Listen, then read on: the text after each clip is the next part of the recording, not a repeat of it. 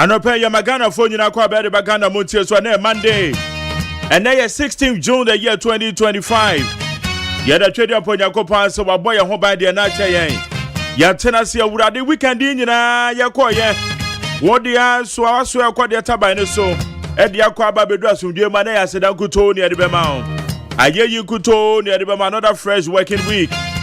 Ya tena se ya ba be ya dwuma ne de abo ya my Ghana. Media seda be ma Evangelist King David. On a pound 4 one more day aya rise and shine dwuma de brain. Alongside Ababe share your mojeja. And then your Reverend Fabian and Okanchi. And then I saw for Kuku da mo de mojeja. One more day abrayan we need 100.9 so. Yes, so ye brenie. Meeting the luxurious OSEI AGYEMAN. Jumedi and your friend Ghana Montie. And some baby na koso over the weekend.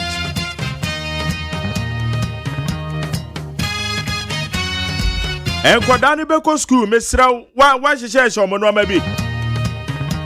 And that's here the make a show ye pa. Woman or Mediani dear my am when you call Huate. Put him saying yet the Biana better Diana dear Mancodano. A toda be a movie now no I and the Monacodani dear went to me and near fashion fridge in the mo. I dear child bet to me I can't shake come and no woman come. Now the amount of man is said Diana.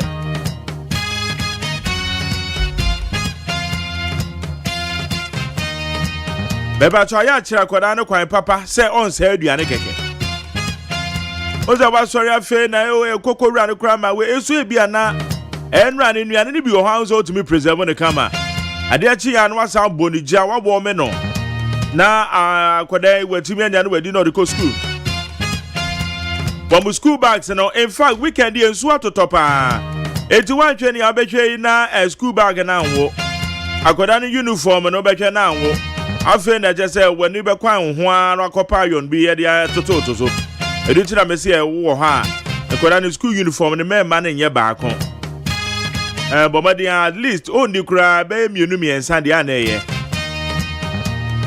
ne socks de ne mpaboa yi te koye baako pe na esuo no toto a na wantimi anya awie bi a ebe dry no ama na oso be hye iti se no ama na mesro na wa mo ni akon ho ama me wate about time eja ene na about time mama ya nko ho on books no wa check there another fresh working week obetwe ni homework yi afi na ba be homework no Friday Saturday Sunday akoda ni TV mama dia said there be about homework man ya de edikan do mo de man school no wa mama dia no ya awie no bibi a obe ya abo ampa no wa ya abo awo o me adwen ko ho why Enra Father's Day. How did you celebrate your father? Beba Enra weja we celebrated the say. Enra na eja no moda. But I feel as a Father's Day in your high picture and Mother's Day no ana. But then you know the education say Mother's Day o say Father's Day o. Ni nyina na celebrating the pet. Say binya high PJ bi kura ni nyina epe Enra as a one where woman say me be okoton paboa de breme Adam so mu school mu bi ton paboa wo na akoka che ne say opeso okọ surprise ne papa Father's Day paboa na de breme so unfortunately ene me na anye pe ana akwade abomaden say ma me no ton paboa na de confident onya o me be mu wa kukuru ne paboa de ama ne so fa me be surprise me Papa no so akwada na ntuaka o say daddy I will surprise you pa surprise me nko bioma baby no akoton papa abre me foot a photo red and white let me say I said that you are going to pay for it I'm not paid I say or the papa na abre me you no be ka James me na be say go to yak rather than go for God, every you. If I want to grab me, share size 44. If I want to see 42, I'm so why dear Papa say, Waka, Papa. Oh, you're not tall Fanta back, cow. You Fanta and then we could do Fianman. If I want the Papa, we're around me on your Obedi Sika. No, family size 44, Remy. I have not paid for it, too. You are going to pay for it. So how did you celebrate your father? Single fathers, a man be o, woman Jania Ja, woman Maho, Eddie Guamo Papa so. A member be no so, you don't know wedge or Mohoya, ya, and Kodai Susa. Yeah, bro. It's fathers is not easy. You were single fathers or more brain as you as a bear man. You had your pass a bear man, so not the other winner. And so bear man, and no matter, you know. Hey, not the other suku bear man, you bear man, you know where done a ho. Now, over can never bush you for grass. I take no. That says you by the grass. I didn't remember you have a you. Or what be Fiana at the mouse waba. What kind of senseless behavior is this? Oh, what be Fiana, Rockwa Bow, be assured this year no. Na a bushia man son and none what is I didn't so idea. Hey, I be before pass with the other be pan your wing wall. I Rockwa Befiano, a one man son, Bearman, either we are so ne coon yere, or ban you could have so ne coon you could. It's a secret, yeah, one day. Not man so unnecessary, senseless, Yansa be him. That's a man so then, and I'm all bet you won't have been your peace of mind, you know. Now a bush of 40 to be a bit tail. What sort of behavior is this? Had your mummy and yan and yet, and your crime, a Jim Wam and Tiasia, or what if you're not the man's one, but why? Why? Yeah, we share a year a gentleman, you know, happy Father's Day. I will say, I call your Abel for the town, and so on. You want the trending stories, I bet you the one crowd. Bonus, see, I bet peace 104.3 at the Casaboni, the can grab every. Nane, Akosia Sapon, Medofo Pane, Amasacha, make up the mouth for the bedroom. Na Zoom Lion Company Limited. Over the weekend, now, before go, ye Zoom Lion contract to be better in Chem. So, one tear, Samana say, Amen, Kebby. Don't wish a Ghanaian business, say a big a Ghanaian owned business. Business, yenim say, Juma way a Ghana did this year.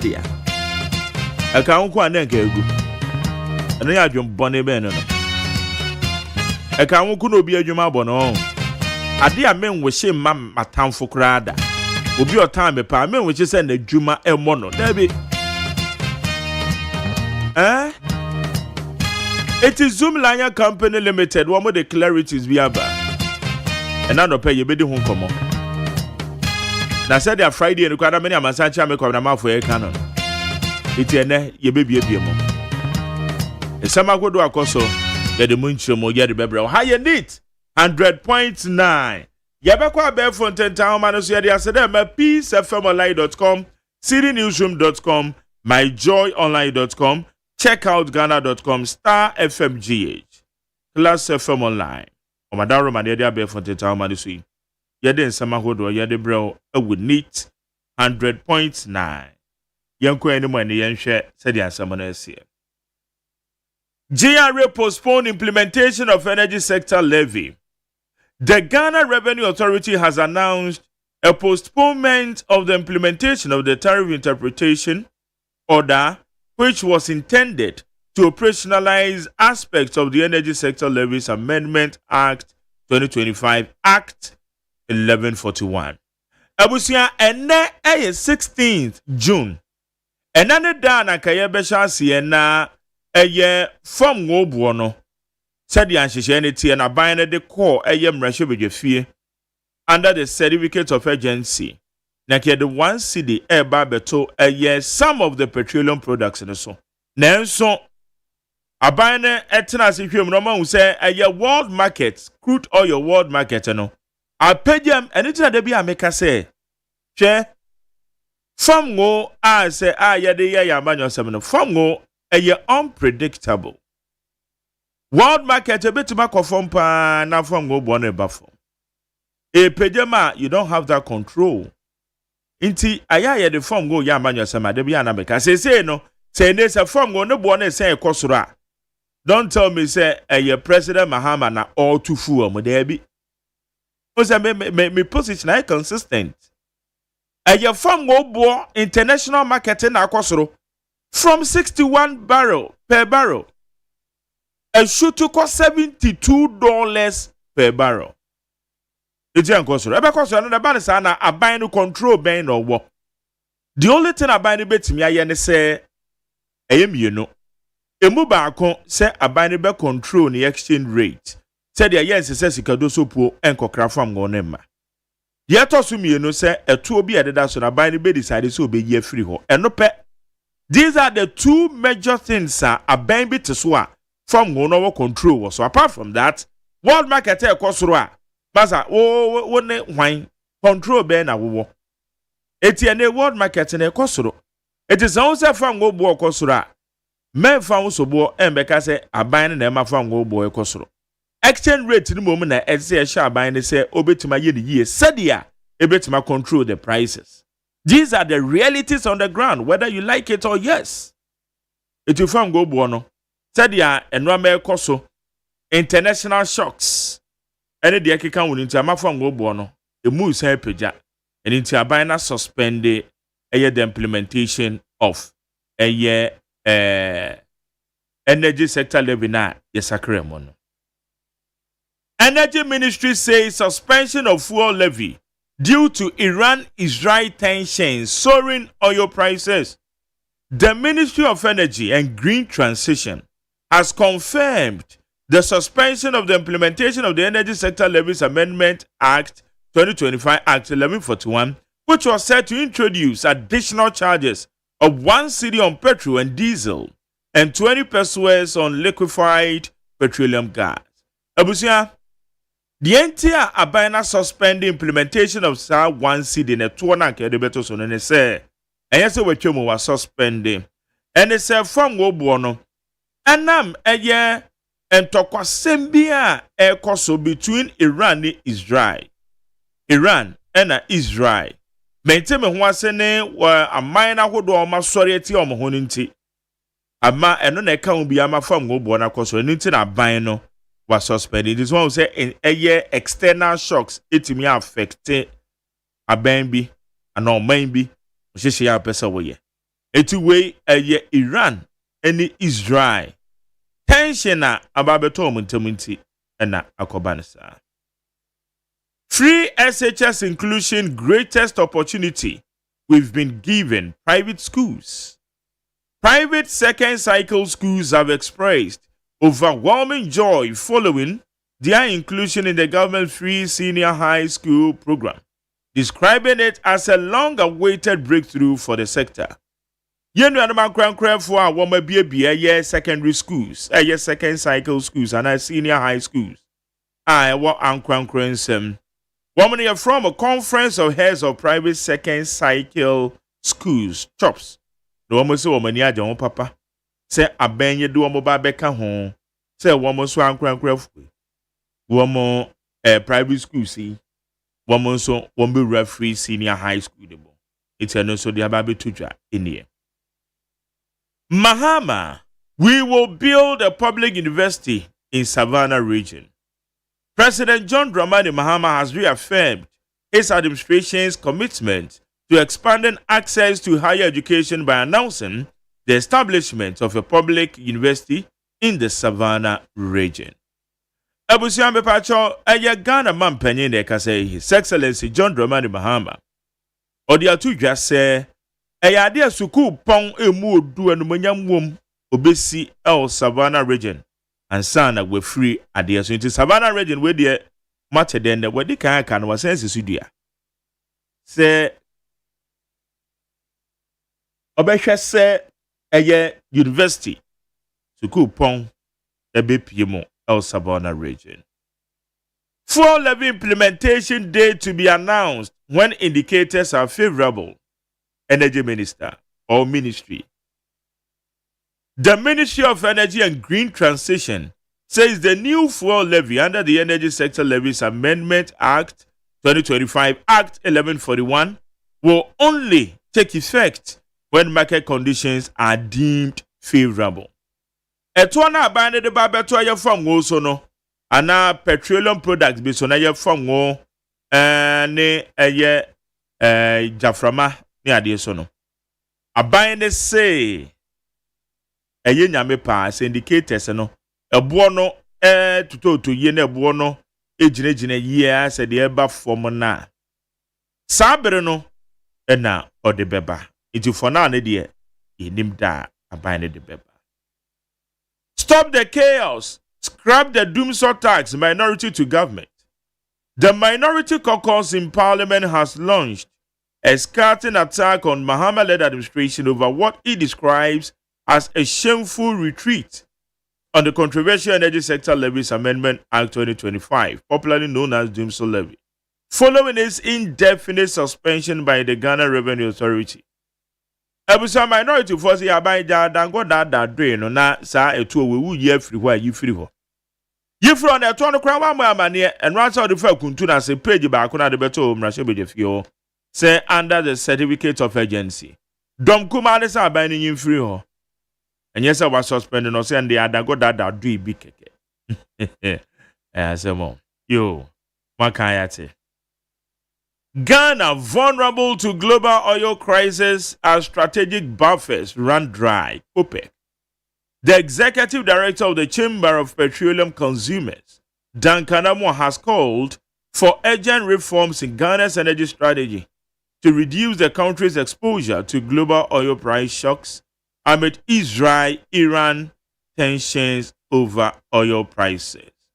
Dan Kanamo say, "Oh my God, I say you're from going to krapa near the bar. You two be the next you two are.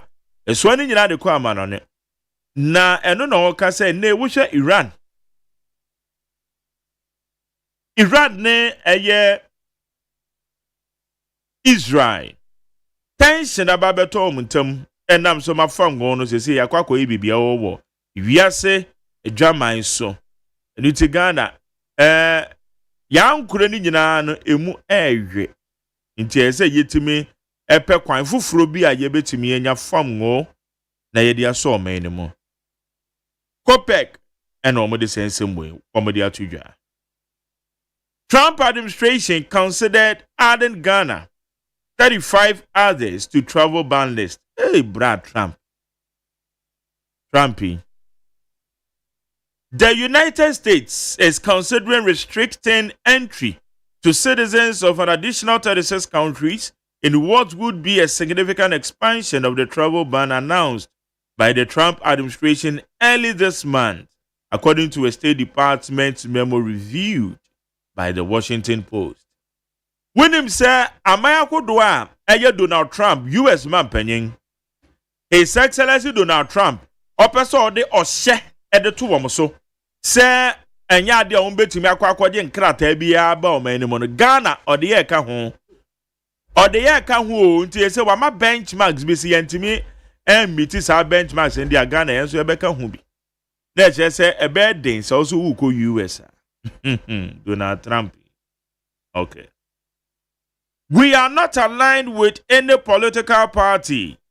GRNMA, General Secretary of the Ghana Registered Nurses and Midwives Association, Dr. David Tinkran-Chum, has said or has firmly dismissed allegations suggesting that the association's recent strike was driven by political motives. Mo say nurse for no, woman ya manyo sembi no mo yenti no mo tietua no.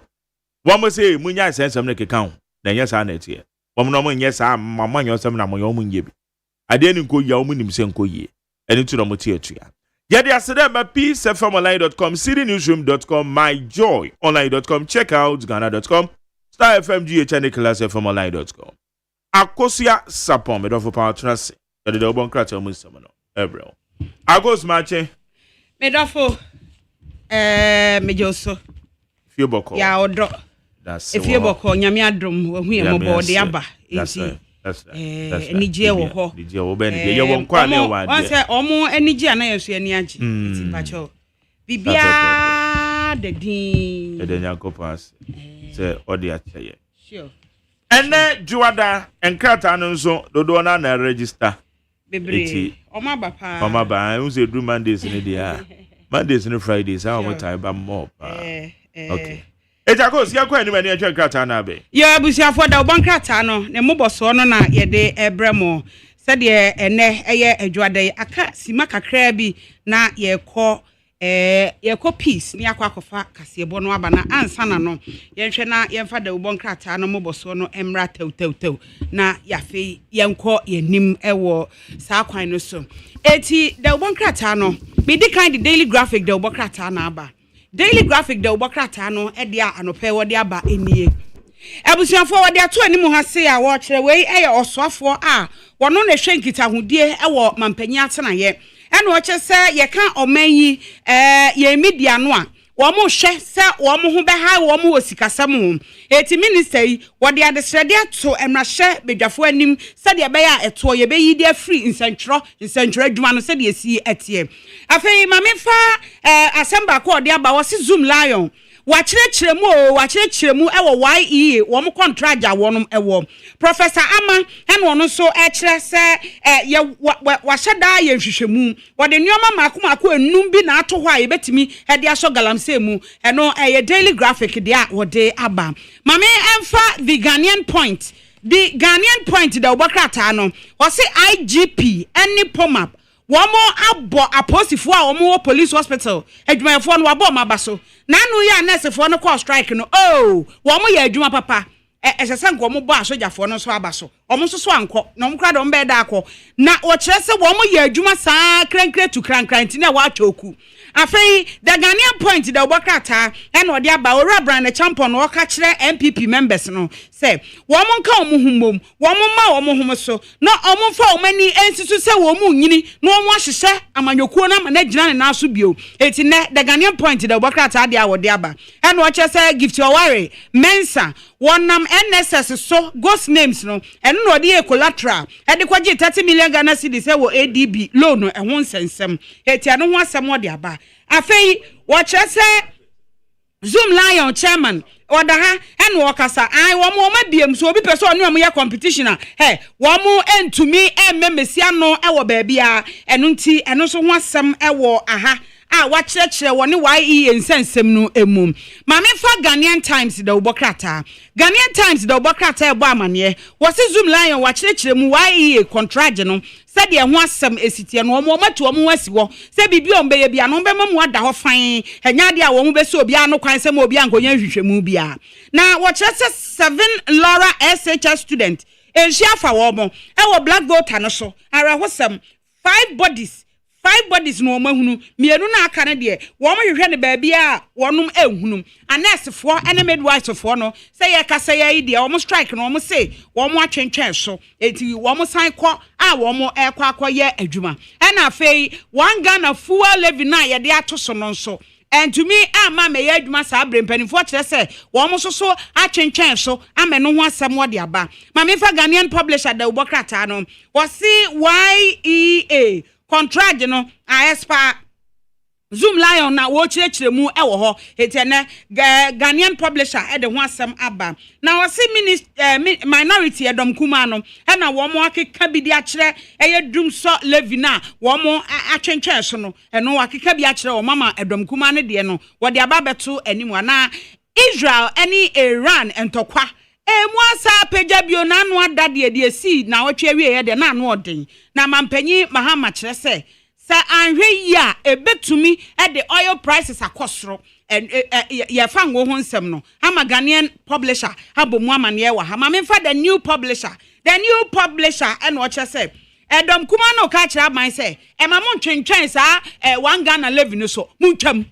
kra ama no ho asem so the new publisher the obokrata no e de ho asem aba ebusuafo akoye say no ene yemfa ani enchire peace 104.3 na yenko tie kase bo no anope ye ba ye beto aso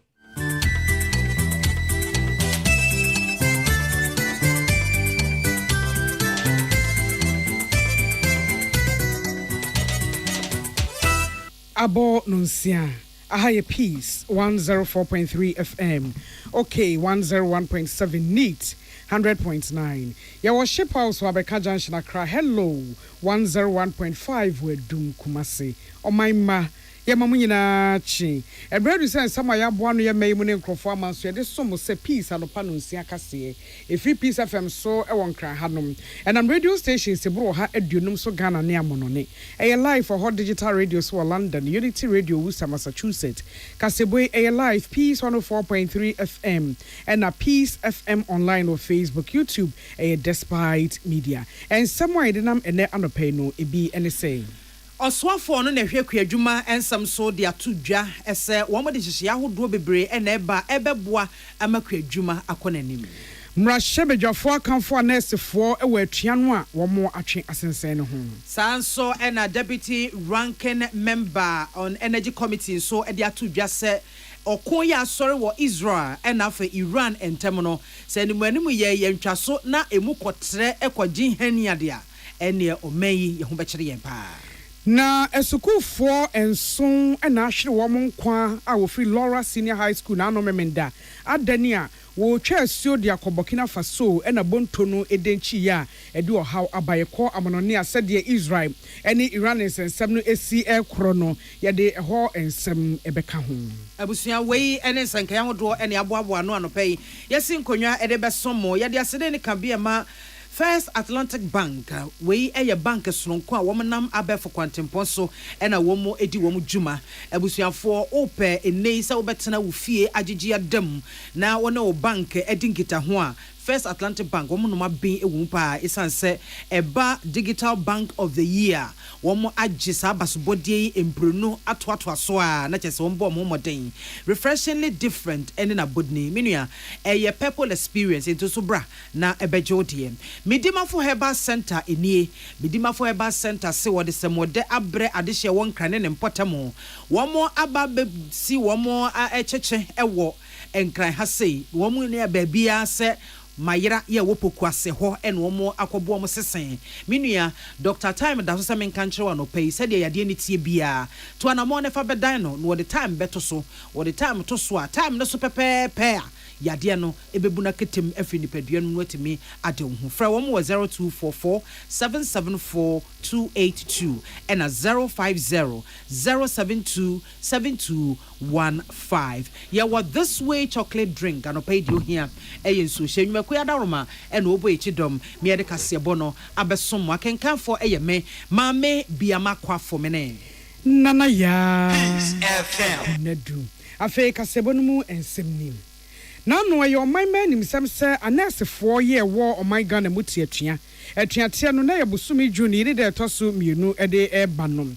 na emu sensem de oman ba ye anim sem ekofo haw kase pa ede ba ye mpanifo tisi mum e ma sese akomato mu aba manu nti na no memenda na anesefo frase ekokoye wo mu adwuma eno na mpanifo mrahye bedwam akasa ada wo mu ase edom kese ba no dani onmunyamfo mama yarega kanfo nesefo no sem wo mu atimi ayo sutie na wo mu atwa atua no a wo mu eteye no esom na wo kasa eda wo mu ase no wo che se adwuma nesefo di ede bo oman yi wa apomudin mu no yentimi ntoto no ase da ema no enye yie eno nti ehia yese sa oho ya ba na mpanifo besi ne koso na o mapani ne duagu brama akomatoye mu abanom na ya asem de ede ma wo mu o se aban bekoso ene anesefo ne midwife foi ehia fa adwene ewo de wo mu ehwehwe ne de wo mu eka no ehum ne de achi Dr. Market na wani wo ye chairperson parliamentary health committee no wono so ekamfo mpanifo pa titriu nurse for ne adwafo mo tena ase etoto adwene ema akomatoye mu ebaye na wo say health committee ye wo mrahye bedwam ene empanifo eda Ghana Registered Nurses and Midwives Association nanom ehia ye wo mrahye bedwam nyina ma enkomodie ene hihye ahodo ene nsenkaye ene kofa asa adwebro yi ba ye nti wo kanfo obi bi. They have announced that they are back to work, but that is not the end. Members of Parliament, we need to continue to fight to ensure that some of their requests, the executive arm of government will listen to them. There should be a point of intersection. There should be a point of agreement. And so we have fixed another meeting on the 26th of June. But they are back to work, and I want to thank all of you here. I want to thank Almighty God for making this thing possible. Thank you. Onipa yɛte ne kasa Dr. Mark Ket Nawani, chairperson ɛwɔ Ghana Mmarahyɛbadwamu committee no a ɛhwɛ yɛ apɔmuden so. Na ne deɛ akyi na ɔfo ase ayɛrebi mmarahyɛbadwani onumunyamfo Kwadwo Ɔpɔnkoma nso ɛkanfo mpanimfoɔ mmarahyɛbadwafoɔ titiriw wɔse asɛm yi ba yɛ mmarahyɛbadwafoɔ anyɛ ne party sɛm.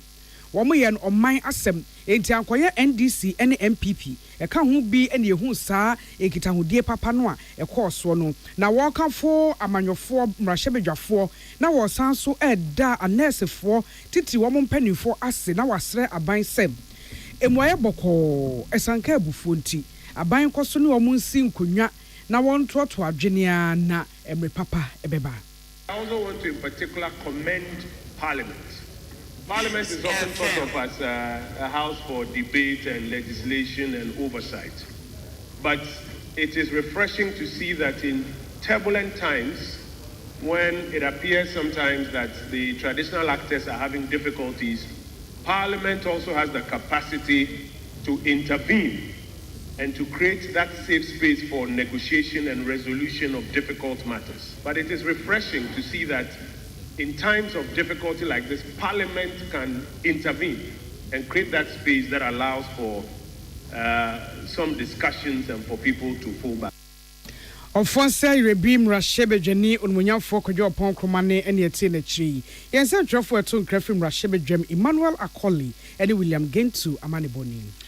Omen so afọ no ene hwe nnuane ne kwadwuma so ye honorable Eric Opoku na ode atodwa se aban yi ede hyehyeye bi ba ebeboa ma eka eda kwadwuma ena afemfidi nnwuma entem no etimi aka twompa na wato this agriculture for economic transformation agenda na sa agriculture for economic transformation agenda no womu de bibi e feed industry program aba behim ya ebeboa pa nti se kwadwuma no ye hu ne se ye do ne ye di enko a na emom no ye do ne ye di afemfidi mu na kyese ye de bi akwame no ne akwakoto nyama no ne esika no de sansemi ekoto dwa mrahye fie bra atwuma mponua mrahye bedwani honorable Setose akoto epes wo hunu ensem bi anase niema bi ene so ne ane opes wo hunu ne se feed industry program ya aban no ede ba na asoye a wo hwenkwadwuma ene nuane so asom twetwe no emfa so titru benpa ene wo ede ma akuafo ne no ene wodi to dwa agriculture for economic transformation agenda no eno ena ebeboa ma yemfidi nnwuma no ye de kwadwuma ne frafo mu eba no bae no ye de frafo mu eba na ye de abewura mfidi nnwuma mu ne yatimi dia yasesam kakra kwan ye befa so ede akọ kwan ye befa so achichemu ede bia kwa ma no ne ede bia ko dwom Ghana ha ene ade nyina no eye nhyehyeye aban ne de agu apono so a wode eba ne no ena wo chechire mu se animanim ye no asoye no ne ombe ne se wo mu de nimdie ho mmoa akade e beboa amasa eniema nyina timi akoyie na afeso apia akuafo dodo no a no matimi de wo ho ahyem no ne nyina aban de ba na ne krakra mu no a ebre wo ye nimemre tintin mu no honorable Eric Opoku side to dwa se aban behwese ensuo ye akuafo behia de agu wo mo enobaye so no eno so aban de hye egu akwam se be ya wodi mfidie beka ho na bra nsuo beto na nsuo nto no abatimi ede nsuo aba na akuafo nya bi de agu wo mo enobaye so eno achi na peace kasebo ye ne atwema mponua mrahye honorable Setose akoto atwetwe nkomo eno odi to dwa se wei eyesem wode pa ya aban ede ba neso ehu da ubo ene ho nkyekye no and pretend and saying, but my call lunch program no touchy my ama or my penny crack could you know that I know some to and she said, that's an who can make you be not dear and Casau Casa obey you we are Kaufa Abajakuno and mere trust near Shim near whom I'm part the officer or yan son and cover lunch or lunch. This is what lunch program. It says she shares a swap, what she shares a sono a movie. Ni mafeso kan hihya wa hihya no esanke hu sanso yehuni nantino ya na enoma na sesesu so no untumi ntumrika enko bu san se enso na ma hihya no ede mfaso bebre o man no anaso mfaso mbre o man na honorable Setose akoto amana so wono mo a ofaso editu abanyanim ese koko obo ya wom campaign mu wom hye koko akuafo bo se wom ba wom betu koko obo no mu se bum ede amomo no enka achi wom nye no mo ntobo no ana do na ban hyehyɛ e ma koko no omutumu ɛde kɔ mpemiɛnsa no wɔ ha yɛnnua nso so a NDC foɔ so sɛ sɛ kɔm na wɔabɛn mu saa taa no a kɔm nso so de bɛkɔ mpem 6 ɛna ɛkɔto aba ɛna aba no ne nsunsuanso kɔ yɛnnua no afei yɛfrɛ ɔmu so na ɔmaba deɛ a mohyɛ akuafoɔ bɔ sɛ kamu kɔm de bɛkɔ mpem 6 sɛ ɛsusu wohwɛ adwama nso a kokoo boɔ so ɛkɔ so nti ne yɛbɛsrɛ mu na deɛ mokaeɛ ka momfa ma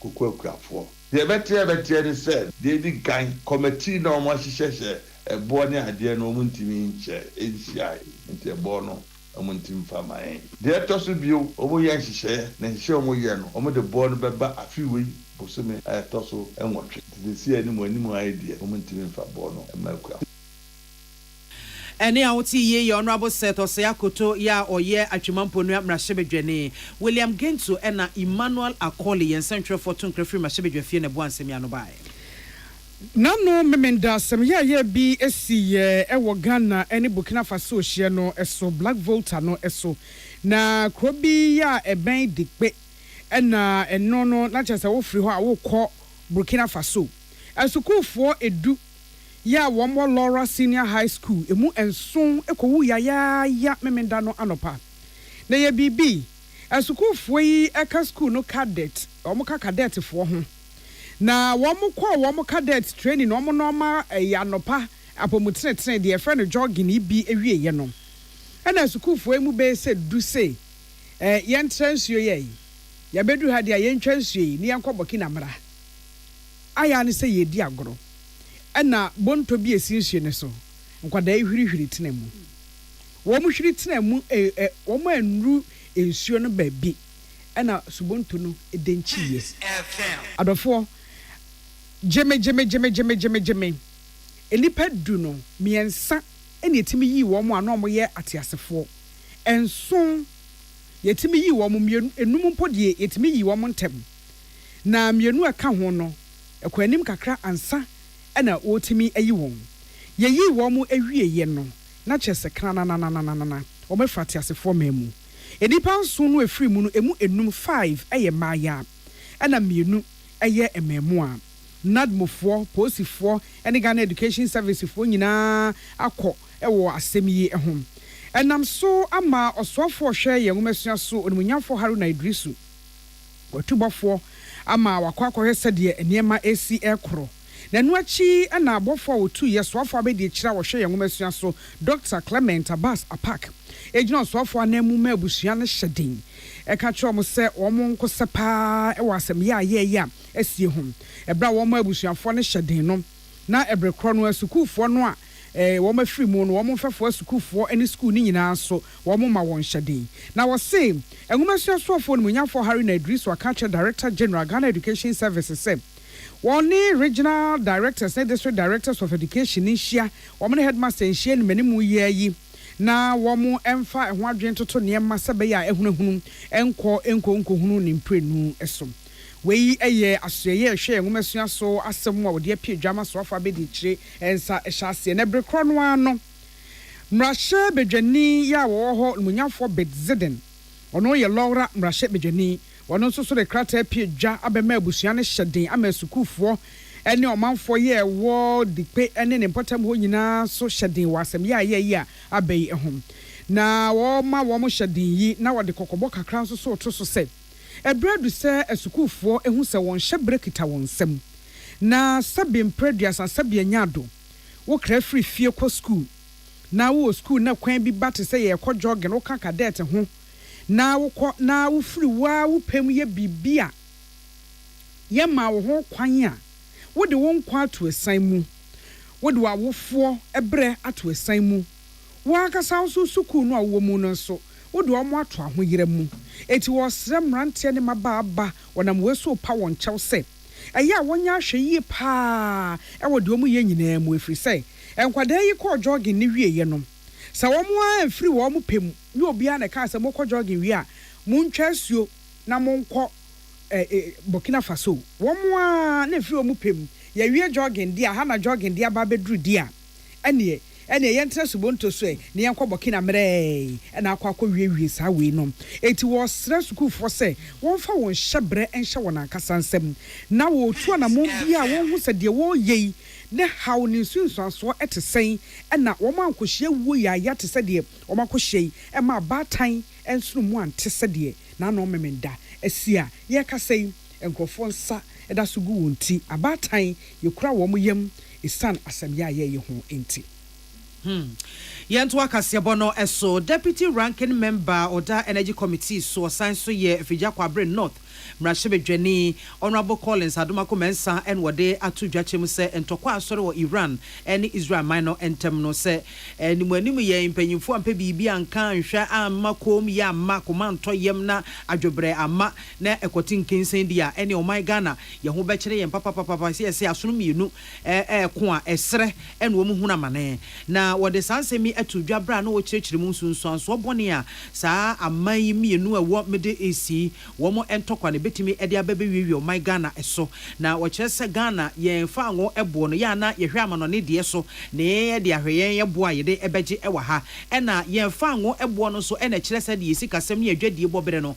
esi ekofa na wode sansemi eba betu dwa ena wo kiremu se ene wo hwe wiase nyina se ne niema esi keka kono a amman mienu mua ya eba fa ngo a wo mo abeni tuo mu pa ekoba se wo mo eko a na chese beka fango ebo fango bo nso ehwiri kosoro pepepa na chese ne babia agentre ha yewra doma ko mensa efa so di tudwa chemu ese wo gidie mapase empanyimfo enkonwasie ne anamo a wo mu etu efa santokoi eho no ebetimi edemfaso papa aba na mom no sa ankowie ne sa na ekogentre ha ekogensemo ene o my Ghana ye huna manepa ntie wo so yenyina ye ekotodwom nim bompa ya ye kai o my Iran ene Israel ntokoi sebeya onyankopɔ bema na basa so ne ntokwa no ayekom adwobre obi ade ne tu akwakodwere ne dem na Mrashebedweni nsam wode eba betu dwai ena wo kirikiri mu se esan Ghana se de esi kasam ne adwadie ehon tutuye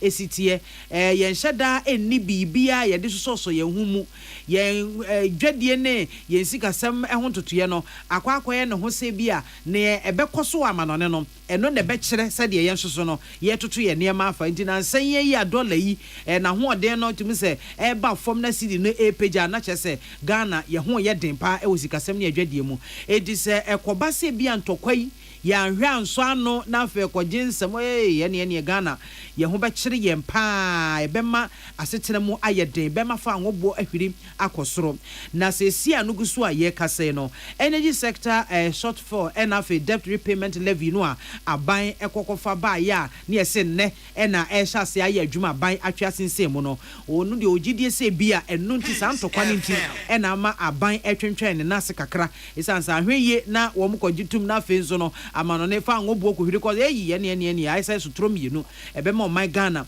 ye ni ahanhan pa nanso ogidie mapase sene niema ekeka kono se mpanyimfo timi de wo na isi fom ema adwobre badia na chese sene ye ho adwoyen kakra e wosikasem ne adwadie mu no ebeto aso asa eye peace anopa no nsia kase ye homeso agyaboa fon krato ye ba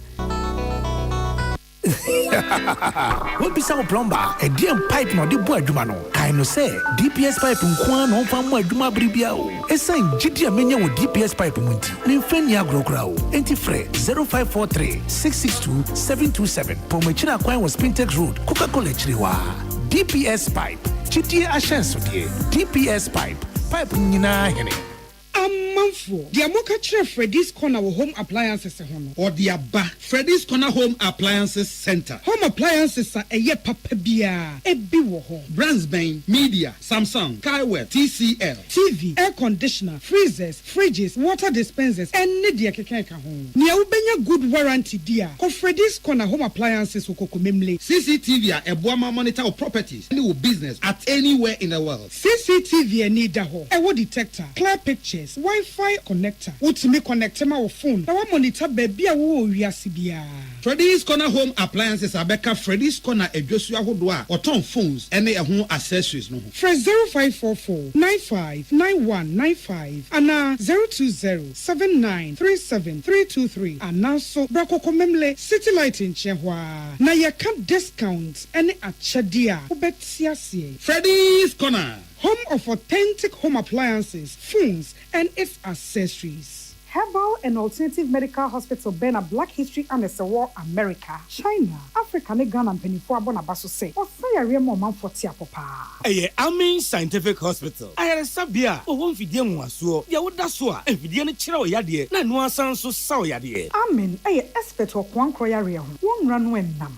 Now, what Dr. Fonia Nurse Fonso, or what ma? Amen Scientific at the herbal, homeopathy, naturopathy, and reflexology, na, as Sayadi. So, one I will pay, and I are really the same pa, Yamia Dumunti, Yaria expert.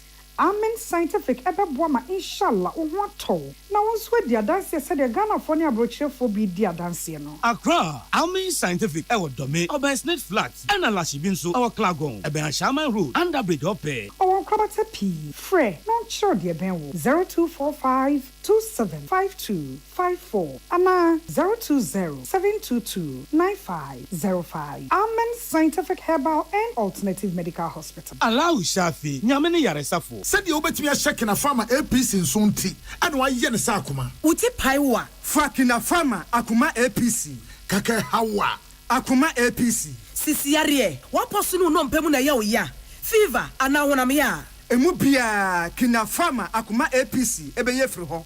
Nemum Nanuachi na enquire dear, Kuhu doctor, kina farmer Akuma APC, Ayama Obia, Yawadi in Fiedusia, 16 years deco. Tune it in, turn it up, Peace FM, and rip off the knob. Yada se afei yekowie kasebono ewo amonone. Na no fiada na Iran ene Israel for ntem. Asemfo for hyase. Ene saying Israel for say wo hu say Iran for nuclear weapons a wo ya akode ahia man a wo mo eye no ebedi awu.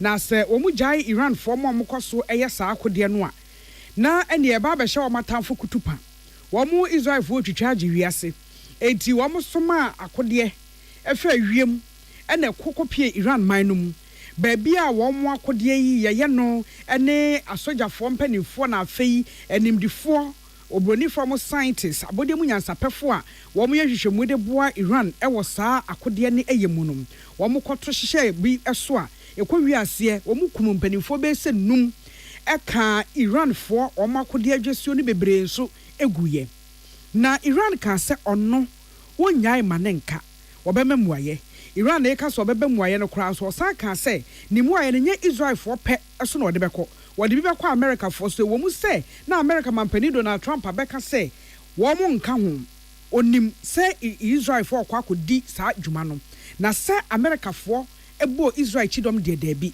enso Iran hyebo se America for bete wo mu nka America nyanti Iran nka na enso Israel for at Iran nka pam na watwe wiye Iran for so soma atopa ye nam wiem de wo fere ballistic missiles no ebi de hia man wo musoma bi bebro wo ha efa wiem ewo Israel man no emu na Israel so aye krado e bom bete akode na hwefam ye bete akode na hwefam ye ma akode ni ntimi ni nsemo ye ma ni ntimi ni nsemo ne eti akode ni bebre wo hono mu a Israel bambofo se wo ma ma na ntimi ensane ama medi nsemo ne nanso enu ayi de ebi esane ababe ye dimakum ama ye ka sei Israel fo no aka sei bo ama ne se wo ma de hye enan afemu ahwere wo mo enkwa na Israel fo se Iran fo de no mo de ba no wo mo Israel fo koy no mo ko bambofo ho wo mo ko military base any installation na so Iran fo de ne de wo mo de aba omanma civilians emu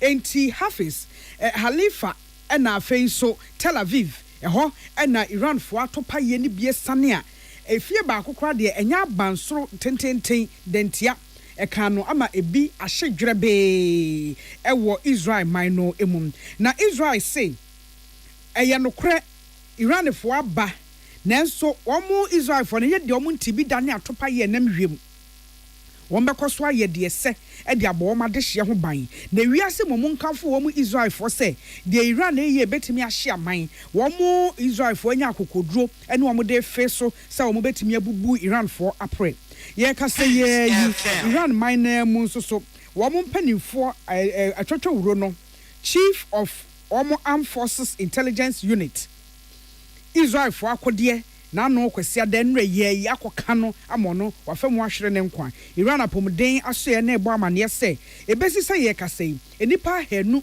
aduonu nan 224 ene fifiada Israel for ba wo so no wo mo ewu ewo Iran man no emu se America ebe ka dein se wiase ka dein Israel ase ne bo wo se wono de wiase nkamfo no wiase nkamfo mu Israel pa se de Iran eye no a wiase te honom no mu hunu kwan om di Iran befa so no wo mu Israel nya akokoduro ene Iran ede efe so agro ene fem Ewusan focus yebo no esin semeto dwa na edi mu akoten ebi ene se osoafo hweku adwuma ene enuane eso ede atudwa se aban ede agriculture for economic transformation agenda eba ebeboa ama kwadwuma no bae ne ba yensesa na saa amfa nko na emom ne yebesakra mu kakra yetimi di akomo no ne akonya ma no ne esika Mrashebedwafo akamfo nesefo ewe atua no matwe sensen ho asraban se omane nka akwantimfi omunko asetena eni ho nkita ho se akomatoye mu ebeba midi edemame biama kwafo mene nana ya kunedu aseda kasepa enkoma midimafo herbal clinic womo edesemode abrade shetete nkrane ne mpotam wo se de omabie bi nkrabata baako ewo pokuase mayira na Dr. Time da so say wosi nkonwa to na mobra yade be na etete wo stroke anase wokotodwe ana wusisi ana honam na ye oya anase wo sabo ne ho aka wo ba ne be ma mopa wo midimafo herbal center esemuntu na mo emra na moba ebeye last stop ewo ho Dr. Time da so at the time ebeto awo na ema no so na time ne beso no na oba no afefuru na be ma wo ho nkwamoa na se bi wo mawu a enkwan bam amotimi atotuo amakumaboa misrewa yade bia etete wo no fakodan midimafo herbal clinic wo betimi aboa wo mo mayera ya ewo pokwase from 0244774282 and 0500727215 First Atlantic Bank refreshingly different and in a budney was so a smarter bank or a faster bank and now a more secured bank. It is a wood usika some efa hono mo aminua would dem kokora woni nipa bebre ntemo atwe e wusika sem emu womanam abe for kwantemponso enu mu di omudwuma ne senti ene agina so abo mo abaso ni mpre no eso ope the Purple Bank dia for ho ebebo First Atlantic Bank na Purple experience no onso bra na be enjoy be this way chocolate drink anope dio here eye enso hye nwuma ko yada roma eno bo echi dom yede kasebo no ebe so mo da mo ase amamomo eneti. Tune it in, turn it up. Peace FM.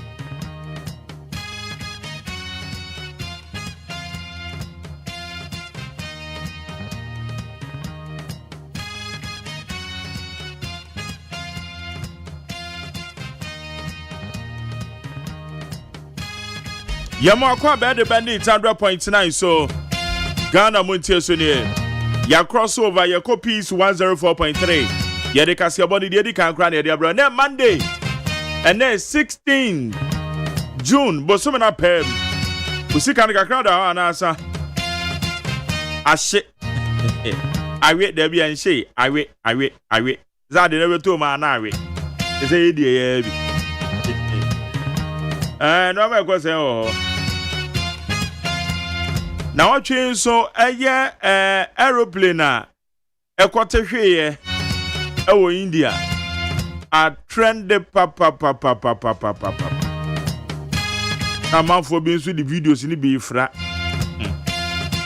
and also a trend pa weekend ote flight mi na page ni mu amoye ho hwie nyeye ya asemo okay aban ene naka 1 cedi na eba nenso aban atwe asensen o twentwen so kakra enam say from go bo na nkasa na wiase adwaman so no apagya ni mu nti automatic ebe kan yen so wa ha iti aban atwentwen so de obakrata mu nsam no ewa amasanchi amekwa na mafo ewa sara so na kosu asapon enso agye na dwa ye de nkrata ni mu nsam no ye de bebro ye wo interview say de ba beto also ensam ni bi wo ho so ye be kire mu yie ne ye de amawo because ensam ni bi wo ho ne na montene so a say de ekono wanya nkyiremu ni yie a na aye bibie wo ho eti ye de nkyiremu ni yie eno nso ye de ebebro anopei ewo neat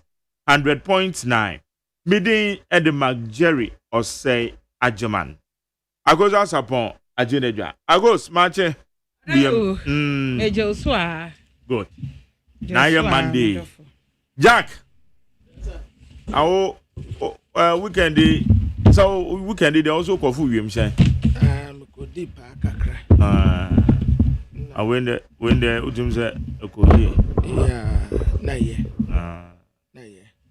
na mba enso na meeting kakra bi na meeting bi wo yeah me ko hobi na ayi Zoom Lion and Zoom Lion samana the last Friday na yes yeah kan ho asam say the esi ma jare wan wo say yes wadi ayeye no na wa na waye enka minyaya enka Ghana fo se Ghana ni epeja na nka ya sonimu ni ye peja no kosoro ayo na ye ni ankase ye de ahoahoa ye ho se anya se kura no ye wo asomasi wa ha ye wo benten wa ha on se Nigeria fo eye saade no pa o wo de wo nkofo bi de hoahoa wo mo enti yanso ye wo Dr. Joseph Siawa Japan a ni yanso ye de na hoahoa ye ho oye Ghana ni ofiri hanum sei ono na awurade adom watumi ayesei danse de bia pu him down me say kwabena punish from na ubenya omo nye da Ghana fo enye saade ne da say Ghana ye se ye ne ayede ye sorry a ye se ye ne ayede ne ye hwehwe enso ye nya ne saa wo ye no na obi twe wo bofom Dr. Joseph Siawa Japan ne juma wo ye wo Ghana ha say me say na no bi sa o kai say me kan say sa papa we ye say ye gye contract je free ni nsem de ama obi fofora de ma hwan na wo de be ma no na me say kwabra nka Ghana fie be mene ye no wo de ma hwan efie be mene ye wo Ghana ha say pa no nka be ye shocking I'm telling you me ka say businessman so wo ye duma na say otieti amra so a ye fa no mfa mra kwan so na papa we say na duma no mu say ahanom de enka wo ye ni say ma ye ne yanke be yi a wa ye ready say bibia wo be kire no bia no obeye wahu sisi a mo say obia competitive tendering obia betumi abedibi say obede yes obede yes na say ono no se fatasi emfama no a na wa kura na wa sa akade no na so no what o competition Debbie na ade no wo mo ye so na na de okonya no wo ayi Nigeria ne Ethiopia ne ayi eno no na nya beden Zanzibar de akura ba meboa so okobede ye enti die bio okobede na se ehwo mpokura ye outside Ghana na ye wo competitors a wo nso so ne press no still watimi akọ wini because omo hwe na adwuma wo ye akosia ye di ewu ayenkum mani o se businessman pa de unless se bia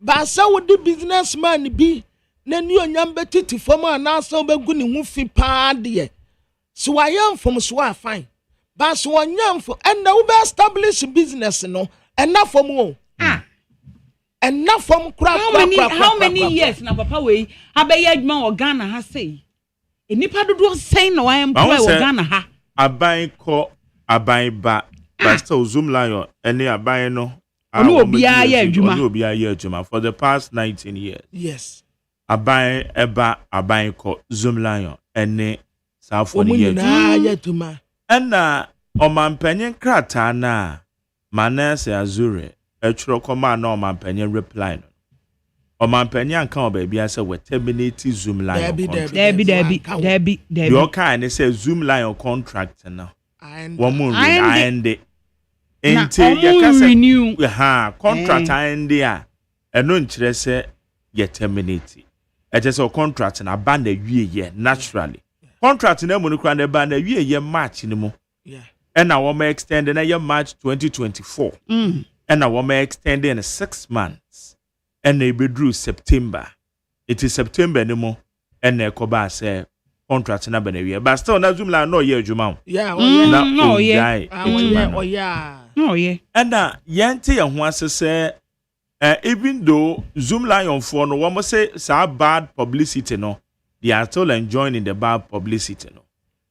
We have to understand say enye baby na zoom lion ye adwuma o Ghana enye baby nti o say so baby na fi bi gu ho a na ya bo zoom lion o ma na yenim akwaya compound name aye compound name and a household name yes aye household name it has a zoom lion there ye can sanitation there akwaye zoom lion so nti competitive tendering the cost dada enya avimbo na ebeba it is said o mampanyin tro on the crate and competitive tendering the cost na be at this time around o decentralize that decentralization I stand to be corrected if says ana e cost wo mensini bia mu a so it's a mensini bia says we line so mensini bia mu baby any other sanitation company bia wo mo back beden no makwa ko be do obegwe ne se no aye de we ne say Friday come na ye kasa ase we so wo akadia say any problem so wo akadia na obetima ye na obetimi wo capacity na na obi fa ho be sansamafu akura se e pedodo enti say wonso fi say wo tumi but aya politicians bia wo motete tebinumati oh we can do it we will just acquire some people from Israel they will bring machines I am tro although be franco me say na mo ba fo bia fi ba bi bu na ba ma tell me so megu ani mase because of our selfish interest Mr. President we can honorable we can bring this one there it's a simple cry we can easily make rubbish correcting it's a lie make it accessible to Obwa it's a lie Obwa obi wo hono a obi ka asem kire na ape but obi wo hono obi ka asem kire na me meshi wanim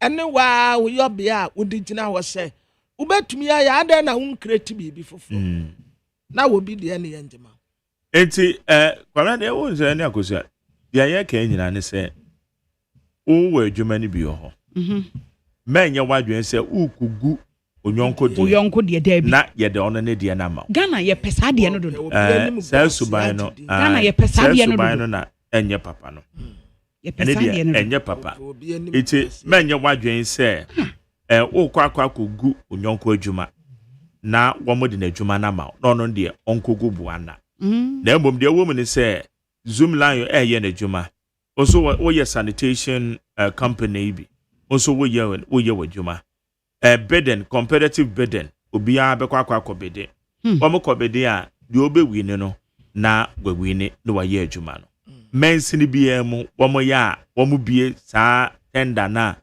obia amfa ne de enkotomu bi eti wo abe win no na wakwa ye wadwuma. If you have the capacity, then you go and do it. Then many wadwen say wo ko share chire say yengu obi de na yemfa adwuma ne ma eba ne sa na say wo ni capacity no abra wo kra no ma Jerry wo na ye wo say yemfa adwuma ne ma no wo ni aka de no wo kwa akofa obi firi abonten na wo de number me asem we na menti ase no wo obi de na akosua obi nso ba gu de a watene o sa ba ye de botachi no ye de boba ma no say akoba say yesusu say yetua sika bi e de amazum lion ana say sika na yetua amazum lion no ennam emra kwan so ye nje ya de so dey say so man penny so be hwem last week so na montere so na zoom lion ne would have said the year can contract no eye ba ko pe na ka ho asemo zoom lion ne aben wo contracts bebre na eye wo me prapra montere no so de no pe ne ye kan street sweepers no pe ne ye ka ho asemo de aka ne nka ho de aka na say ya nka no ho asemo akwa street sweepers ne pe na zoom lion entua kojisika we no de fia bi abre obisa say sika say na ban ne de ma no pe sweeper eno na ne yembisa ho no eno ane say na sika o de ma sweepers ne kra no esua ena esam na ya tutu agum ye ka zoom lion enya abontin so prapra nko a o I don't know no one say ade ba ko a Ghana ha say ya na eha me eye say asemba kwabena ye ka ketua bi na die hia ne kakaka ne pe wom no ya de no na to nchen na ya ka de eye niso na ye hunu no meanwhile asem we ya ye ka no zoom lion wadwuma mo ye wo man mu no enya prapra ne nko a ball a yesisa enya zoom lion nko na yesisa ball a e wo Ghana ha wo de opa mamantamu bi e ball nsi wo na awotwe ubete yesi zoom lion for me for mo ball enso be kom na enya omo the reason why I make answer ne say first pa no drew ayi wo ha ne sen a wo ho no obi afre wo say wo ha ne sen so de obi afre wo so obi afre ayi zoom lion for me for mo ball baby ayeti enie wo be frɛ party si o e ha nka ho enye sa area no yen e ho nye ye jurisdiction na waka say aha nka ye ho enti say aha nka ye ho a na eye hwan ya afa wo be kwakọ bisam no na ye amodin so ho say normally be on we have to say you mechanic clear Nigeria Auditor General by press conference here. So the press conference on Friday, no? Friday na making. Na asumesi gift o ware. Me sister gift me nimu no. Ena me share another. But adia bi aya politicians bi ye wo ho no mo a. Ayen Thomas Sumukura because some time ago MPP for ye bi. Obi kura ka se si yengu obi adwuma kura wo be no poison ekunu woye kromfo wanwia wo man sika ene woye kromfo ba ku bi kura se ka kire me se yese papa bi kura se wonum moja am se na nsem ba na ya motete wo masom na wa na ka kire mo dia ya ti ye gift wo ware say 30 million Ghana cedis. Yes, what you day? Say, yes, what see a colleague and what didn't question Tokurobim and now what poor any bako, then any bakuna to the form team. But you be quite investigation, then yes, sir. No one could nip and any more serious. Obanda say, boy, yeah. Ya de wane ata yi kotum 20 years. 22 years. 22 years. Say na asem no nim ho hwe. Ansana no kura no bededi. Enti de owate ya ehunu. De ohu ye nso ehunu ase kire. De ese ye tirimu dedada. Omo awuwu kone nyina se womu tirimu se. Sa brede oye an roba. No oni atai ene kwa robbery. She say ne ededa se enye no kure. Yo. After 20 years so. It's only a compensating and as the idea. Minim said your man is mine. No, say waba na yaka ne sa keke. Yen say ye ni lawyer no. And what say? Tie ni lawyer no. Lawyer ne say afi no wapie. Omo pese omo hwe na oye settled. Na akosi abrochira. Anka nipa no mpata ye de be ma no no.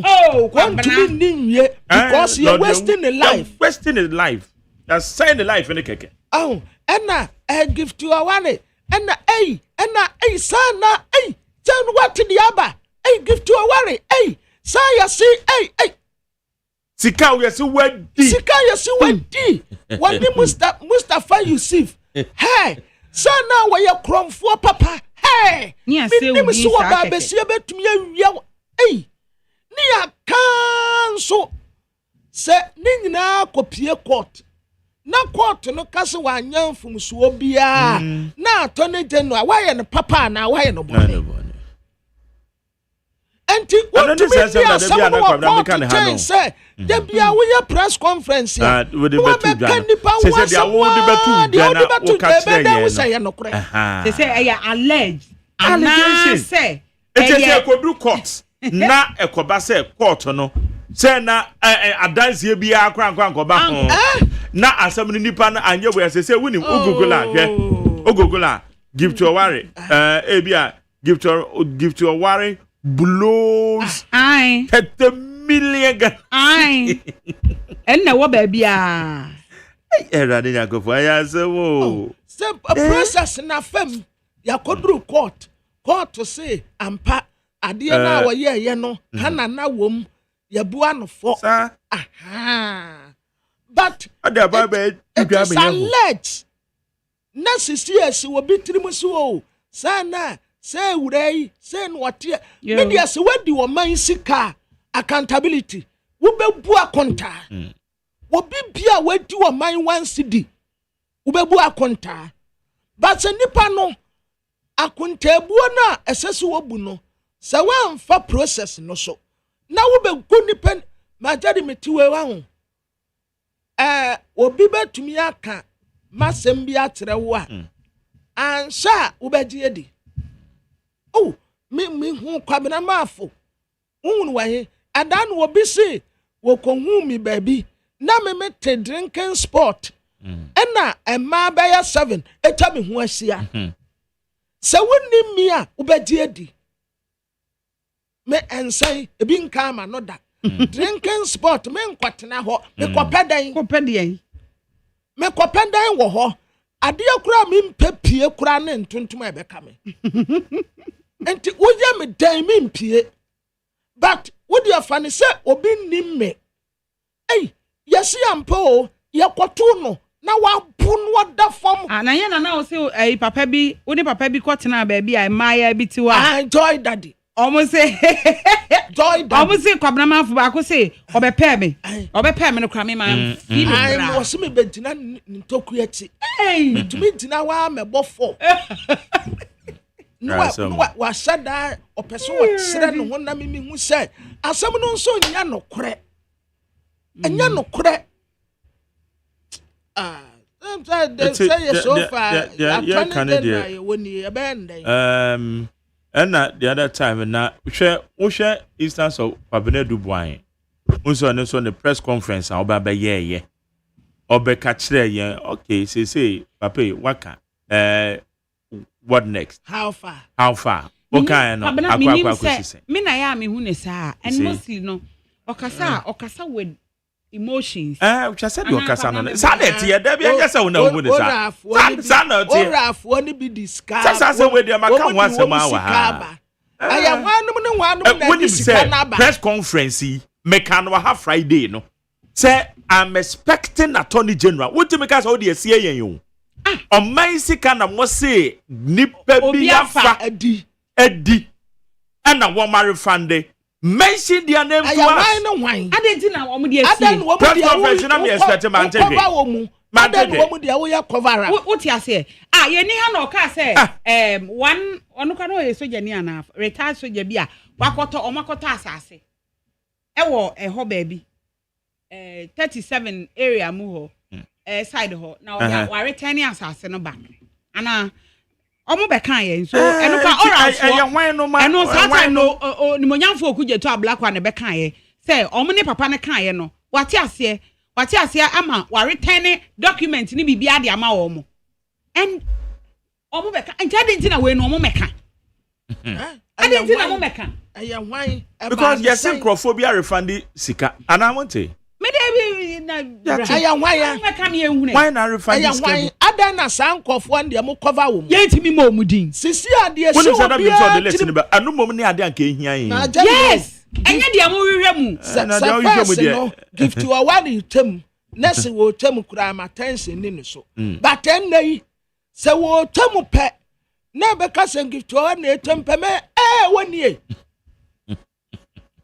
yes obia de na tension be kono so se onie and dey se obia tirimu ni se what the ghost names akwaje 10 million se no kura wo ma na no kura nim no dey say ye tirimu ano no eno na wo ye tirim akopem se even kura no so kokot kura se de ben na so ko wini a dey say ye tirimu yes dey wo ye tirimu ano no dey be kan no woni mu ansa no wo wuo no wo be da ate Debbie okay all right higher need 100.9 till 70b na ye chire mu e de amawo no yen hwe nkrata no so en yan nkrata no esie obi ni akos mo fe na yen hwe de awom on nkrata no abusiafo yamamu ate samamu akwaba na de bokrata ye de mamu ate mamu akwaba no aya Ghanaian Times ha Ghanaian Times ye nim hwanum sei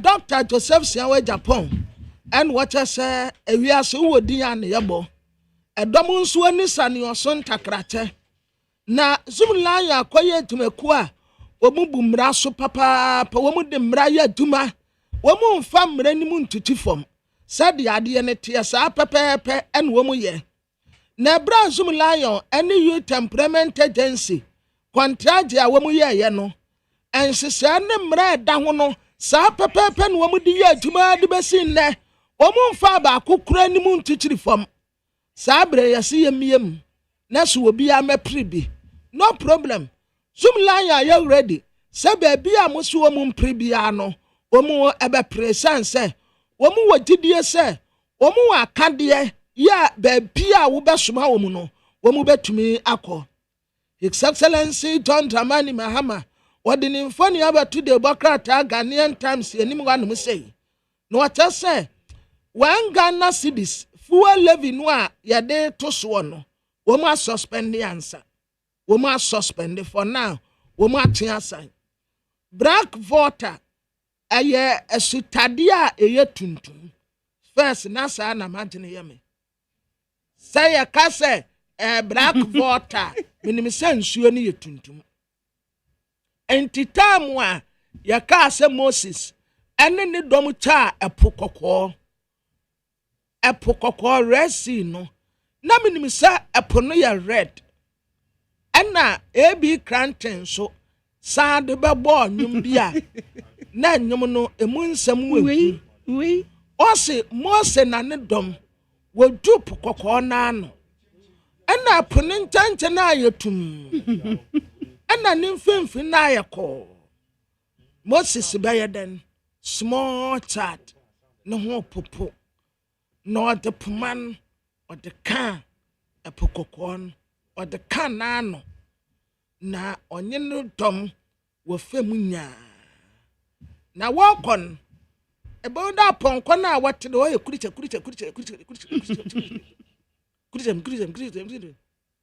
dama na mukamuli sanyo me say gospel say abane wampo yabane anyum no mom de na say nwom no me di ho aba me remfida okoto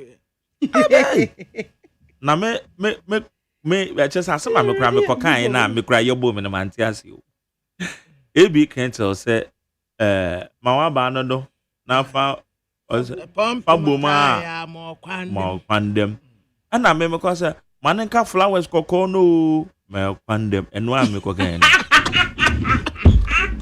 no me say ebi kentel all the flowers kokko ka ho na me kra me so na flowers no go akokan na say na me say because manenka flowers kokko no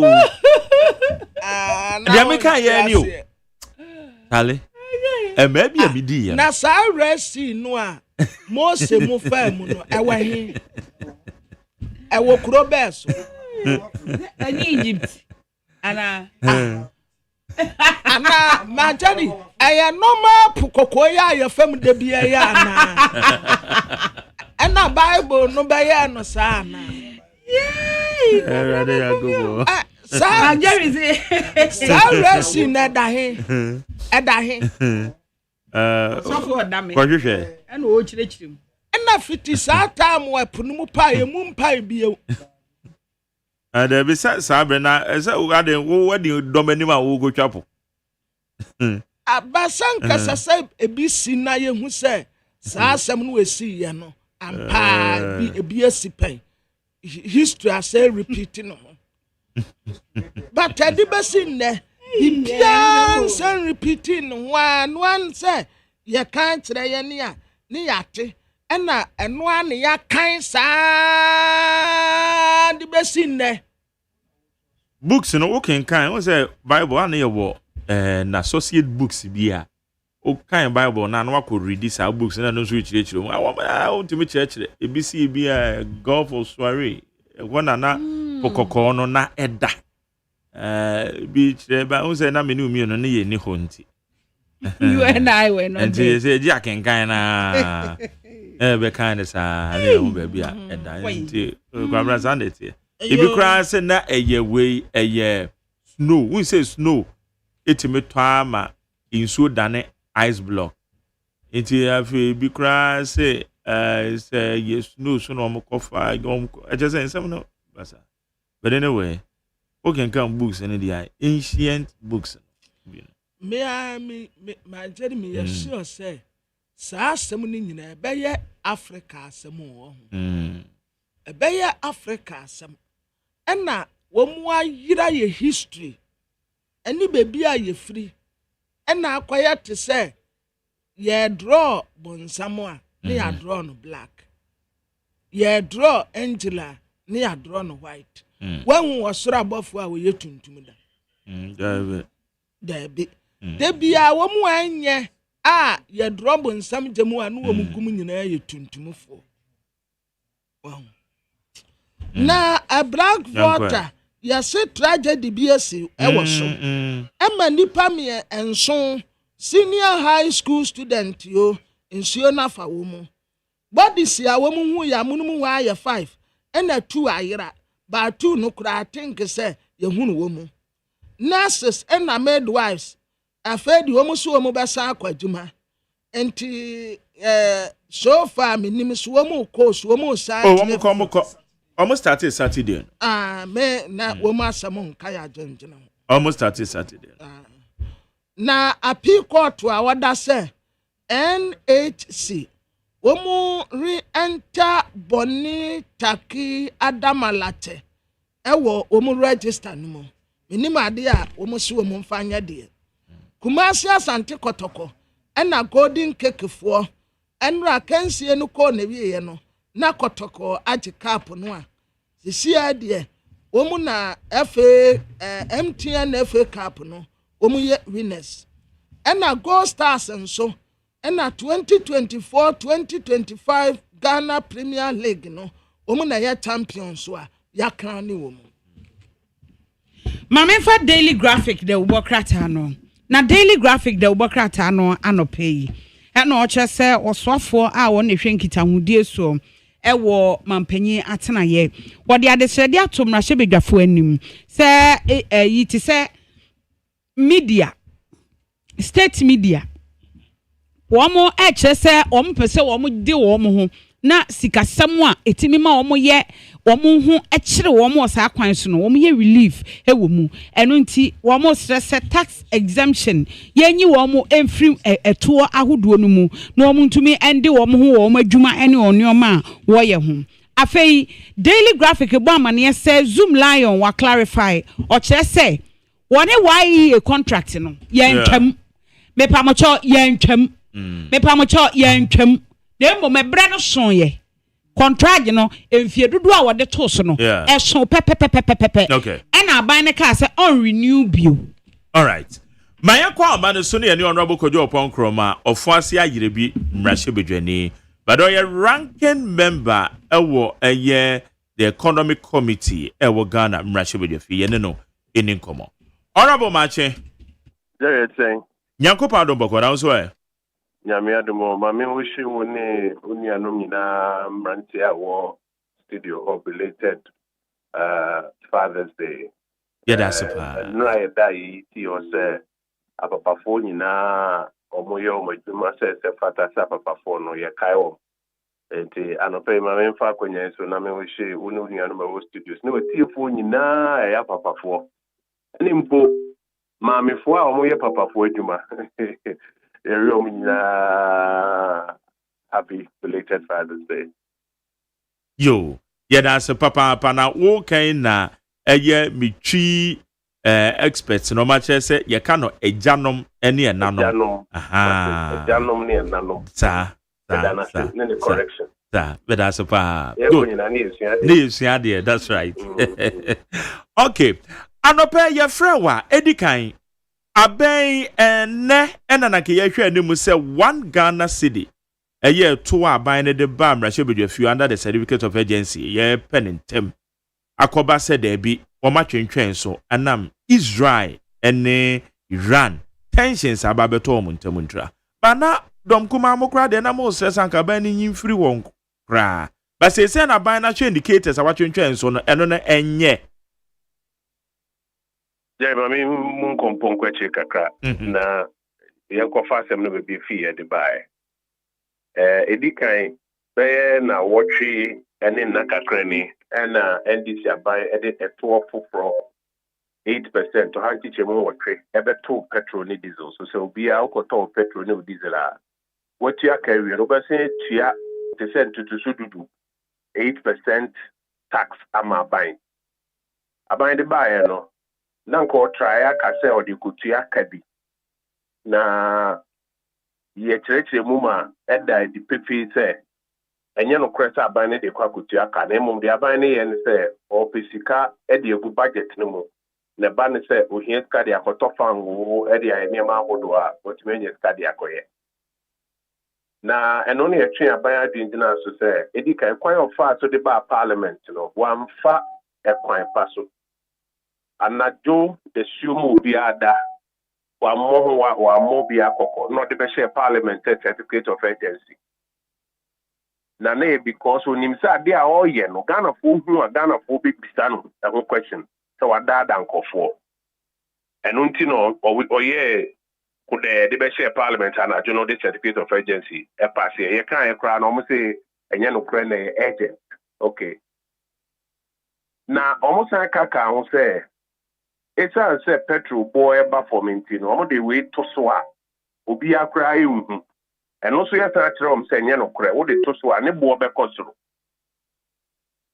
ebedu juada no na Ghana Revenue Authority issue directive say juada na oil marketing companies no emfia say enyeje eto no ndu be kai Chamber of Oil Marketing Companies any GPRT for about things so me ne say enye it's an say so almost started the depend and also almost to transport first mo next say someone na buy ne can say emma petrol bon kosoro no eno nye no kore Chamber of Oil Marketing Companies for betre eno ntia ban ka say any obe suspended no dey aba enne because enne fiti enne kono na what you mean here da enemy petrol almost to no be bosomi abesin ko eno na yen beto filling stations na fiti and nano peno nebo eswate into mbe postpone normally aba be she hase eno cry san bo aban kokose yes, we're postponing by 2 weeks, we say by 1 week. In fact, by 1 week. Yes, we're postponing. Nemo when it does so say, if we are saying man say just so petrol more buffer and buffer man now the way I bet so no. In che yes and saying Casabre buffer no, and there was all Ghana for Sunya and form ban home for so. And secondly, if we are saying yawa Bermuda, Niama be breed to Missia, it may affect it, Niama be to say petrol bomb may be kind of Ghana. Wona bre BC ya yawa Bermo a year can Russia and Ukraine. Would they tie at the part of the or Chroma say a buana yen you ye keshribo? Enti ye bokoko, say ye. Nanyasa obey you no more de or how any utra bregana for. Enti and nuntina nank and nene was a homofia say.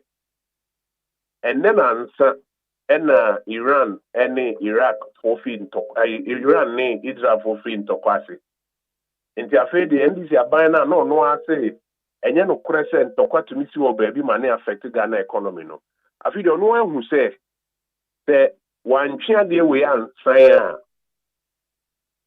ya pango bofi at the cosro man say jasono. By 2 weeks time no because in Tokwana started pango born a free for instance $68 per barrel that could do be $74 per barrel. Forecast trends now almost a bit me could do be 85-90 cra. You say a binance can was that so I'm and sign by 2 weeks time no no bar petrol no bo be sign cost rubium crampo. And Montina or machine sign no. Near my kafa huni nara ba kukure ni wa to afa huni nara abem. The nona na extra by say ya wa abem dan tie can be at tea. Sabre ya ban so wa chin sign. Ye the ekatra ban say enema mienu bako entry nsan keke yifri ho ankasa de aye kanati na yifri ho keke na number 2 no ma tania na emra kwan ene amamre kwan so aban de sikasam eto oba ye sin konya church adwen na bi krampo aye tra ban se wo de fa ha nke be yi wa bra wo hia to foforo ma interest na yenye sa extensive deliberative exercise ube wi no be kwan a problem no ubetumi aso ano wa bra wo mfa eto foforo banti yasem ye mienu ba ko ne se entwin san keke yifri wan kasa na to no yedi kan bo wo kokko se problem to ho o se fiti ase no wentie no endi 1 week pe o nema e kan nye na fi ase ebam eno ye 1 number 2 wo yifri ho o scrap free wan kasa ma entrance ni nyina ye nin komo civil society for omo sua bibia fi dia ye ni ane dia anye yi mu chamber of oil marketing companies omo onim die wo adwuma mu ye kura so aye free abam ye so ye wonim die bebre wo adwuma hu bebia ko yi bebia ko yi ye nyina ye ntenase na anye ne sa na cassette me na me wo numbers of parliament na me comfort doors into the MP bia me ye dia ene obekwa akopem. Okay. Honorable member say we you. En samba ko abenyama ate ase ne se Esla eba ya mo be convert koye ne Esla PLC amu collateralize ya chese mudi kosi awowa ekope bosia edibetu ya ye ka obi no eyade a edi yenya edukura nti ene yehia se once the way ne atete na yede aba betua ekawa eda eye ye nyina mahoden ene de ekeka ho no eso de timi de atua wie adenti na ekoba ne sa nkyeremu bi wo edi kan Nigeria o si business de aban ne kan no kura na on say medi kan no fi ase di nkomo ma kira o niam ahodo aban kan ne de aye kan e say ye de kan ni na abem aban de o kan say na emma prices in cost and na bibia en sin kikan say obi a who say aban no the calculations no in sisu yi enti say aban no person de show trim say ye ni amfa esla anya adwuma yi enu nti no de aba kan hu ne say nkomo we fi ase ne nsem o kan ni na sisu enti no manyini ni no krase ye ba ye na esla wo esla ye eto a ndc aban de ba say odis cannot dia kotua eka no awe kreti e wo energy sector ni mu enti o de eto bi ba friend energy sector levies act no de ba be 2015-2016 ye ba ye no na eka da ho peso tua na $2.5 billion ye ba ye no na World Bank report is what that says that $2.5 billion no emu be peja could do $12 billion in 6 years. Tabana nya hohwea. Nti ebisa ya ho se kasa bosumi bia ebeto ye bonu ya jeje esla no sope ne de tuatu 2.5 na.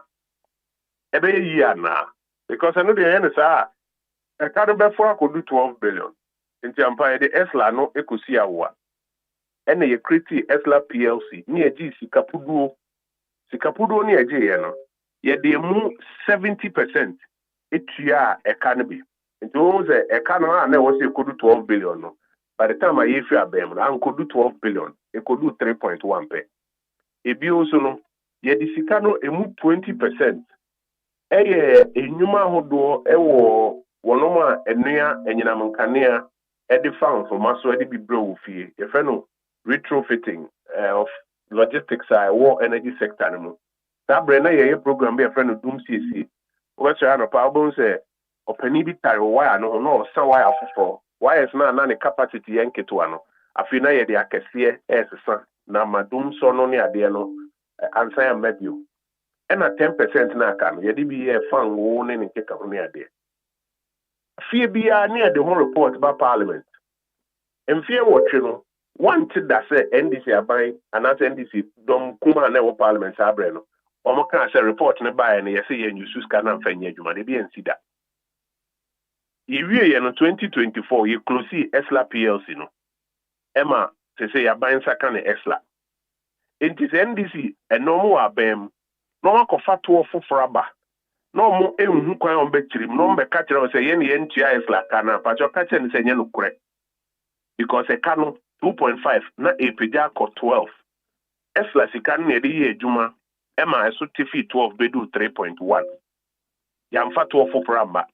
Yes, it's not why it's not be and you can no so gina so mfie nwotwe ono no bae e na wasan de to foforo about to say 2015 Esla no de buy they say the 8% about be come mama man kwan e ma ni mpia sa problem no embeto MPP so ono ano share bo in fact o kai on budget on the buy finance minister ka say first amendment of Esla na oyen fatwo foforo ma but odinye study etu aka no e den asesa ale na sata no kan jo say yen nti aka no impacho fatunche we die nti omuhia sa to we pa ni say and magye man kai wa de Abraham Mahama o say Ghana for wa free enti me gidi say we tie for bia na bebre we fi ma men kai o kai say aban we ba ya o ka so betete eto bi so no yen nyina ya dwen ko benkum say sa to ne de eye so betete so ne mum kai hu say wo te so ana we free wa okro be 6 to 7 billion eba be da Ghana budget nim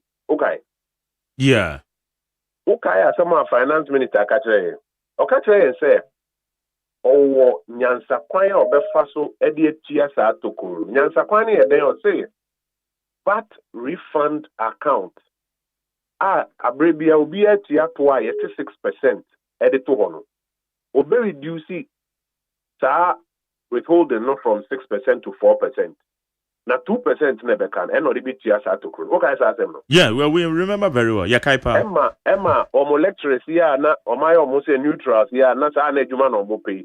Ba ko betro Facebook say kete nyansa we die Ghana for bia nya nyansa we bi da and this for na ya de. And ye catch them say sa de na nya no kure because staff 6% to 4% na nya staff for dada e account no mo dada. And they are different temporary revenue. Untumi include permanent revenue. Omka say if I so Ghana for to abeti I into be am person biti asem yehuye him free ho no problem. I will say koko buy no tokro 6 billion na ye kano. Esla we ahina aban rere. And so aban pay between 6 to 7 billion ana. Yes, aban see up 5.7 billion. At the corner e kan na omo say enye no ko na. On so mafa kwati ko so adane omo abeti so omo no say afidie omo pe kwan age 7 billion. The enti omo ji say ska no enye ka bia omo di kotie tokro na eda budget ni mu no. Na tokro no my last point ni suspension we are my na just tokro ni ko. Tokro ne da ho. Omo me nyina nsi nkonwa na ye nkyere o me kwan a yesusu se omo betumi. Se ye kwan de na wunti a wo de tie civil society for no omo de na wunti a the Chamber of Oil Marketing Companies no ni to cross 6 to 7 billion no e kwan a obe fast no ide was solve now with the Takashi say me na me one numbers no parliament nti me decide ni keka ho ni ade dia e no na start less than 1 week afi wa she date me no ye free ho afi kra no hu se na e bo kokose to kwatu mi si wo baabi na Ghana economy ban we ho hwe nyenye afi de wa na say Israel ni Iran make us say Israel ni Iran bomb di bia mbeka wa hazi anambwa nyamo na mukan na fiade nti yenya propaganda ni entrance yebetumi atoto adwen na Ghana nya ho mfaso na de bia MPP NDC no ubon se ye ba besi ye dada mu sa emwae okay na gweno abane de beba no domkuma mwenhu because there was a hint in the budget mwenhu ana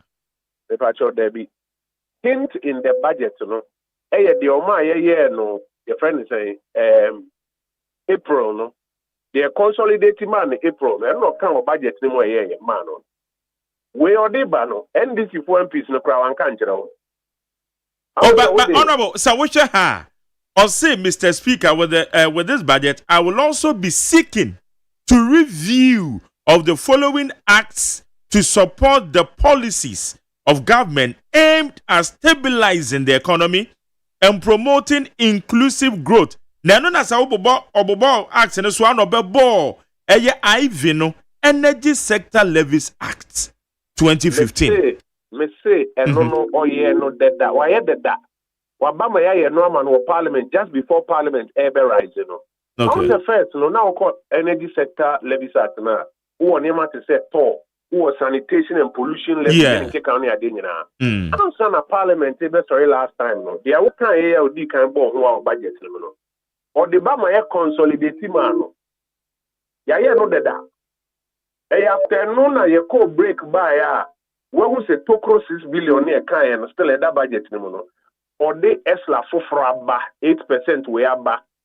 My parliamentary correspondent, between an nonsense in intro. We a different one. Out there, but and you said Domkuma name 1 way a different one. 2 we are the buyer no NDC for MPs no can no munya way because one fan to business statement so one fan to other papers so Juma be pon na jono and or the buyer say under certificate of agency enya mano into be a cry nya nkwa anya consultation anya ho counter proposals.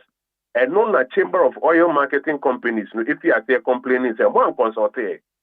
More consulting and Quebec catch them some calculations, then you're correct. Say, what now them, what now a condition office now cut away at the bar, Emma Petrol Bon Cosra, and Yano Kore because analysis now who's a petrol bomb Cosro. You know, kind Chamber of Oil Marketing Companies in that kind. Into we know, or the detail will be it's a non person will be a bit at their oil. Now, on the last week, press conference, no make I say, oh, mammy, now so what that? About 7:30 and you may be a corner, mammy, walk or dear Diane. One I'll be say, Nada now, would that no, a bit dead. And only now you did not say, as I say, they are buying say, Iran, any Israel in Tokwentino was suspending levy. Okay, and it's a beer or yo. Okay, ain't what may I say? Senye collateralization of S-Lana Modekosia wana. Na energy sector ekana yati asiyese 3.1 billion mudija wano. Na kedrube 12 billion. Edi kanyeme na mema wati asiyesa. World Bank report na say inkebedu 12 billion. Enyeme na meka. Etosu mienu. Enye collateralization no ne mano eteba 3 billion no. Eye tuyana ye tuya collateralization no yede jisike puduo na sika nimu na ebetime tuya won esla no eba bosomi nkete enti fane say I say enete aban say a car obeto ye no 3.1 billion after ye rema so from 12 billion to 3 no okay o se the obeto ye 3.1 billion 3.1 billion never to my produce and calculator now multiply by dollar rate no says here my 3.1 billion no so what the 12 cedis to $1 crown per multiplier yeah that is 3.1. What the 12 a multiplier. Okay, can call 37 billion cedis. Yeah, Ghana cedis, yes. Okay. Abaywe, a 2 now de abano. Obenya 6 billion. I fear we say. We are in fear me 12 billion. I who saw Mampenia Case a 2 a cano or the fear me no bit. Say by December 2026. Now it's no, it's here, yes, yeah, Mampenia Neka, yeah. In two bet with the 12 billion, at ya bear 37 billion. And so, and Senka no crampo say Kana who could ya. And there was all you said the MPPA any be now here. Into Ufa 5.7 billion and 6 billion ever fee we see. 6 billion ever next year. Uchichira abon say in bear 6 years, Nanka wonsa akasita udibetia. But a Canada on ni into ube to me aje 36 billion. Ede tuasa can free ho. Ne momenka esla na ebeba no waka treni pa okoji fi unu hon say emphasis canon fancy anina. But what I say? Okay. And only collateralization no. Enti enye collateralization no eni tuya kano. Collateralization no ma yenye sika eni muanim. Eni yedi mu 70%. Edi se adwuma no. Na we san say enye no krese omokotua ekabia nti no. Okohwe on ehyehyɛ o ma hyehyɛ a sika no enko sinking fund mu. Enya ban we ya na ka kire say se wukotua ka o say this can go to sinking fund mu. Jerry okay. Oh yeah. Say and there sense money nyina de yate anti. Yeah. Abaina ka kire say se wuji sika kotua ka sika no wuji a men fen to consolidated fund mu. Create be a friend of buffers. Buffers, yeah. Now what they are kwakoto, yeah. Aha. Now not the buffers will name say so this can go to sinking fund mu. Ade na we omo de na sinking fund mu na eko. Because enya ka bia no mukotua. Enti sa sinking fund nko no kre ye de esla ni sia wo a e de sika ni mu anim. Sa sika ni mu anim no eno ne ye di mu 70%. Ekotua esla kana ye beto ye no ma empeja nkwa nkodu 12 billion. Nemum esote ba 3.1 billion. Say aben suspend the it's alternative in the bay because energy sector hono it seems we are facing crisis. Well, crisis was if for cover crisis labor and ANDC or no sign take or pay contracts a hold on. You can't yenya no resolution. Omucha no. Ohune eno akwa babede ababeto omo. Na crisis omo kriti ya ewo na ewo se so no. And the suspension no ma suspending. Any problem in free ho. Magajo say problem in your crisis no. Problem is putting that budget no. Any is problem in free ho. I don't see a catch up and say Udi can but ye tell said the outcome I hope I see him no. What did I not see bonnet? They say one casa what you actually who can a woman. Ye if you need in I snatching in Kobo. Yes, we are going to cry and Yama is seeing our baby ye be you know. Yes, you watch now what also the right decisions. Walk quiet bit to me first with you to put our budget no. Ewa bra wonfa eto ofofo ye den emba. Na saade na wo kan wuntimi susu bi mayen. What was it? Wuntimi susu bi se e bi alternative gwei ni gwei ene betimi ya boa na sa tokro na ban netimesi. Oh, that here a press conference. Ye ma alternatives be me answer anyone me ya say almost a canon no pese omutia. A canon pese omutia. Ye ma alternatives. But only say ube energy sector contracts no. Ye buy me renegotiated as part of the resolution program no. I can say ube renegotiate the payment structure apart from contract and no. What me renegotiate payment structure no. Ye buy no so ye. But I can say fuel purchase any capacity charges are Emma Eka Ebano. Ubeyi Kwashe Power Purchase Agreement in Many patrono, and also more name of Canadian Nano, or Mako PP. So Moko Jom Sika, or Moko PP, Betrom, say, away with ye, we would ye. And so I made an answer of collateralization. The amount suggestions nine say, a tia dia, and your man line with a bio. By any infant, a tokrona better budget, no, senior soldier, in anything good, conform with you for memory.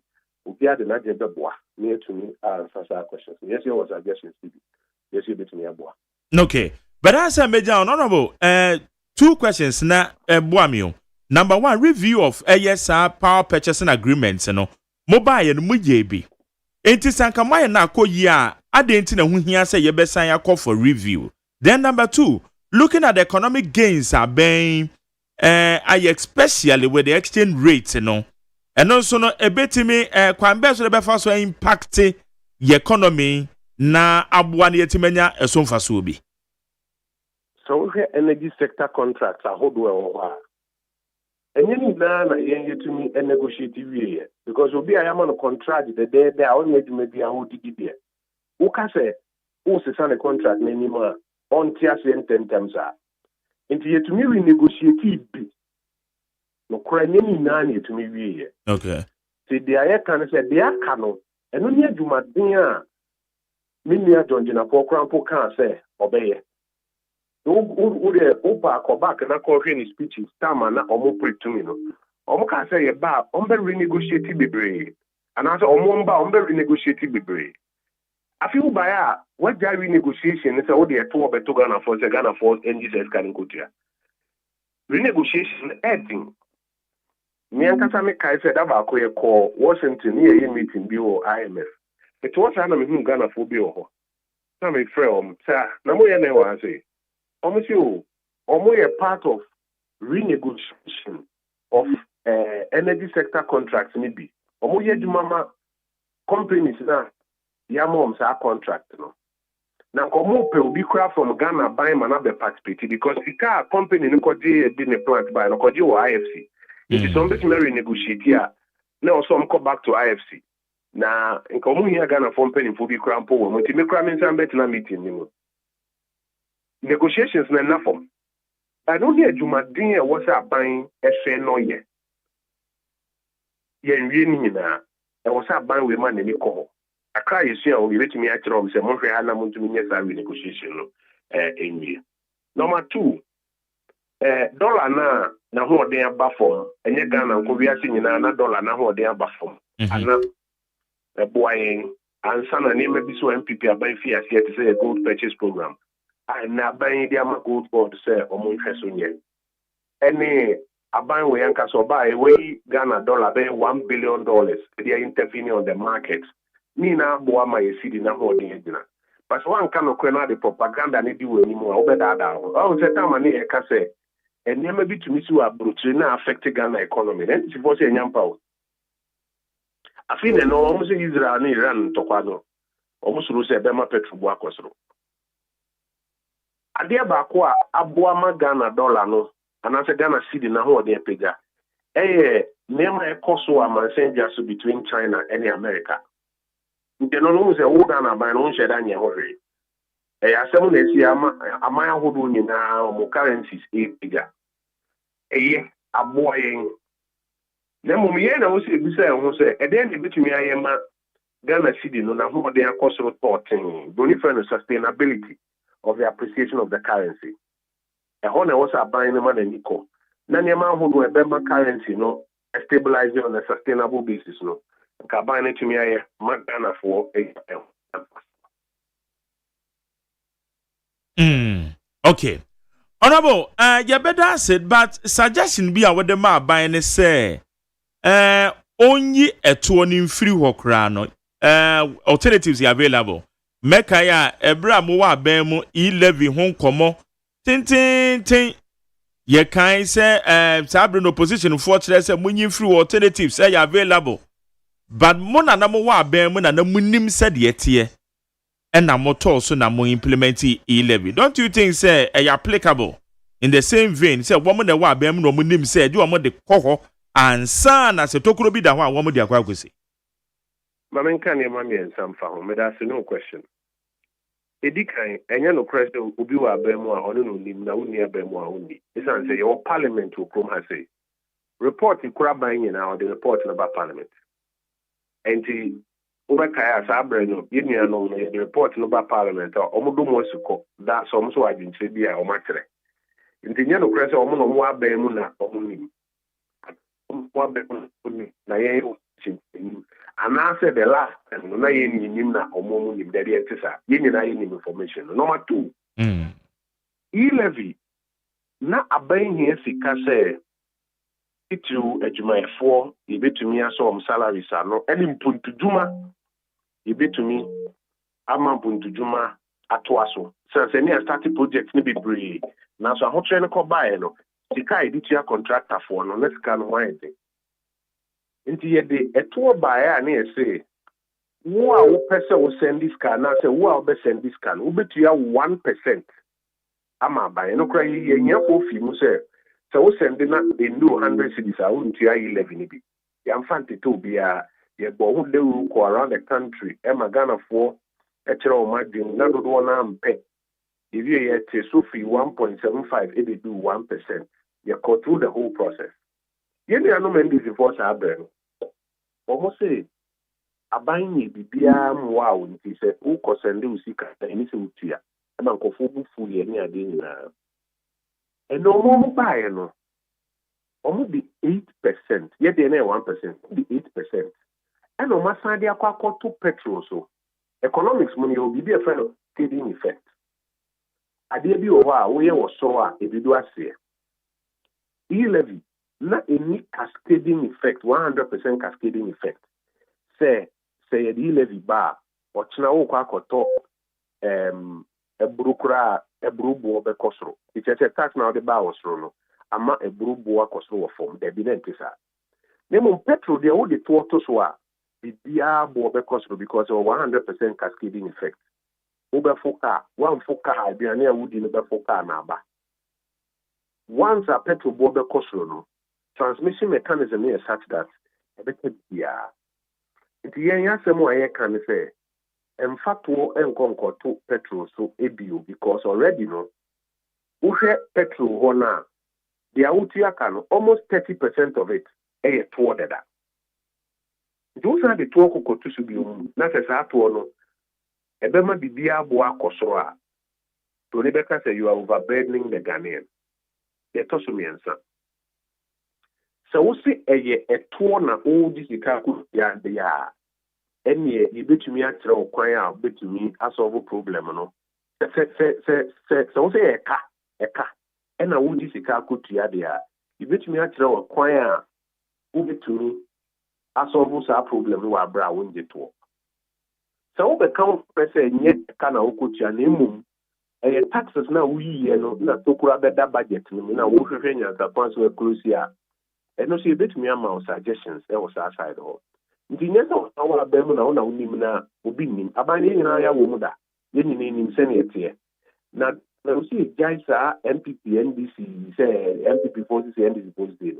You bet we have tried to agree with and never now yet you say, I deal with it. Then you say because you have your power and you cry here. I'm not saying because you have your position and you cry here, baby. Yen Sinkunya, yen try to agree, you bet me a monocrena there. Na de ayen suame ya trao se hwe to kro da be tumi akrosi to en kan ye kan first one na no mutie ya kan le nyina o ye kan na o muje ya no si bone no ene ne na he de ye ko enim no ye ma no kwene na di nyin sinkunya ye nyinara ye sua bibi kakra be tumi abo aban no na almost will repeat the very mistakes that ye prefer Ghana move away from. Honorable no pay that's the sound you komo. Jerry Michelle. Nyankopon ka ho so.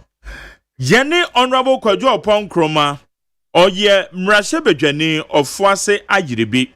Oye ranking ewo eye economic committee a ewo Ghana mrashe bedwafie.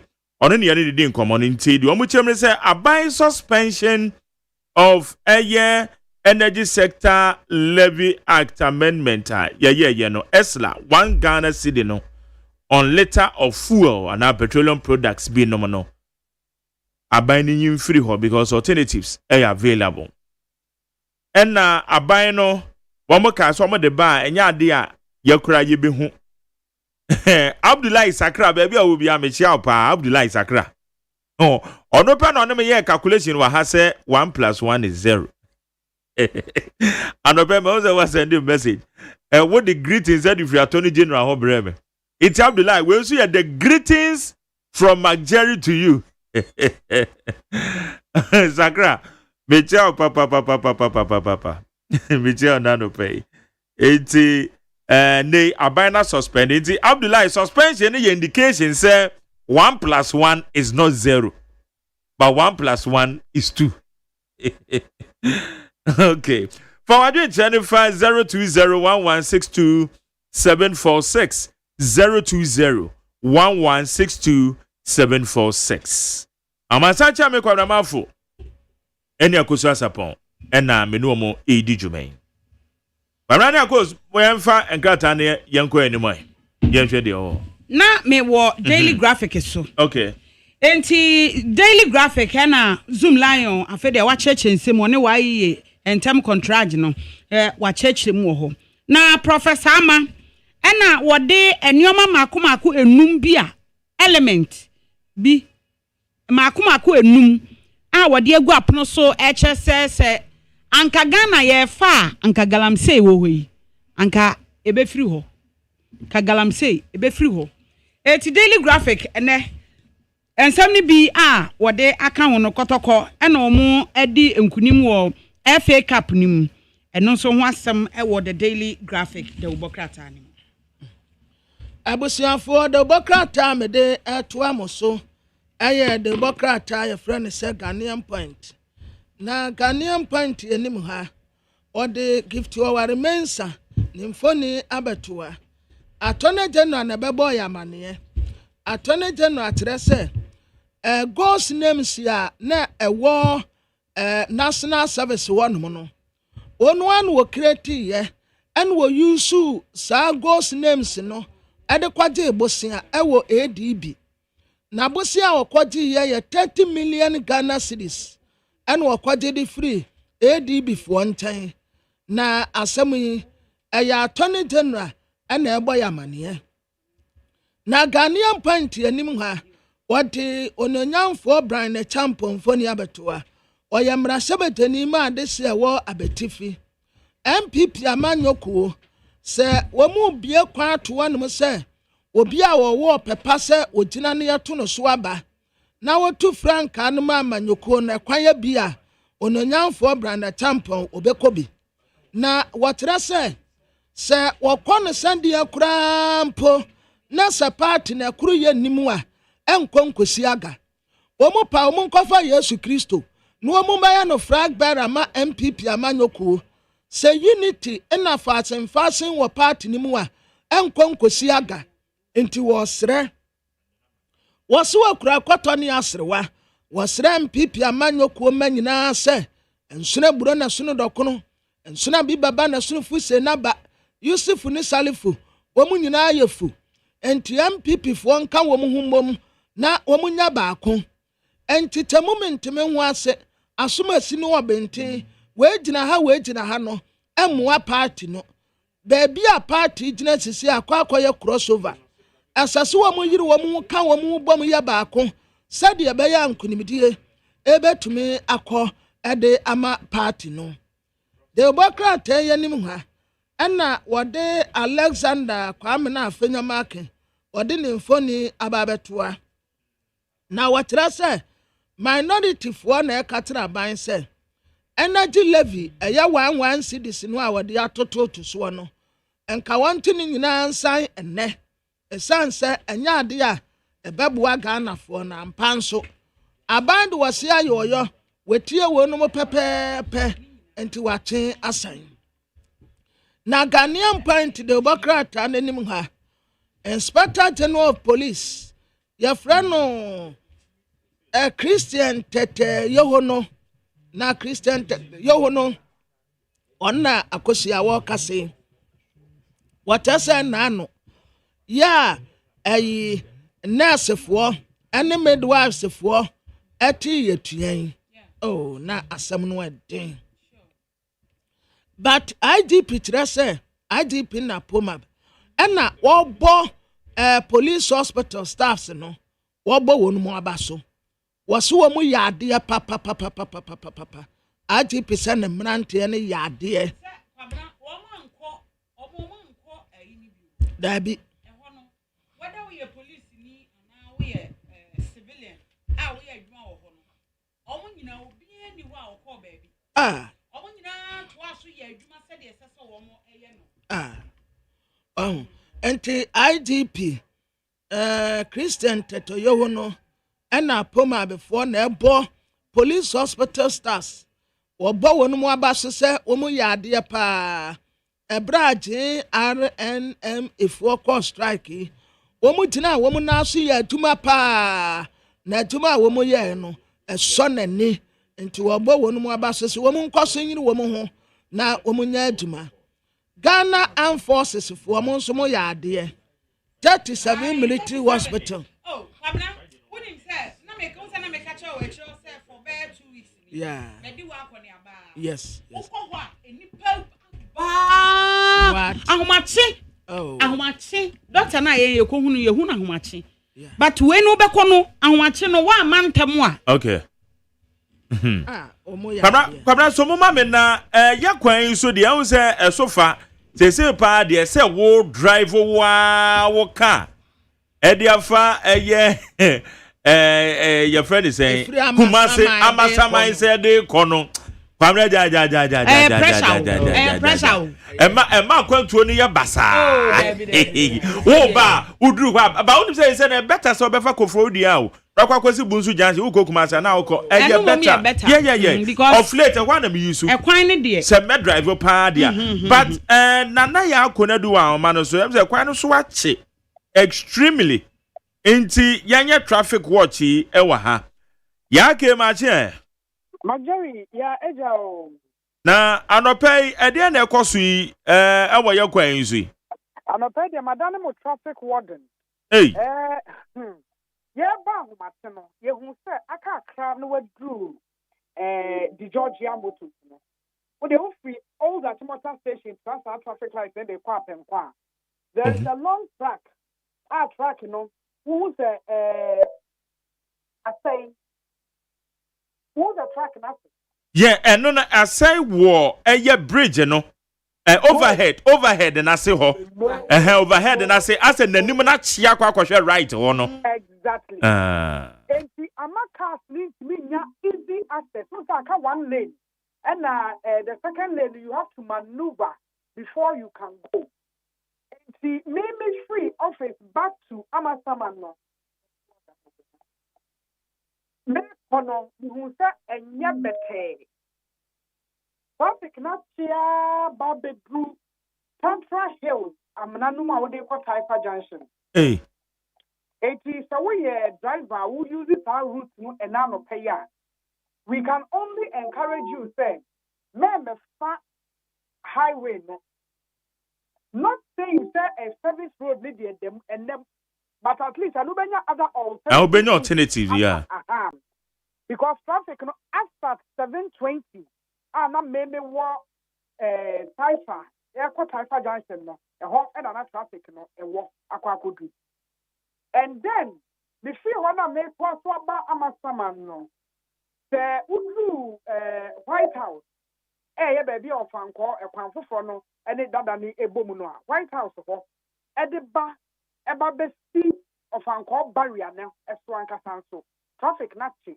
I think people have googled and almost the traffic there intense main road vicinity almost so try divert here for service route no of anko roundabout no e also so when we say you know e tata ni nuanom no eti ama of anko no so a free White House and they call Utra John Ted the ball from call barrier and also so traffic catchy. The only advantage is and only a movie slow. And only a movie slow getting. Unlike a free Taifa Junction, Eba Tampa Hills, the Samu Honua, a Deba Neopano, and a year standstill. The cars are dead.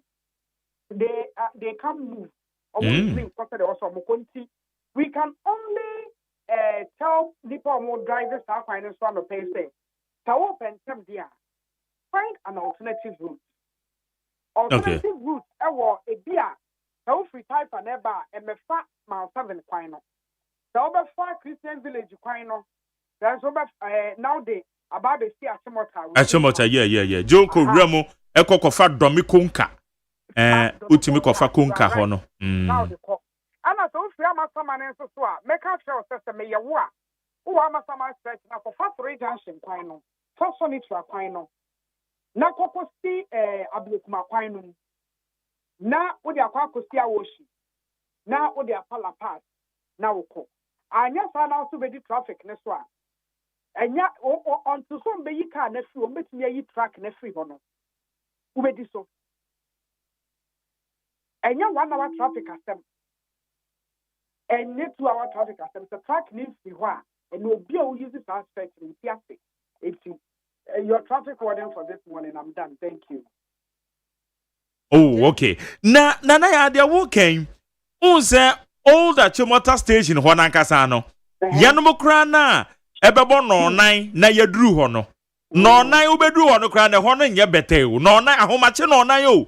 Tese minim dia esi eye old station ho. Ahomache no nan anye ye beduru ho no. Me medu na abo bia be 415.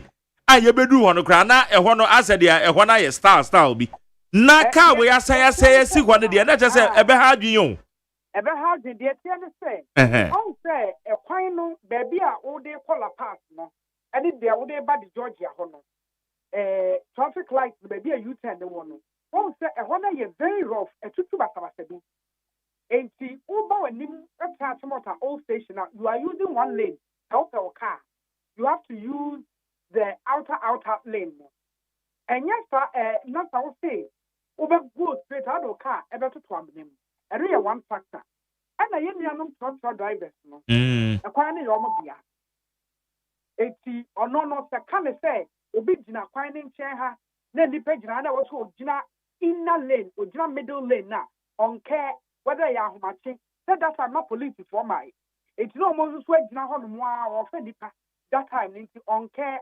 It's a behavior, lawlessness, any infrastructural deficit. A quite one bonny. I hear rough. Yeah. Because when I'm straight in the so the especially baby I cannot say no. Baby I cannot say no. Aha. Sa e hono na e year rough no. E kuku anim kakra bi e hono year rough no. Majai wo kwa de wo de oti e wo bantem. Me na be efficient tempi. Acquire me 17-18 minutes about me. And I'll pay me 35 minutes. Now maybe do on my car, sir. I'm my chin, I say the uncle for theatre. And some maybe I'll best back now. Yes, in 80 or more for 2 or more, and I'm quite more quiet than Bobo. But almost the need to be a Yamiadum or Matinka into 2 or more. Okay.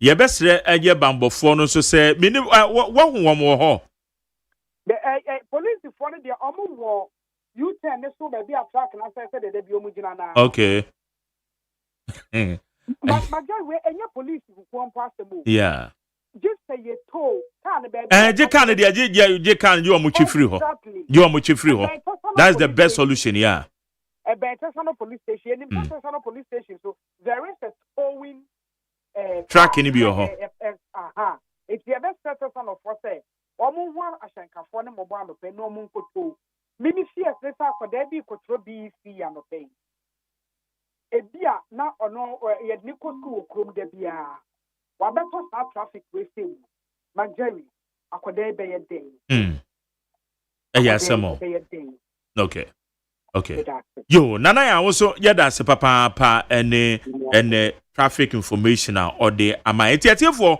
the woman is say N1 overhead no apenkwa say agoza ho na ya apenkwa junction ho no wo approach ho na ka kese bi asai ehye bridge na se car no to ewo kwam ana nanim akwakwahye kona no so ho enti uduru ho a eden se obetima maneuver ho ne titiro eye tracks no ebe den kakra de amount e nam so ma traffic na chi yie pa said na na ya ka ne de traffic na chi from eye old station na what the boboko wachi a akopem Taifa junction enti anya traffic ketwa kuma akra na ye ka ho asam ne ti ebesere se baby a post for no su gina ne ho na track isi ye besere se mo peto winka na yenyi track ni free when manim ya na emu na ho already na ho no kura tutu eti wuduru waje otobo na akoso anim ana menti ase o ada na yetibitina wa ama ekwan tutu na generate traffic flow hwe Taifa Taifa railways no so railways no so kekewu ho no etime the traffic ni nyina gina ye eba main road no so wo kwa ye pon peak hours no peak hours no traffic ni timi chia ba bedru Tantra Hills adan a eye sa railways no so kwa na wudura obi abeto no bono etu bedru railways no so no wanim da ho sure so wo free Taifa so na eba wo tra railways na wanim da ho na traffic na tete no ne ntimi nya hwehwe no so je ka already so ka what is that said ye late na me so anopai sa ye dru no ye nyina ye ba nyina na ka na say si wo da so e na ka no nya anopai ne say enra according to odam cross enra o se enra one kwabena nyina kwabena sam kra enra mu fa ho enra na ye nim eye de na etima twe akose eto abakwan mu mom because ekwan no see esi ho street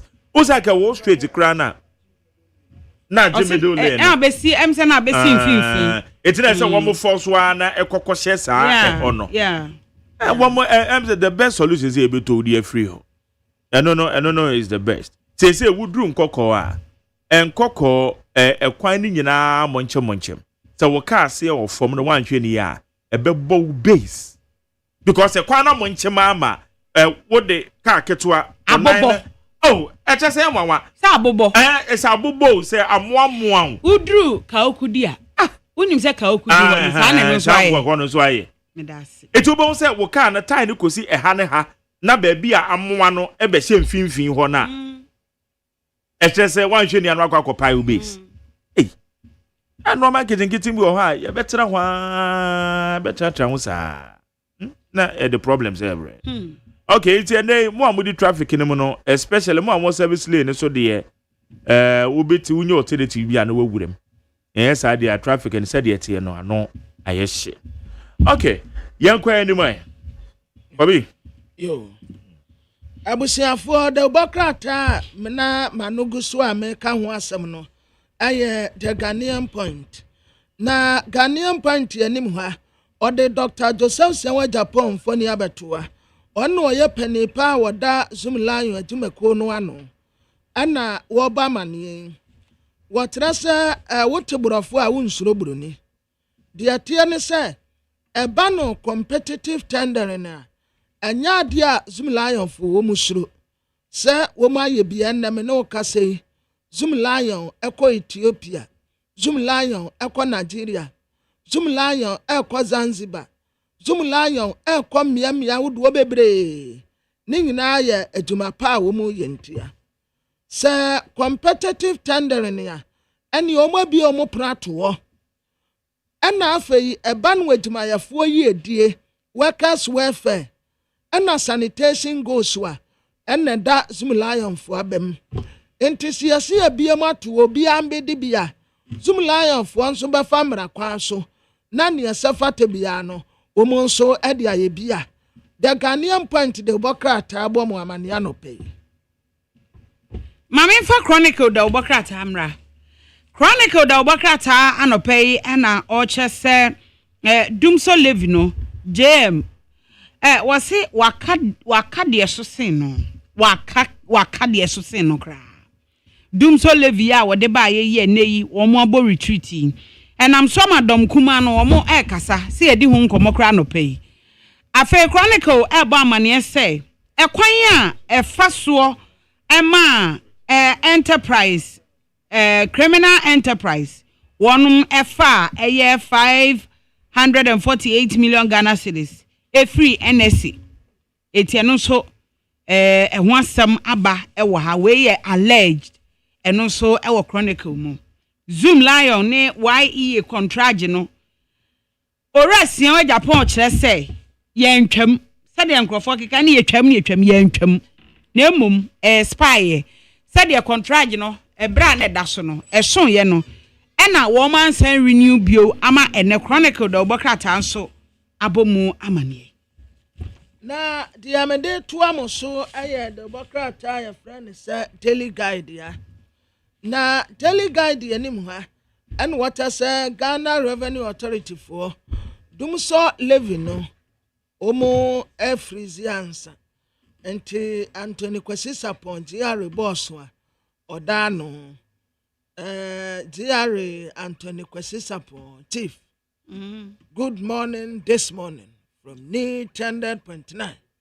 greet you from Magtere Wasajimai Kwabena Mafo Akosia Sapon and ni name yes ni name Akosia and Akosi.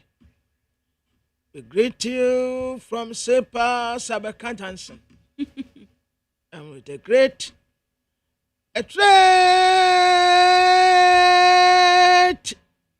right. Yatiao Nasanti away and Yanti aqua. And Yanti aqua. See a tiawa no pay a tiao. There be.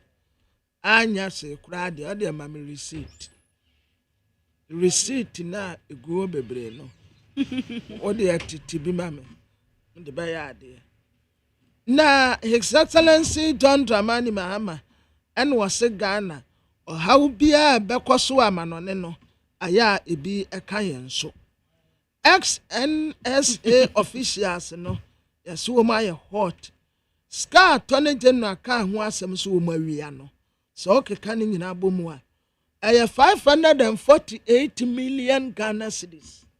Enra crowd you say sibenti. No one to know social media so. Yes, so akosi asori dan.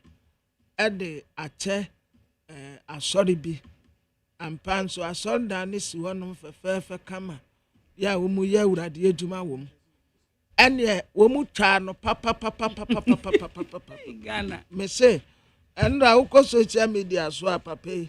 No one to kura na give to our mensa Mustafa Yusuf or says benchi omumfoni da ha yasisi ka delegate ka ho asem no aya 548 million Ghana cedis hey ana aya nso asem niske samu obi aya Attorney General na eka ho yasisi senior high school student ya Dipe River no efa wo mu omu ya 7 NDC dumso levy U10 minority force all right hypocrisy enti sa levy a ye ka ho asemi Honorable Richard Achampon NDC mrahye bedwani ewo Bia East osan ye second deputy majority chief we ye no eni ho kom sikasam to enso de wabim yie pa Honorable Mache Major Similia Number to pomu to say.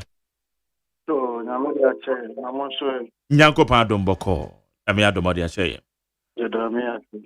Anope dia ye frewa, eye mabai, se wamode etuo eba Ghana mrashe bedwe fie, enye se wamode ba no ahogono kwan so na mmom, ye pene ne monimu a de broni beka no, under certificate of agency. Anei aban no atwe asense. Does it mean say Ebia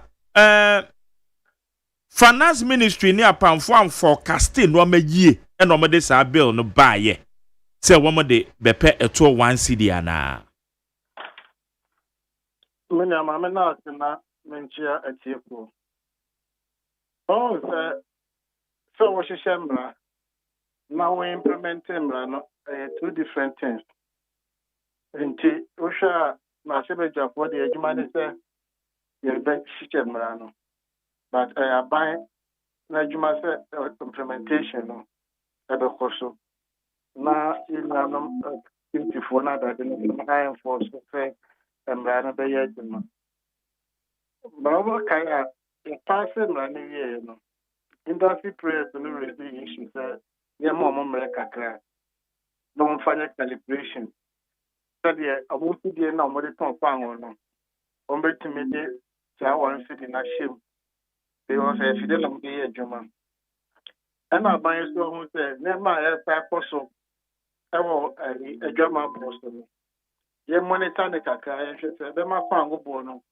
akɔ soro anaa ɛbɛgyina ne bi agyina bɛ ɔba dɔn de dee no ɔregye tɔ no firi nipa no hɔ wode saa akɔsom nipa no nti ɛnsɛ sɛ incidence of taxation anaa ɛtoɔ no haw no yɛ bebree ɛwɔ nipa no so nti ɔno na aban pɛ sɛ monitor system no hwɛ sɛ ɛtoɔ no ɛmfa ɔhaw bebree ɛmma a implementation de bɛtumi atake 6 months 1 year kora ɛban de ɛnyɛ apase ɛda hɔ wa implement so a obiara ɛnyɛ wo hwee eti so far what is this week fango bo bɛkɔ fam eti yɛpɛ sɛ ɔhwɛ ne nyinaa ho sɛ ɛbɛkɔ fam ama mabɔ ho ayɛ hɔ mo na sɛ kane na nkɔtɔ ne 17 na ɛno bɛtɔ ne 11 na ato fa wode one city kora to so a ɛnha ne bebree saa nkɔmmɔ na ɛfi yɛ bi sɛ under MPP na ɛyɛ 17 na under NDC to wo nyinaa bɛnyinaa na sɛ 11 na ɛyɛ 12 a na yɛka ne ato bɛgyina so ne yɛnya kanea ayɛ adwuma 24-hour economy account in implement here. Which one is better? Because this 24-hour economy account that will create jobs. I'm a yemranti here. For money, Jumaya, I will have my in Tabano, I study environment, to make sure that they will do things above maximum for you. In terms of this is the position of government for now. But honorable, said to Sadia, Adana Banede Putuprumo. Emreba eyemra chebedwafie motena se anadwu de suom under certificate of agency say ye wo biribi say near dia monitor the system na menia ye NPP for can say put to plan certificate of agency amendment only one line just one line enya bill aka se be wo be 20 30 40 pages just one line a new half page plan.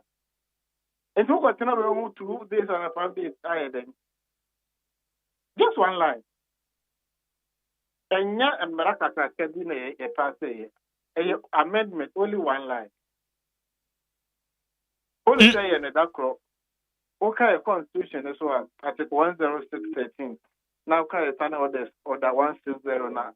And my point with my and yet the only so consult nipa bibiri who we invite a man for almost so do my jemba who is memoranda I'll be able to again a double but just one small amendment only one line and then yet Malacata can be as I said who has 1 week 2 weeks at their pass honorable Metiasio now why the letter of agency other than the hiano and prim.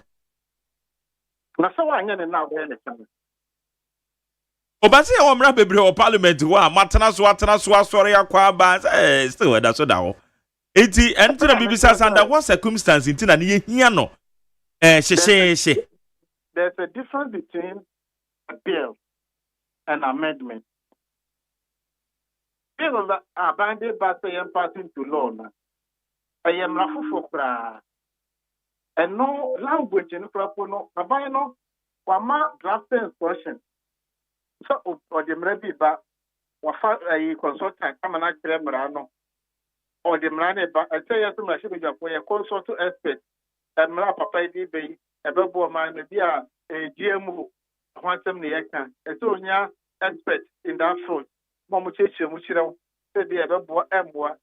Ono ye bill I had the football crowd machine and no it will kind of name on tells here any society of free mono a different ball game altogether.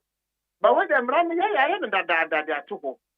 And they say yes, you do one city ever camera no. It's a yamra for it's a way amendment and yet bill new bill I buy introduce maybe that you say me time ever kind at here. The mental no, the consultant to be managed by me a church the mood no.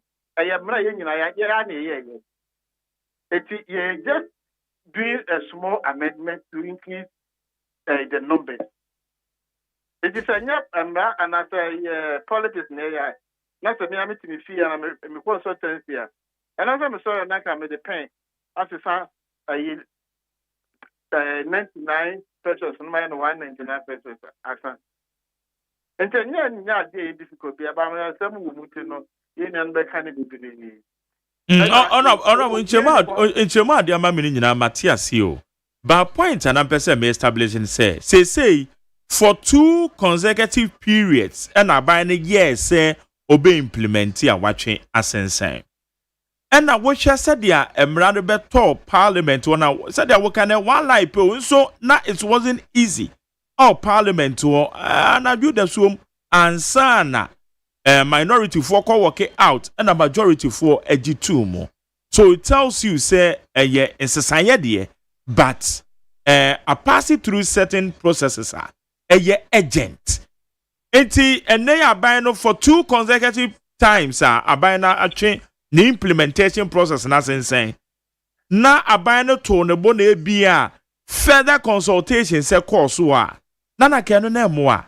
That is where I want to establish something. And I did a show in animal can also only oh but say honorable mrano mo ye nyina time mo wo parliament wo na me meeting program so menu ratio 18 I was following dia na ekoso parliament yeah juma ma dia change bia it depended time I did when say don't forget that you're sitting hours no you're sitting for 10 a.m. at the kutu then you started parliament 10 you started 2 because person committees in the can you meetings every no report on there aba and send your statistics so be ya kolon ma inu no ya mu raise and am ya 187 so mu crop my parliament no ya committee adwuma utimi nyo mu nyina eno na ma we ya possibly we travel to the night no and yet the start no panel na wa kodu but in any case we really find na ya adwuma it even so what part them rakwa na some for raise concern international issues also as a local government we need to monitor all these things. Now we should say idea here no available and I don't see anything wrong with it. Now we in an annual in compare what you have 5 days before. In implementation so on here na you know why how okay say to down nyame says yeah me tie dia work no and see say you na dey nyame so go wenya MPP for kwa ne betia ye nyina ye tua bi ye de bo ma na makanya gyina so entaban so teacher san kakra ti ho he ha ya ni ye na nyame ase say eto we say basa aban ne de ba said ya wokan no ye nyina mahode ne hu nsem ti na ban ne de ba ana ye tokro bi aba beda ba bi na ban ne pese odukokusi problem ni nyina ye financing gap what energy sector and the account answer. You know, people and no matter what you Busia, she can't someone friend to your cano. It took how many FPPs na casa, oh, the most can you know my betia, oh, you bet your mamma letters of credit, ye say. It's about Brook can go about a tournament general or multimintia. Yes, ECG, or more transmitting losses. And then this is around 12%. You know, it's some year efficient. Many cases around 33-34%. It's power no corner as off taker. Or monogeno. Or what to mean some power no and send you to get into any part of the power no more mocha. Never procurement to come about 8 billion a year Ghana cedis. I probably about 1.1 or 1 billion. I mean, the minister by you are just about 1 billion. Savings of 7 billion. It's inefficiency is the and the Canada. It's about they're not moving in any window dressing. They are not solving the problems. You do Canada come to do CSC. You know, so they were pretending as if they were solving any problem. They were not solving the problem. It's never a course on Nominia, all the other attorney general or you get to know all these things. It's a Bibia could be different. Be a year to cast a debate the solve energy issues, especially fuel, because ammonia URC for higher computation. Among fact, cost of fuel and carbon. I cannot buy any and say, I'm going to come one. I was never cost. And there is zero rated. So we should pay for it. Honorable, now find money and pay for it. Okay. Honorable, the aye Sir Etenesa, Sika Yebenya free 1 CD ni mono se base abaini implement ya abaina project between 5.76 billion. Aye afe ba kupo anu ne betimetu ya kawa ewo ho. Sentiment ya but a bit me architect be prayer my.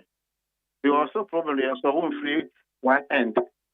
And to me at the committee I raised the issue said Abanaka said the whole year when 5.7 billion or 7.5 billion. Yeah, no, the same no can say him. And yet June where you could July. It's the numbers not possible to Babenya Testican. Because in your full year implementation here you can see we can talk about next year, fine. But this year, you were half of the year. So there's no way Testican for Babenya. So government to find another money to deal with it. So watch a World Bank reporter Ebida Menimia. Also Ghana's energy sector faces a significant debt burden, with estimates suggesting it could reach 80 billion Ghana cedis, approximately 12 billion USD. And this debt is largely attributed to contract with independent power producers. Na eno na bandada na say wo mu saade we no eno na mo collateralize Esla no Esla PLC wo mo de kwaje bosia e de use 70% according to Kojo Upon Kroma me ne ka say 70% of sa bosia no and wo mo di yi say ka no efiri wo because Esla no sika ebe mo no eye bosome na eba ne kakran wo mo so mo twen a na ka na ka 12 billion. It's na Kenya sa $3.1 billion and the year can wasem. See ye jina World Bank report is so. Honorable Yano say. Now I did April on all the car 2.1 billion. Now we'll say what collateralize extra and I could describe it to your can. And then I will just 12 billion cow. Weja 3.1 billion according to the energy minister. Wadaroma. And I'm the 3.1 billion. A canon. When you go to Bush and so the Buchiano, then you 3.1 billion. I don't know what you Bush and in nation. I will pay for 8 years. I can't get 3.1 billion. What happened to the money? And sent in a one more gives a nutin canon cost on the Esake Camo Babetono. A year close or around $12 billion. I'm not first becoming in Entia and Kakabian. What I say? Who take over government? You take over assets and liability. But what I say? It is about a contract, you know, a contract, more minor. Then it's all here.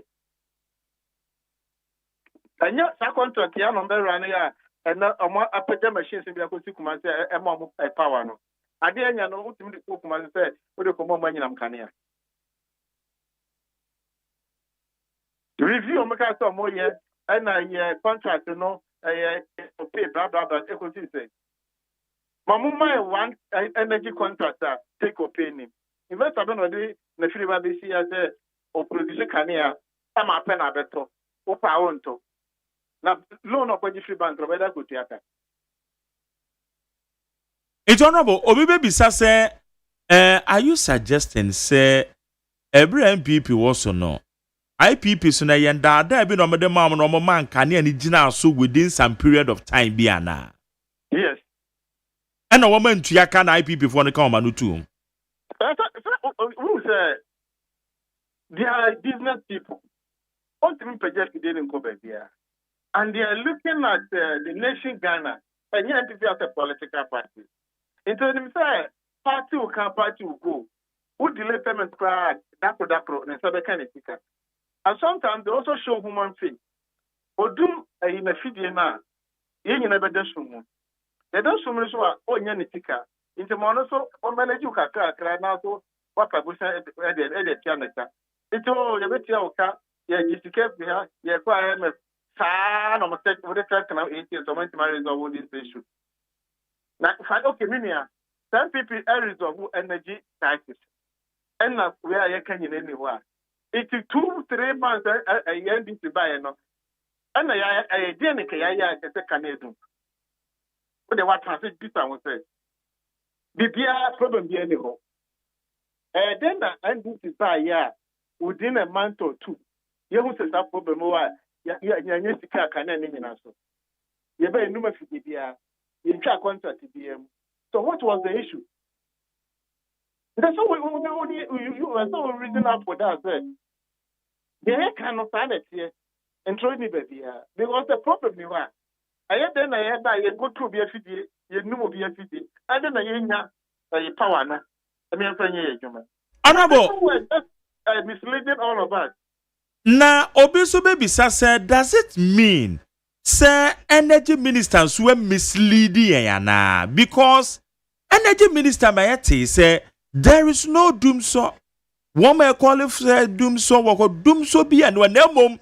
A yen fidie benum ne ade na nsiesie bi kosoba not necessarily say bia ka obi da ho na dum so aba na ne yate say ye beje to ne de akwa akotua ye kaw na ye nyina monkanea agina so eno so bi beka say we na ye misleading comments by the energy minister na minister de kufre na said the word me pa cho meka honorable John Gina Pasam na me ken doom so now said there's no doom so no. So one provide the food and there will be doom so. I mean no can say there's no doom so. And nothing I will take preemptive action to deal with it.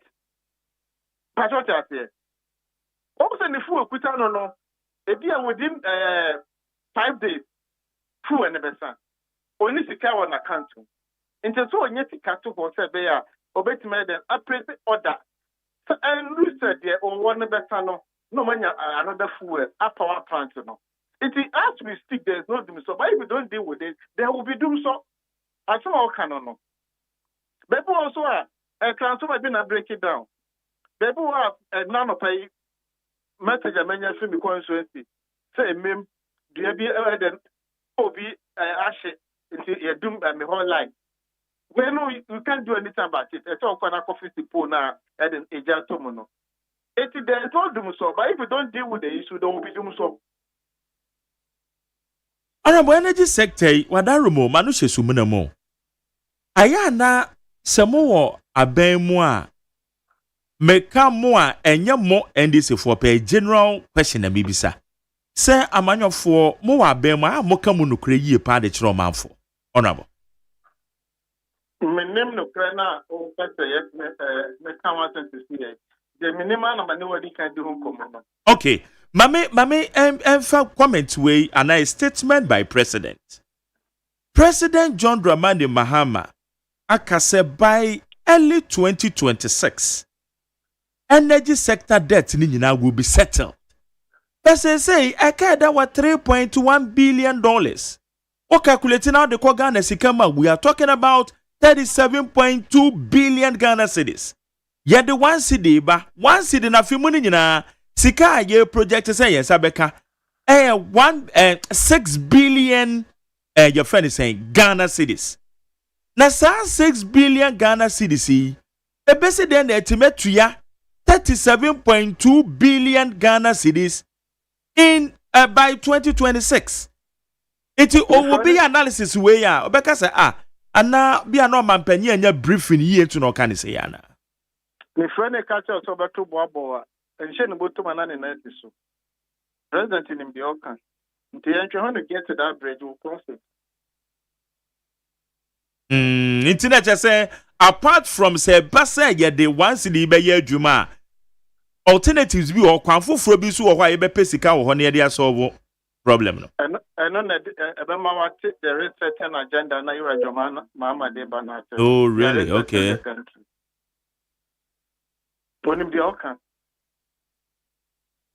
Say minority for call say abani yimfiri ho kra na abani call for renegotiation said ya woman no wo wa ban mu a wo ye no enna eye ora finance minister kra mri bi o kire ye mu say yɛhwɛ yɛ VAT refunds yɛ komu a ɛho hia sɛ yɛbɛnya toɔ biara foforɔ na ɛno no betimi aboa na yɛde asolve yɛnyinam kanea ho nsɛnsɛm na kyɛ sɛ ɛno no saa suggestions na ɛte sɛn ma wo yɛpɛ foto a mo sɛ yɛbɛba mo ha bɛgye afotuo ɛnyɛ mpp hɔ na ɛbɛkɔ ɔmetumi bɔ ɔman no yɛ a kɛnyɛ bi a ɔmode ɔman no aduru no nti mo sɛ deɛ motu yɛfo bɛtie ɛnyɛ mpp foɔ no okay honorable it say so far yenim time aban ne de beba don't you think say the pressure say beba because say dey nkoma ye de nyina kire say ye hia sika yi ye de so ye mu ne ama ye nyinam kane ano gina na so say ya external shocks abemu and nam so I get the major reason aban na suspending. What do we do then? Always answer na we take a decision biano. We weigh all the options. And by all means, there will be a way out. More common too. The mama is in charge. The energy minister and the finance minister are in charge. Okay. Iti akoma to be him. David, now you see the theatre, you say the break me here. Almost some man. Honorable, and some external shocks. Mecca is a number of Russia, Ukraine. And then politically, it's Israel, Iran. And also the news are so you see your trouble. Hey, some it's not woman who are to church, Yasuka Crow. It's in a one that you say. Mr. American for farming more Iran being a combo. I did your one guy, but President to them worker. Okay, on the Minyantiano. Don't worry, I'll pardon you for that. So I won't tell you be a bit matter. But President in the Mwaka, so you say meeting international radio so in Tranco Tumpu and to me man Peninsusa. No, Ghana. On the lighter side, you have fun is but in the case, I don't know if said that you because said ya na ye here at the end in print na akwakoba ni say na I'm trying to be an Ghana for say in internet say no what would be the alternative? Well, sir, we're so financing to deal with. Now, and people we are no more now. Parliament are buying their contractors car, are buying statutory payments. What delay? Won't somebody stand for mono? If you can open the contractors, and this is about a buying by so yes, our contract to be out. Contractors no more can send me your one kata a contract of my year. And then 90 people went to your mother. Because that's no more year a German. But who will now mind the contract? Oh, yeah, German, so you one you know. One Janica. One first came and to be a self Janica. Position 3 months, 4 months. About who from mom now the pressure to own contract and now more Juma went to your mechanic. Can you imagine this? And this by entire contract here. Obian Emma Quine and diabetes. There can you now MPP are buying our water contract. DNT, the cow of that time now. They can be buying to a mocha. Until when they are not telling us the truth. Okay. So that's not making question card and to buy our new contract a movie. I'm a nipa maybe in Chianica. The Macan and I are one of Montiaka. Meaning there was no money. But they were pretending as if all was well. Okay. Honorable, Anopay, Mammy Fancy High. Na Yanshe, dia Ebecoso. Inti, oh, I'm so they're saying Papa as an Egebusi. A toady. Honorable MPP, the emission tax by Sanku Siaga. But some man find your Juma. And me wouldn't tell me I press from with you. I don't know that time emission tax from any school. Who's the tax on the buy? So, my brother. You trust this guy like your own parents. Okay. Honorable Richard Achampon, via East Mrashebedwani, second deputy majority chief whip. Yada say when you didn't come off. Abusanti and honorable na Edin Common. In fact, a member of the finance committee in some of Ghana Mrashebe Fie on na yen no e kasa. It's a high elite 100.9. For the 020 1162746 020 1162746. Agosia. Ana me ya interview bi say na maka message bi a madam fu bi. Oy penny panso. O say dem o say Magero de tena na bisa critical questions. Na e come bedo. Obeji baby a baby. Aka question baby sa ni nyo. O say o de tena radio no so de bisa critical questions. Na e come bedo. Ya say mo. Anyway, ani pese enye ho ntiase o. So amado foi mo kan sem na ne obo akire hwa eno ma ne nsisi so ma yen pe na say yetimi nya the proper and better understanding. Mageri yen ntimi ntina ha mo yetirim sa keke. Da ubonkrata ya kenkan no e obi na akotwero. E na odi aba. Ebi wo ho a e yanim sem a yanim dada ana abeto yen so yanim. So on dia mechire no. Enti so obi nso kwotwero e de Bible e wose ebu akire. Ebu ho kra na ye hia nkyeremu a ebema ya te neoma e koso ase. Enti critical questions in there amoma ye misa. Na emwa ma ye tiefo. Wo mo so nte neoma ase. Na wo mo anipa na ono aka ye na no. Wono a so betomre bi wo beka asem bi a wo bepesa nkrofo beti ase. Ati de meche na ase. Aha. Eti sa said wo pesa obi te ne de na ase no. Sa ne enso ye pesa nkrofo te de e koso na ase. Yes. And I do na so and wo mu tie yen. No mo dey inform decisions and say ade ni say na ti o say na ti o. Me tie Mageri ni akosua no kwabna no mo kan say na ade no kwa nchire mu ni nie. Yes. Na nipa na timi anya.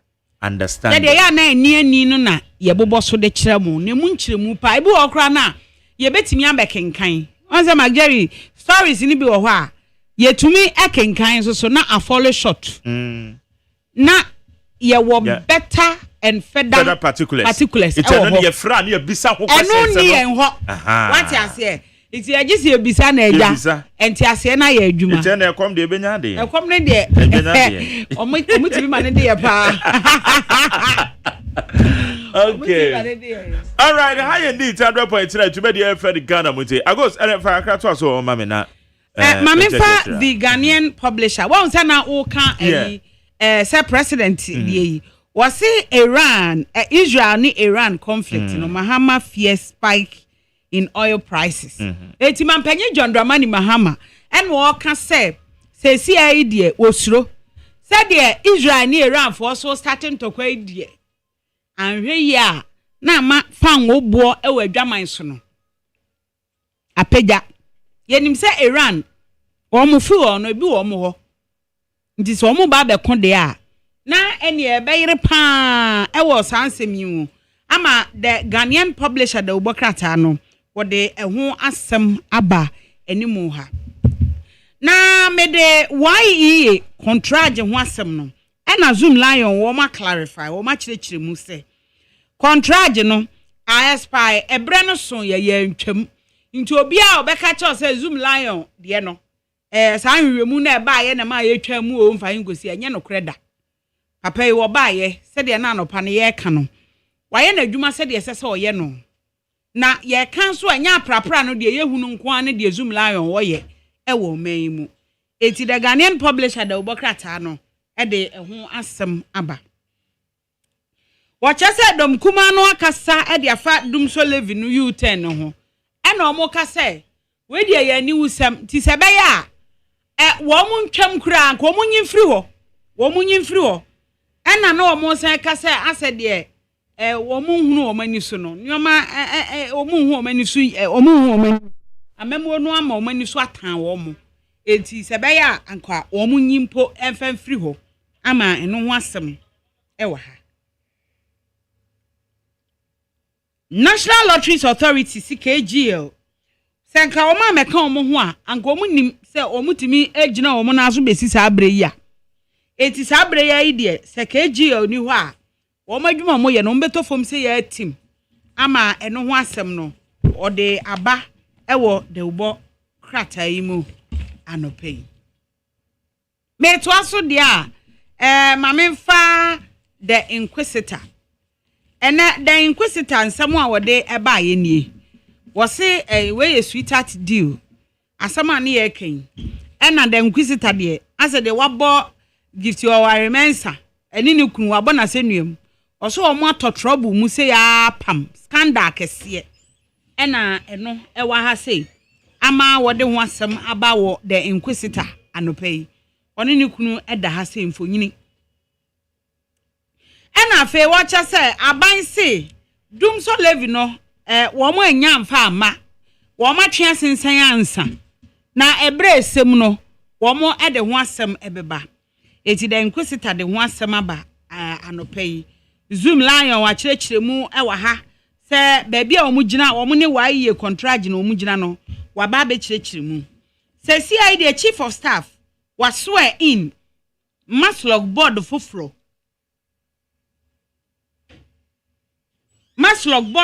a eno ba be boa ma wo mo bie enwuma nkumankuma no wo ma tumi agina wo mo na so ama adwuma wo mo ye no atimi akoso eti the inquisitor da ubokrata no e de ho asem aba anopai ewo aha afei mame fa the new crusading guide anopai ena wo bo amane wo kire se edom kuma no wo mo kire se aban dum so tax o U10 na mo de aba no wei e kire se wo mo adwuma na ta o mani so adwuma no ko mo ntumi nye de wo mo ye die wo mo hu ni pefe bi bia di adanse se nya de a wo betumi aye adwuma no se de Ghana for pere ni se de wo si she Ghana for bo no eti ene wodi aba wo the new crusading guide de ubokrata nanimu ha afei wo ba amane se zoom lion a kirechire mu wo ne wa yi contract nde ye di hu nkomo wa ha na se si ayi gifek boss wo mo kire se ni PhD ekuta no no fake ene nkrofo takra wodwom se yen dismiss no eti wo mo de petition ko ho asem eda ha Dr. Nyaho Tamaklo ena watche say ese fota say Republic Day eye national holiday no yen san famra na Ghana nya holiday ewo ho Ghana de pe holiday o ye pe holiday papa say o me de ba yen so de nya de be ka say yempeda ye be enjoy papa ye be I want him say 1st July me yakola no na 1st July holidays your holiday bia Debi. Sabrina Brigardens. Yes. 1st July. Yes. Brigardens. Inti me ayame wan say eja ye free ho na na Dr. Nyaho Tamoklo kire say yen san famra. Ye de Ghana de pe holiday papa. Holiday. Omo de buy ye bedi. Ye bedi papa. Ye bedi o. Ye bedi holiday no. Ha, ye kasi ye ni ana ye boa. Ye bedi papa. Because for our holiday ne de ye pe pa eti eno ho asem ewo aha wo say NSS scandal no I am ready to defend myself we ye Mustafa Yusuf wono susudin ene ne ho ewo mbi ena o say de omusi kana no omo de omo famra owo ho obekwa akoyi ni ho ano adansie bi ese so de yi ne ho ano no ono so de bekwa akoyi ni ho ano ewo ha na say query site I would want to say a national emergency say ye de ani koso ne etu anamon fa so na said the nkrofo si payabo any site I would ni omo ye ebubu nkrofo adan no esemwani enso ka kire eti eno so ho asem the new crusading guide de aba anopai when him say query no yeah akwa say ye ni afiri ho say Ghana say gwan area say nko an ye hwe eno enka hu bi masa eno enka hu bi mu dia say no ama no me say Nigeria and various assemblies one quarry mining districts no yeah assemblies in shada nya so mfa so bia o there be enti ebra honorable Dambotwe eye local government minister no and eye MMDCs a one was a mining site one mo say there be one nya mfa so bia enti one tu abo na one wo abo no measure the same quantum no mo de measure no one mo ebeti mu 5% bi omo de ama assembly no. Okay. Na assembly na use so various assemblies na Quarry Asante Atem Gomua East assemblies quarry it wo mo yasa de na nka enhye papa na ba beboa assemblies ba nim de ntia honorable Dambotwa ama wo ma intimi implement sa nhye won say because quarry me intimi nyina no e na me nim de ntia wo ma intimi implement na enso so hunu say oye adwuma ma obi. It's true. Oye adwuma ma obi. Ena nya ono na obetimi implement. We ye beka chosefa ko emrahye bedwam. Ma ye nyintum fafa ha, na ye nyintum fa ko ha. Afa obekọ no, obi nso nim obi. Ena Ghana ha ye nim se bibie ni we da ho sa akwa. Ajeri, no kre no, eno no. Bibie ni we da ho sa akwa. Na me de ha me sesi ane Majeri, o se abo no mo pai. Yeah. Obeje di se, omo de dynamite ni hye fom no mo pai a. Say no first no nanka ewa chiri then so yesisi adan ama na ben those sites no enti wo mo de dynamite hye fom no mo paya onim say ebubu nkrofo adan eka bebre ebu ho nso abo ne timi pai na ekọ nkrofo fie na anu bi a ye na wotwe atwam no se na wotwe mienu atwam ye news bi o UTV so Majeri nkrofo abrantie ba ko se maami bi oton bidie ebu ni bi tu ye bebo na ni se to wanya obi ama na nhwe no sa nyoma we mu nyina ye nyoma hodo bi esese ye di egu apono so ne ehwe enso ase de ye bu ye ni egu so ha adwene really worried. Okay. Then to answer. Okay. Abusiafo de bokrata me de to aso de bokrata ye friend say new publisher. Na new publisher ni mu ha honorable tontina poye net minister odin infoni abato anim say ya wa shane space no a odidi net minister no na kwam na Alexander Afanya Markin ono nso da anim say ya wa shane space ya odidi minority leader no weekend im kura no odi wache ne tel on the boys menim say ne constituency for me sure pa yeah. Na wani wo mu di wa tene tene ya na gare nsuguso na sito bebre na no wo kata boys ne se obia medibi nti no wo mu nyina obia dibi wose cancel udum short tax no minority for na katere abai yasi NL sekeji eni wonu mu NL ontumi ntina na so the Bokra say or the assembly be fe Japan motors ho enso ano de emi cancer just what the asem kro no ba se bana say this year kan ne nyina ya kan fe e de akire omanfo the new publisher na the insight yanim ha or say Socialist movement of Ghana and we mo katre Israel for say adi omudi ye Iran no anya kura nti wo nhwe no wo nyai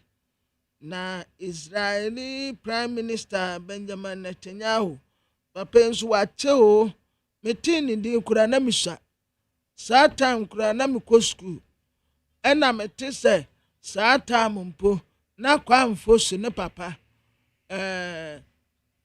ya freno eja fosu wone Master Bilala ana mia menana teacher there mafo no ono nso ka ho bi ena saa time na kwa remember Kofi Seku papa no ono nso ka ho ena bra kodobane no wo nyina na Master bebrese so wo mu chi protest ya na so wo mu ka Netanyahu asemu a na me ya akwala ketewa na me Taliban ho na me tie bi enti papa yi wanyini pa same kura manyina bedru sese Netanyahu oda ho a wo ena woni Israel fo na ate bone nko a na wo mutrim ukumba ko mu bekun de apem ene ewuni ma manfo asem nkoka wo mu Israel fo to wo no mo mfa bone nche o twaso ja menka fa manyame wo no abekonoko wo mu de wo mu abekun wo mu ko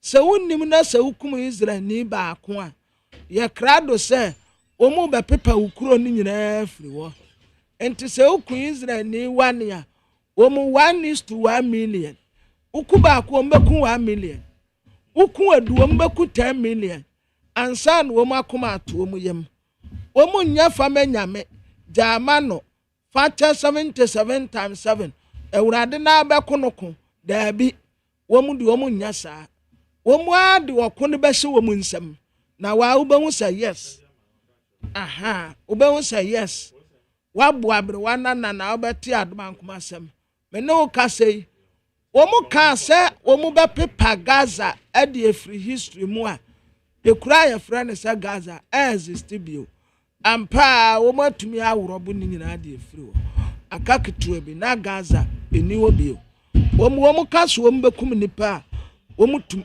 kum wɔn akoma to wɔn yam wɔn bɛkum mu a wɔn hu sɛ yes wɔn kum nipa afe ora ɛde aba yɛsɛ 548 million Ghana cedis ɛna national service na tata national service wɔ sika wɔ hɔ sika wɔ hɔ papa minim sɛ yɛ adwuma a wote hɔ din yo ɛna yɛ posu nkwalaa a yɛ posu wɔ mu wie a wote wo baabi ɛno aso obi a yɛ n'adwuma wo so wote wo baabi next time so mu sa bɛyɛ another service a wo posu nkwalaa sa na sika wo mu nye sika ketewa 548 million ɛyɛ sɛ wo de kɔka ne tetedie no mu a ɛne nam 5.8 trillion ɛna nipa sɛn 22 ɛna ebe face prosecution na ononyanfo brana champo ɛna wɔka wɔ de bɔkra ni mu asɛ ade a MPP amanyɔkɔ hia ɛnya se yɛ mpɛntam kɔto aba wɔn hia unity ɛna peace wɔn hia nkabom ɛne asomdie ansana wɔn atumi de akɔ abato ɛwɔ yɛ nim ne sanse sɛ nkabom nimu a sɛ meka kyerɛ mu anope sɛ ɔde akɔfa Yesu Kristo na fa no bɛyɛ flag bearer still wɔn bɛlusu opa akɔfa Pontius Pilate anaasɛ kɔfa Apostle Paul so wande oyɛ Kristo ni ɛbra ɔno Apostle Paul wɔtrɛtrɛ Koronto nsansam no wɔka nsɛm paa baabi baako wɔse bɛɛma mɛnware sɛ woware nso a ɛne ɛyɛ problem ɛna wakɔfa de ato ho so ɛna problem no nso kosi sɛ wobɛwuo no wo nsɔfo nwie da ɛduru baabi wɔse yɛbɛtumi a nka mɛnware koraa ɛsan so ɔno Paul no wɔmpɛ ha wo nti wɔno wanware ɛna wɔde awurade adwuma saa nti Paul wɔni ba menim sɛ kyerɛ no ɔne obi kɔwo yɛ o menim but deɛ yɛ kenkan no wɔkyerɛ mu no Paul wanware ebi sɛ no ɔyɛ pɛpɛ na wɔmpɛ responsibility biara sɛ obiara bɛha n'adwene na awurade adwuma no a na wɔyɛ nanse kura sɛ mmaa no bebree se me kura me wu kɔba me nware sɔfoɔ bio enka ɔno a bɛtena ne baabi wɔbɛtena asrɛ so esan sɛ asɔfoɔ aware yɛ ya ɛna Apostle Paul nti ɔno wɔmpa aware sɛm bia wɔ n'abrabom nti wanware ɛna wanwo first no yɛsɛ wanwo a yɛbɛtua wo yɛtua wo nso a wokɔ a mɔkye bɛsa abo egu so nti ba na deɛ nneɛma asesa na esias obi ukura no wanwo a wo de wopa akotua sama no wobɛhu sɛ wonsa na wo de esisira kekaduro na wo de kowura na to no se yɛnta wonsa na mfiri wa wobɛhu sama betumi aka na to atwom ɛba saa wonsa no woche a ɛnche Union of Democratic Socialists and Womo Brast Israel. Isia Israel for Muhuaye into Obia Sodia na wuta mu adapa. Afe brana champo tresa party leadership no. Monka muhumbo mwe said the bear party no baby our person opia de kuro no obetumi epia kwa akudru unity and unity akokwa kakra asawo yo and na yo but yet somebody be over the weekend yo normal course boxing so course boxing so course yeah Sarah promotion yes Tony Joshua Ghana has it. Yeah, hakura. Almost an Saturday the down man penny baba no come. What did I come say? Then Saturday than come. Other than the motum, that's other than the motum. One day, send a mechanic, send a band baby. I didn't tell me say. That is the picture I've seen.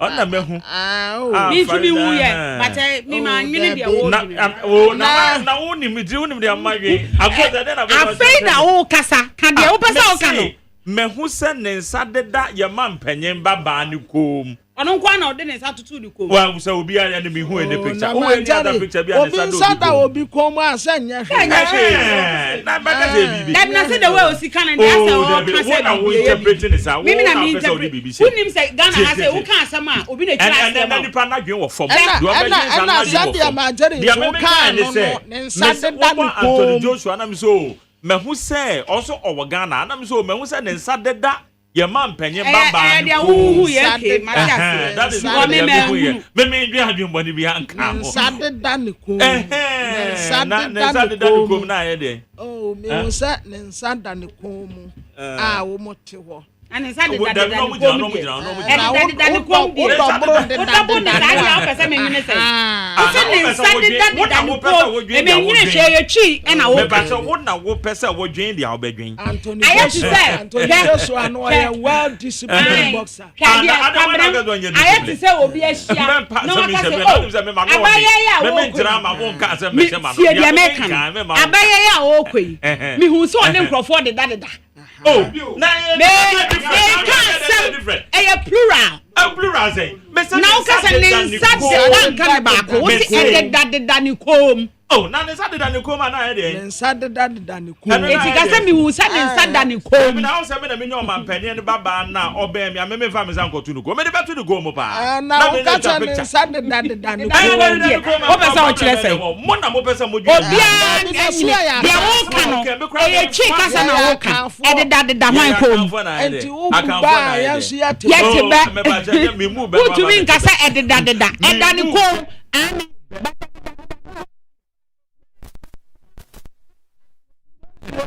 one President Mahama sorry Oko Ibrahim wa ko chi Jeski ni nyina wa hunu de dada ni kom na hunu that's the picture you saw Honorable Richard Achambo me bisa the question was no lomi until so man panya ga bi afi na Ghana na wante na me so mi hu de kama minti a e dada ni kom de wate bi da ready na go for o de mo mi o asa o pese o kire se e dada ni kom na de na o pese o kire no me pese mi kire Anthony Joshua onya hwe wo de ne nsa na atu ni kom ba ko na hu ye no na me ka de me ka na uzu ka bie no ready na go. Despite the work we have done in stabilizing the economy, Ghana is not immune from the shocks of global events.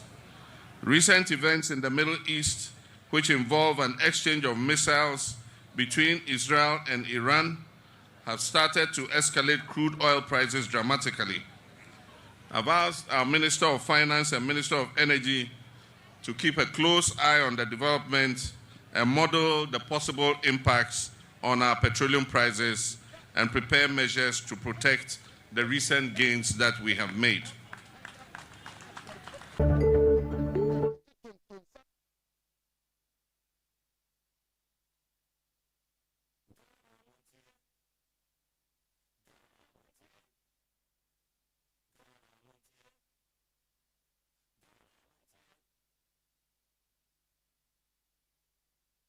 Your Majesty, senior government officials, Nananom, it is my distinct pleasure to invite His Excellency, the President of the Republic, and the Commander-in-Chief of the Ghana Armed Forces to deliver his statement. A round of applause, please.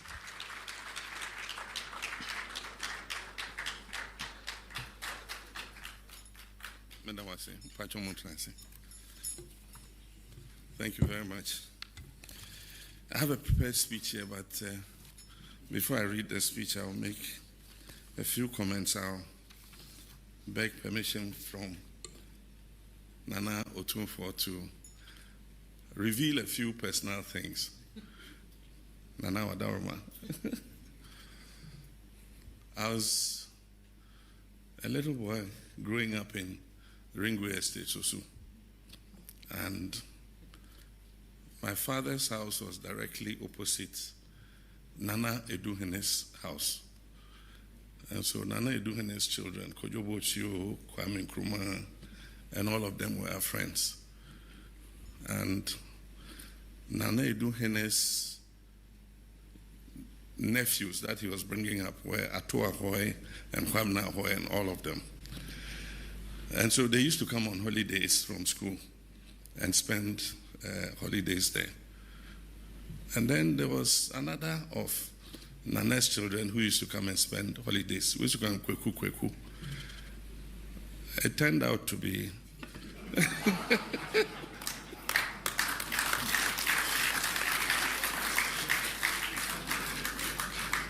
they were slightly older than us. We were younger.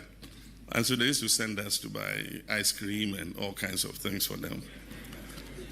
And he used to come during vacations. So later, when I became a minister and were installing the next Otunfo after Opokuwari died, they installed Nana Osei Tutu II. I said, but this is Eduhene, Oye Sefini, Oye Denkoye.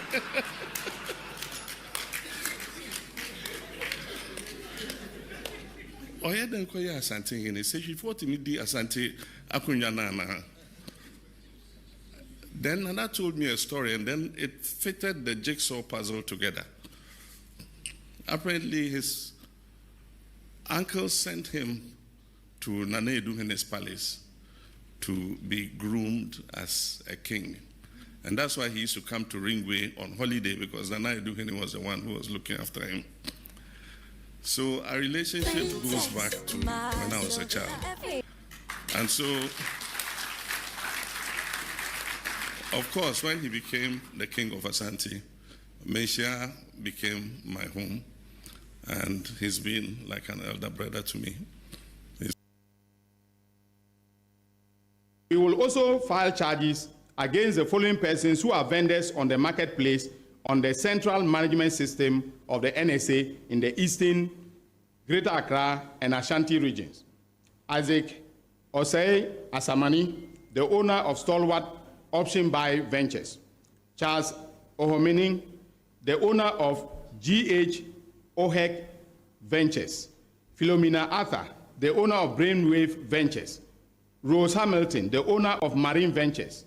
Kweku Opare Agbofa, the owner of Franlisa Ventures. Solomon Jamina, the owner of Afarita Ventures. Haruna Mawulaya, the owner of Alfaida Enterprise. Sylvia Ntriwa Opare, the owner of Silsona Ventures. And then Peter Mensah, a legal practitioner and the husband of Gifty Oware Mensah. We have made the decision to enter into non-prosecution agreements with some of the persons who were involved in this criminal enterprise, especially the vendors, and these have agreed to provide compelling testimonies as witnesses for the prosecution. In this regard, we have agreed not to disclose their names or their details at this press briefing as part of the NPA, that is a non-prosecution agreement. Because this is going to inure to the efficiency of the prosecutions that will be mounted. And in every prosecutorial decision making, we have the discretion to take decisions that will inure to the benefit of the Republic. And we have decided in the office, together with the investigators, that some of the marketplace vendors and some other directors and staff who came to us may be serving as prosecution witnesses. Some of them offered to be prosecution witnesses, and we rejected their offers. They came, met with my deputy. We evaluated the evidence and thought that it will be inimical to the entire prosecutorial enterprise if we accepted their offers to serve as prosecution witness. So, given the numbers that we're offering to serve as witnesses, it can tell you where we are headed with this investigation. And when the trial starts, with this prosecution, when the trial starts, you'll get to know the evidence that we have meticulously gathered from February, when I took over the oral report and handed them over to NIB. Nipa enyiru na nani ahode ebafo empo emabunu bi ebre ewonim nanso eni yade biara wo no mekanfo Optovision Eye Clinic ediamao. Optovision Eye Clinic provides diagnosis and world-class affordable treatment for all eye diseases, including glaucoma, cataract, and yadia would be. Dear Stronko Krani said, Optovision Eye Clinic were quality designer space. A who do be fatal. Send you penny biara. It is a when you anasa when you want the abafom. Anasa who person who are dear year. Unim baby sasawoba. Optovision Eye Clinic. Call us on 0553 270806 or WhatsApp on 0558 517556. Optovision Eye Clinic. Hey, catch it. Listen in here. And no man better to me baba no one dear no. Come so to me. Hey, I say, hey, now Becca. Ya John to mommy and duku portmanteau. This way chocolate drink. Na can watch shit. Afibian suberi ni wawarenia. This way chocolate drink. Na can see. Oh, I say, we don't come on to more. Me be one once we share crowd ya can. We had your weapon home. Ugasa batetia. And a form one. This way chocolate drink. Hey, catch up a pair, Baba Wari. Aso. Ye fear said this way chocolate drink. Ya sorry, no pan on the enum. Ye bishop free genome no snack. Ye nya ho ho anu ye de serve wo mo. Ye didi wie ne ye pebibia bogu ya de so a. This way chocolate drink in enum. And this way no ti anu a. He se kire wom, kwakwo wom, brick wom, bibia wom. Ade wo hia ni so se. This way chocolate drink. De wo hia ani so se. FDA ahwehwe se adwede nkratoe mu agye atum se eye.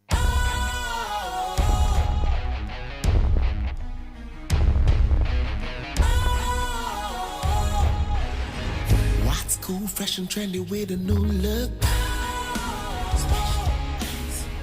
Makes you feel real good, that refreshing vibe. Satisfies you right just the way you like. Do you know? Do you know? Do you know? Ain't gotta do it alone. Specialized makes you flow. Anytime, anywhere. Specialized, feel different. Always think specialized. Special Ice Natural Mineral Water. Feel different. Think special. This advertisement has been vetted and approved by the FDA. Ghana Montier. Ghana Montier. Ghana Montier. Ghana Montier. Jamu akwaba de ba Ghana Montier so we need 100.9.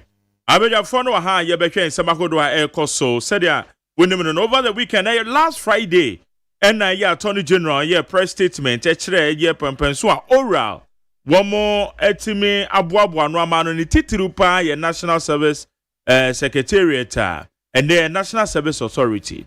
Womo alleged scandals bia akoswo ho de 2 yenim. Ene da na kiyetwe ne mu se Energy Sector Levy Act empanifo se mu organa mrashebe fe ne be hyase aye adwuma nenso ye man pania me nya ne tie due to external shocks Iran and Israel tension ababeto ho ene ye oil ye fanwo no said akwakwa we wiase adwaman so no eno nti womo atwea sensen wa direct the Ministry of Energy through a GRA say one more and suspended the implementation. We yebisa says so. Every band ye betray any musebeba na saying a bit may impact the economy. A bra yen so. According to even Honorable Mama Yariga, say ye baby to yana ye makani ejina and nine so into winning any and some ahodoa. Ewa ye betray other matters and also a raise Zoom lion contractor.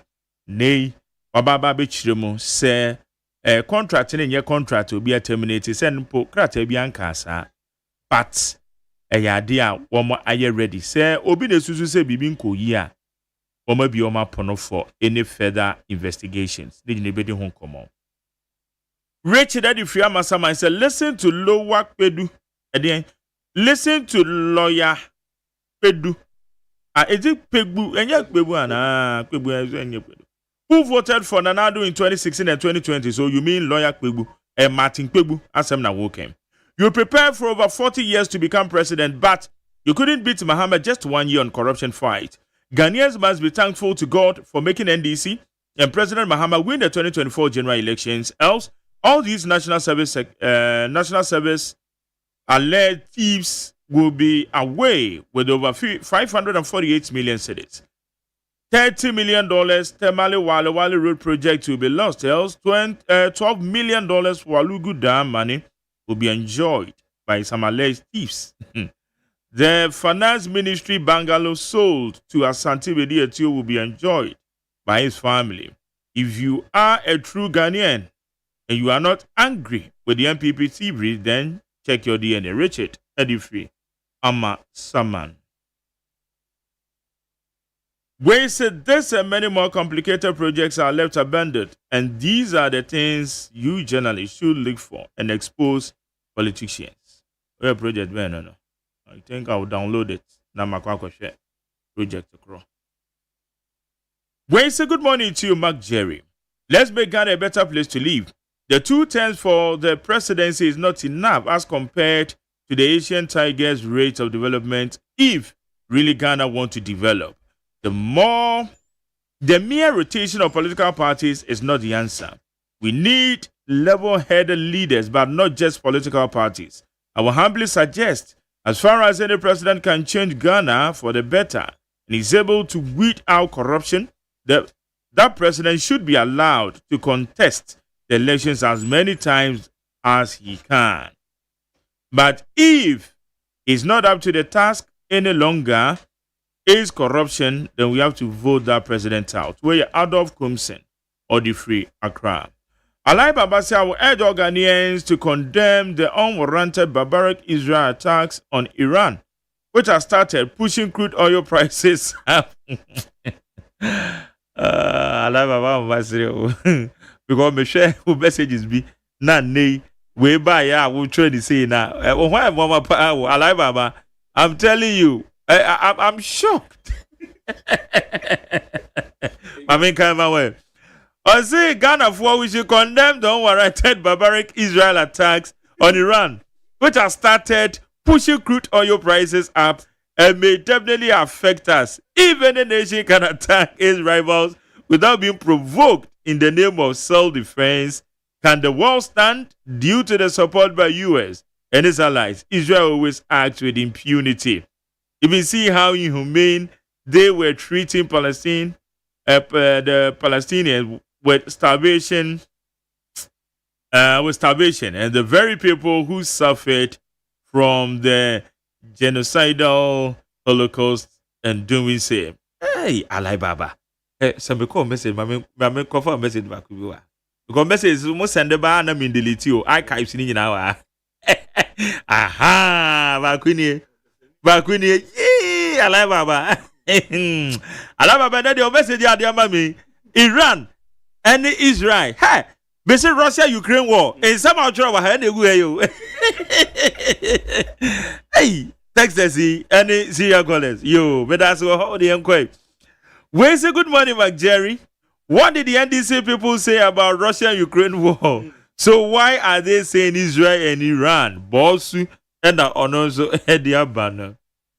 We say good morning to you, Mark Jerry. Greeting to Prophet Nigel and Howard Kumsen. Jombuadu Abanga Hussein Eke obi abedidi where your quartermaster general Taifa Jinyami Street. Kacha mami hu wate.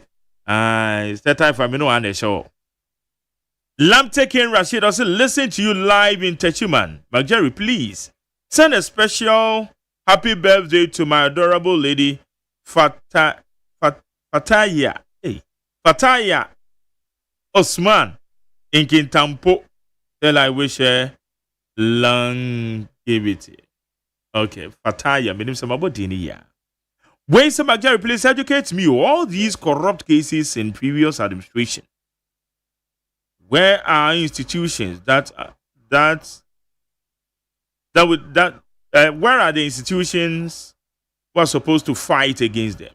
ORA was formed only 6 months now, and it works better than all. OSP, you are a pretender. NIB, a pretender. CID, pretender. Yoko, you are all pretenders. Now the ORA is working. Where you Kufianang or the free Eye Madina? You okay? That's you any message what they abreme. Na menyonku bi a oye adwuma opo Macedon Sangbo William Sangbo o se ene na dofo bi di birthday pa inti William Sangbo birthday no e di amount so opo Macedon I say happy birthday to Kwame Obri of Pro Macedon Supply Chain Department. Now this message is from let's see. Okay.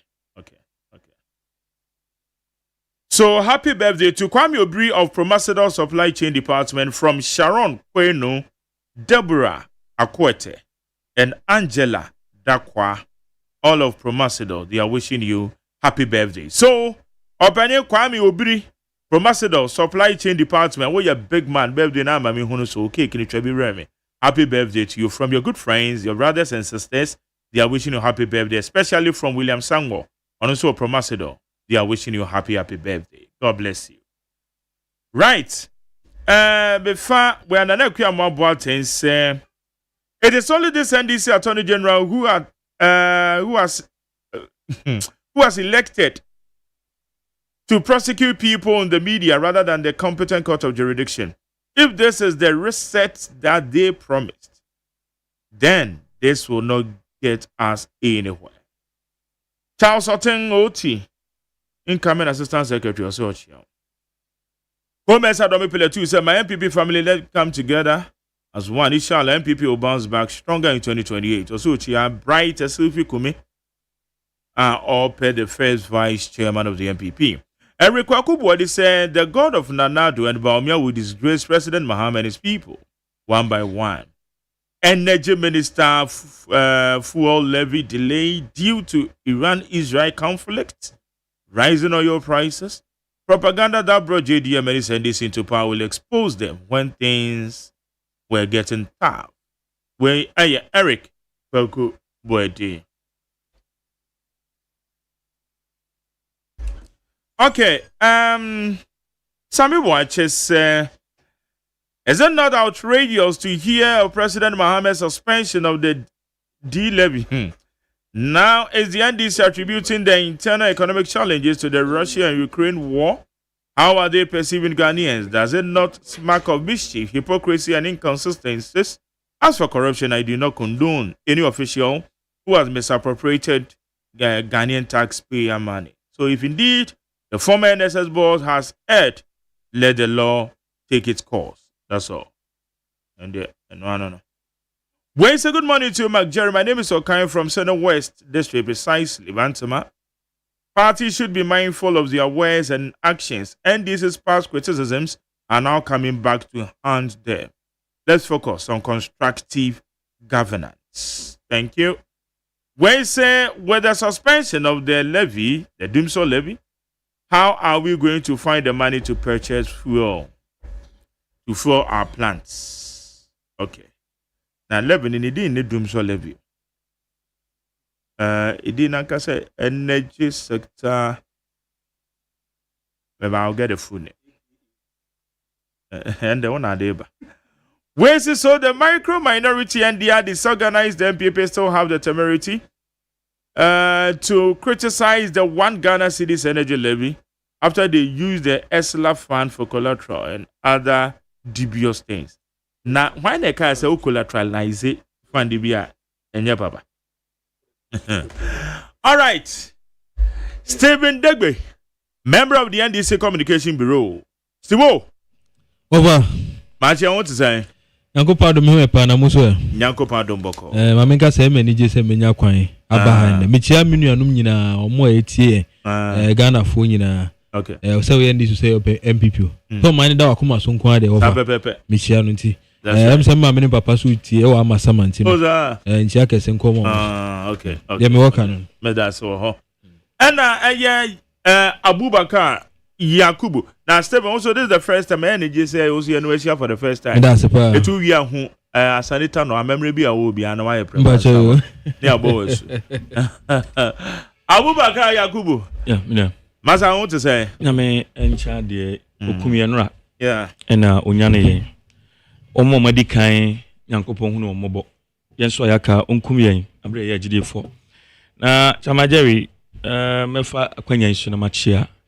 Obi bia otia no pay na nanu matena nkunya sanso na me general secretary Justin Kodia Frimpong and a national organizer na B penifo nyinara echi omo Mr. Yimadu e kan se Nyankopon koso na onton so pa engu Ghana so na ne ye beka wo ha no e akwanya ne yenya nti let us speak to facts and stay within the confines of facts ebebo ama ne otie no wa den for making a decisive decision they make my kind for now. Bedan say Nana ya mache. Eze. Na me enshira nko a me pa. Na me jiri yesa won ho ye. Anyway. Say won sande daddy da obi akom de. Sande do obi akom. Nti o ka twiro na ye kireche omu yi a. Ye hwan na jeje mu. Ma bre me hwan se o de be ho. Me ka ade yan. Be say me wo se ne nsa de da ne komo na me ka so me wo se ne nsa de da o man panyi komo me jai de be. Masa me mtra mo bi ama me ka bibi afa ma me she ma no wa. You were right. You said that. Na ne nsa da ne komo na. Na ne nsa de da ne komo what does it mean? Me chene time. Because adwe obi dwen no. De akosu ade kwabra no mo dwen no. Enja kokra na madwe. Me ko mo ka na me se ye. Also our Ghana na me say okay me wo say na ne sade do man panyin baba no ko Farida ko na me kan de sana me tiro sana na me wa Radio Gogo what they interpret here across the globe into don't worry da me me me tia se so do tia se interpretation e wona dream and na me na me asem no me na me ko du asem no it is said obi abedi ko di ni bia me na be ko di na me so me wo say ne sade da ne ko e de do man panyin baba ne ko public opinion and rain wo hu okay interpreting in a different don't super I didn't go for. Now I want to say. Okay. All right. Yes, I said that way. Mama say I'm free ho. Me protocol no kra na usan back ane. And I'm also kra na wa ben wo ba late kra ka me say free so. Levy ane your man panyin ordinary no atum GRA for the second time one must suspending the implementation. We don't know when. Now when be signed the about minority for air call for say be year free ho. Na afi ya baba be share your friend is saying. NSS scandal. Attorney General ne press conference or ne Friday. Scandals are who allegedly or the atuja. Awaka said trials because we need any free oral mo. Nia and said the be say I don't know about public or no say be an strategy or no so or fan so be my public in the near ekoso nti eno so ho nsem e down mama sha say degwe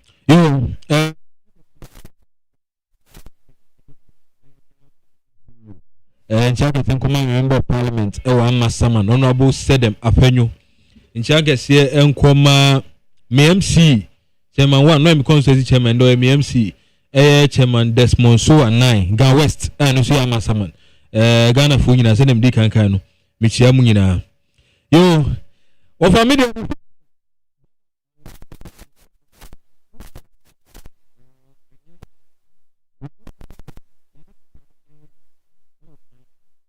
megiri sɛ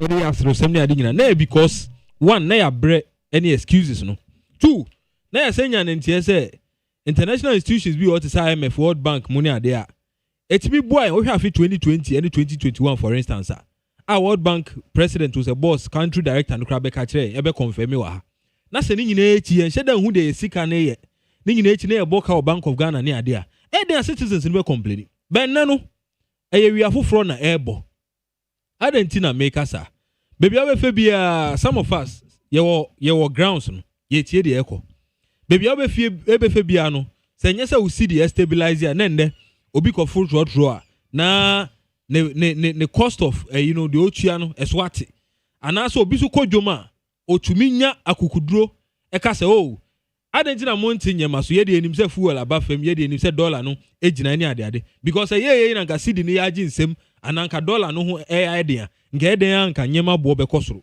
ɛno tina na no me ne ma bibi ɛfa ka ɛwɔ Accra ɛkɔ Madina hɔ baby I was so impressed. I mean, mostly, yeah, man, over underestimate you, but price after price. No, okay, kasa. Now, bought say sugar, eswati, rice, eswati. No, bought price. And I'm saying, hey, mommy, what am my number? Now, many biaka, me TV so because we're a trader on no grounds and direct and watch them in the echo. And come on, me can cry now. Chimney Ukrainian by. Eti, me feel say, Edu baby, what for so kaya. Fuel price per liter ekosura ekodru 17 cedis. Se meboa enano yesit on 12 cedis. Na 12 cedis no yemfa 1 cedi nto so. Na 1 cedi no enye bibia emfa mo aban no because bibia edu no yehia no kre ewo man nim. O hwe saa yem power sector ne ade ekabuburu egu ho. Fitimre emre santi o. A obi nim kwan ebefa so asolve saa problems. Kwa na ekosoro. Enye ne se da ho saa yekoto abana no adobeka ya togbe afeda sogli any other power producers ese omodwa because abind the omuka Nigeria for gas supply da na the omuka no mohu ye mo kakra utumi de ka to the extent of over $100 million now no man negotiate ude ma mema 6 million ude ma mema 9 million no mohu ye mo so mo ye den omo ban ebe yusu fuel ne kakra because ye fuel in other situations we say here gas no e dey power plant send you be a use generator e woni fie ni nyina ye de sika e na eye enti de ye ka ne se ye mbetwa mfoni bi enkyere Ghana fo NDC fo ye mbetwa mfoni bi enkyere Ghana fo se o ni nyina e pepepe da bi bebi eduru no no kreka ehu behia mo de mommoa yen na momfa monu tu na anu ada na mutua no over 16 cities 17 cities enkwa ye ntimi anka ho hwe e wo Ghana ha na ye de other taxes ebu amanfo kom obi grant me attempt crampo say okoyi car anaso okoyi nyema port because na de ekoso ho no fa e me ne wunyina nim sem e wo Ghana ha enne no aban no e bom modin bebre mo de mo hwe de ye de sika no eye oko Independence Day 6 March na anu ada afie twem na aban etimi di 15 million Ghana cedis e kan sika 150 billion and a celebrate one day event na out your mind na so utimi di 150 billion cedis e celebrate one day event uji so mind be ye President Mahama Bai o se NDC fo e Ghana fo enye se NDC fo ye mpesika na mom be bia duru no moma ye nyina ye nsonso ye ho kakra e ye te so ba 1.5 million Ghana cedis for that one day event celebration na ye underestimate ye to two issues ni bia se te say ye nuanum binum a omo ye bra omo nya ne omo de eho akade papa enne no hwe ye wo Ghana fo bi wo ha enne Nyankopon de omedum pempen so kakra utie binum asem pa e na some of us ye emotional kakra utie binum asem sometimes ye se su ne nipa timi fam asa ne ho atɔ no na ebi so eti apem so ene ade a ye hu ne ekɔ na utimi nya ban 58 million ye to amena dollars utimi nya ban 34 million dollars ye fan crash spare part ema ambulance ene ade enne no Ghana fo yi some people ni bi esi wenya sem bi say evidence da ho etia NDC aban on famra ye mu bi ye be jai politics minisa unya bi nanim nya bi ochina because enne no se appointee bi nim say so di agro na se wan fa bibia antu ya President Mahama on so so kra obema akotena nche enu ti na enne no obia ebo moden se odi on man no ebedi nkan ne ye ne saa because isia ne yehu se Ghana for de oya ubeko fie emfa ho fie nan emfa ho ni fie wotwe entimi de masam ne say one city energy sector levy na metie so for pound no krase one city ne suadodo so for me no ya adwen me kra de menya ka metua 3 cities de hia ne se sika no ye de ya de pa ama me o man mu utua enye ya na mom se utua o sika no na nei obeti se ye de akoye Independence Day celebration 2022 one day event e o Cape Coast as spend 10 million Ghana cedis enka ne sika 100 billion utua sika ama ban na what say yakopedua se lodge akoye 2 day event cabinet retreat akotua ako spending 4.5 million Ghana cedis enka ne sika 45 billion ebe de na wetimi etua SK wofa utua tuo e wo man mu say energy sector o say financial sector o say economic sector na nde ubeti say o man panyin a oninam mfie duowotwe akofa the most expensive flight in the world etua £15,000 per hour wo brekwa na watoa France for ko patch say ne ka ode yen fanche no ode bi ko he Champions League match e wo Spain eno nde utua be ya pa because ube say tua na utua no kra unhu ne ekọ energy sector levy e ya de pa Ghana fo nyina muma yemfa akoma pa enta ekire na President Muhammad ya ode na ode asem emfa ho say ne second term e na oye bibia daidi enna no minim say ba NSS scandal mebo modin a kirechirem kwan a binum efa so edi yensa yensa echi eboye yem esan roye ka wifi ya meti etutu anuma ho san be kire se anuma ban ni e wo man we mu NDC fo yenye sada ye baye bibia kire se aban no edi sika a esefata se be ma Ghana fo ha to mu no ye de esefata eti wofa Magari eti ka officer ye nipa o NDC mu ana na no ada obi timi fa over 120 something ministers and they are so about 60 me no ka say me of Sanitation no o my minister deputy e be ma na ye but baby eduru no ye ne sa enye ye metimi ko several ministries who deputy kra ho office da ho antika President Muhammad ne peno no say ne ko fo aye adwuma mo man nko omo enye adwuma nya na mom ya nya ne sa enye ye and then nipa ne beji sika pudu egu ne botom bosome asa betina V8 mo asa betina official residence muni ade ni nyina echi na binum so esan wiaye efa ho enye ye na sika enyurugu saa e wo mani na dodo na ho na e kire omo enne no President Mahama so what ministers so aba 56 anka even obi to say honorable Zaneto muni ade anka ne Ghana for dodo hwesi ni hwani so benya appointment no bibi ni omudi enyam bebi ye maami o we sika do Dr. Grace Ayesu dankwa okita PhD in medicine sakra another PhD won chen wonu nyina nyiri nyamba minister ni mu wofa Magari nti ye pen no as aban ene se kan kofo enye dwuma nya na namom on mine first ya kodum pempen so obi ebehu sampa enne no ahohyeso aba esika sam tutuo mu e Ghana ha se ne be ya Ghana fo ho beto mu enye se odi 100 cedis 200 cedis e koto ade na obehwe na sika no asa ti se nsuo no ohu de sika no ye inflation It's me rise do 54% in maybe a now what me wa buying our inherited debt stock of 122 billion. Oh free so now the debt no every I could do over 700 billion. Ghana for me 1 billion Ghana cedis be a 10 trillion OCDs. 1 billion Ghana cedis be a 10 trillion OCDs. And another in the pound for over 600 of that. Ni nyina sambo ka 60 billion or Bank of Ghana ni nyina state institutions ECG Cocoa Board na ni nyina ye de ekosi awo edge loan na ya collapse get fund ya collapse NHIS any ade ejijejeje ka ho Ghana for bisa se na sika we ni ade ye den eno ni nyina echi na mudi over 20 something taxes ebi kra na me cry stand to be corrected. I'm being charitable and ebu ye kom but no energy sector levy is because primarily $4 billion debt and the energy sector ho eti ye besre Ghana for ye nya kane so ya na ye bekasa eti yemfa akoma pa yenko benkrom na yesre nyankopon se bra President Mahama odi eti so more ye betua ne more ama mu de mu hie de sika na bia no na yeso ya den yakọ enim eti over Magari. Yes, sir. Me kakra me wofa energy sector. It is about the old sikano eden. Me dem fi say no ena hu hia. Because ye no ma ye ni bi. Over me timi shi obi na mama ne kakra. Na no so e. Se wo hu. Eti se fa odi bra fa kakra bra na ye nyina ye mfa mbo man ne ho bra. Enka nya asem bone. Ye Ghana for ha ukọ Arsenal Football Club any other international clubs. Otibi ko tueska e wo ho. Ochi odi enije na ekọ.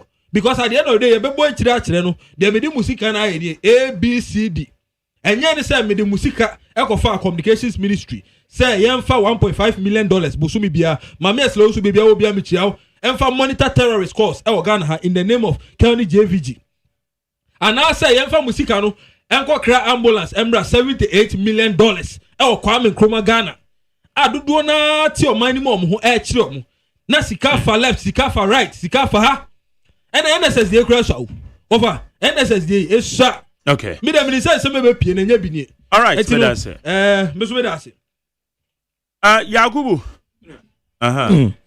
Edin kai Dr. Mahamudu Bawumia mechian baby obia the former vice president Dr. Bawumia Nyankopon akasa and then the mesori free fee mu ha na me the evidence e kire say Nyankopon de akasa now but answer na me say Jerry you will do this for us boy when him say MEF mineral income investment fund CEO no Justina Nelson wasake and for winner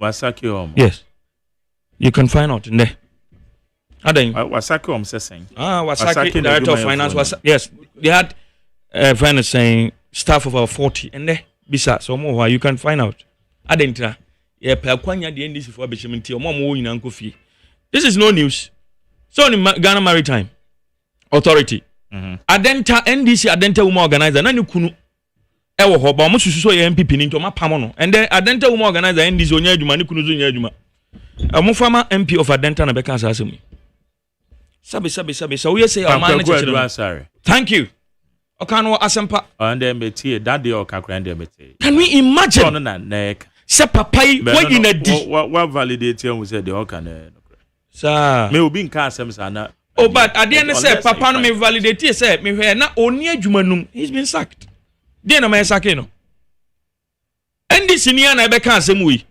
so intercede ba anye ye now let's proceed now senior you see energy sector my man starting free here e kana ye nua no e chima okasa ansem wi nyina no yentie de Venice World Bank country director Ebeka your friend Pierre Laporte so okay meaning I say Eura John Mahama contracts and I say PPA's contracts or sign you know they were notoriously mischievous they were needless and useless or say contract na ye ne IPPs independent power producers and sign you know chamene chrono would disem between 2015 and 2016 I did not say it and Ghana will pay dearly for it and okay say MPP abina abano on renegotiated some of them yes I can be compounded in within 30 years yentimi ampa bini atemi eboni amudi ye enie we were able to renegotiate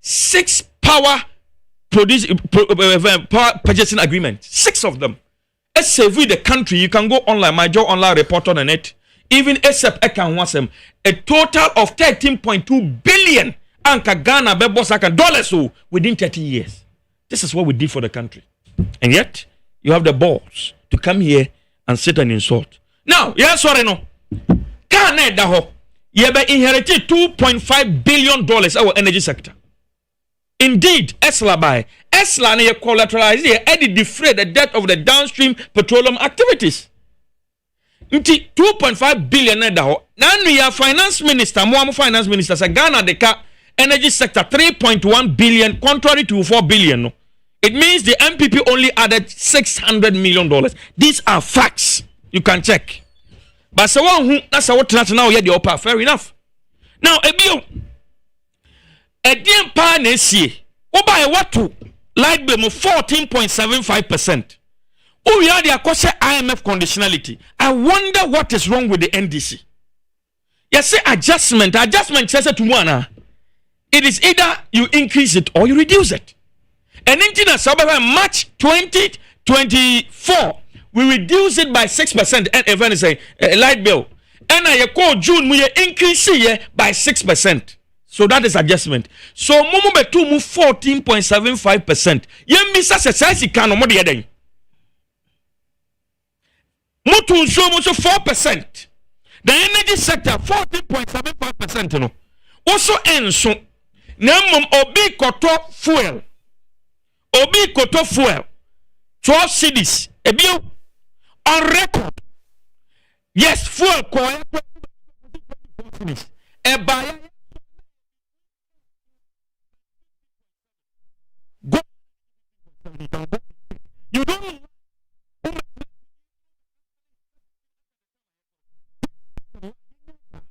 now. Correct. So a yes be. Now fuel no. Also be koto. Be a twaba kuyen fan say any 1 liter or the 1 cedi netos unti yen gallons. So car efa 15 gallons ba ko be na say 4 no one multiply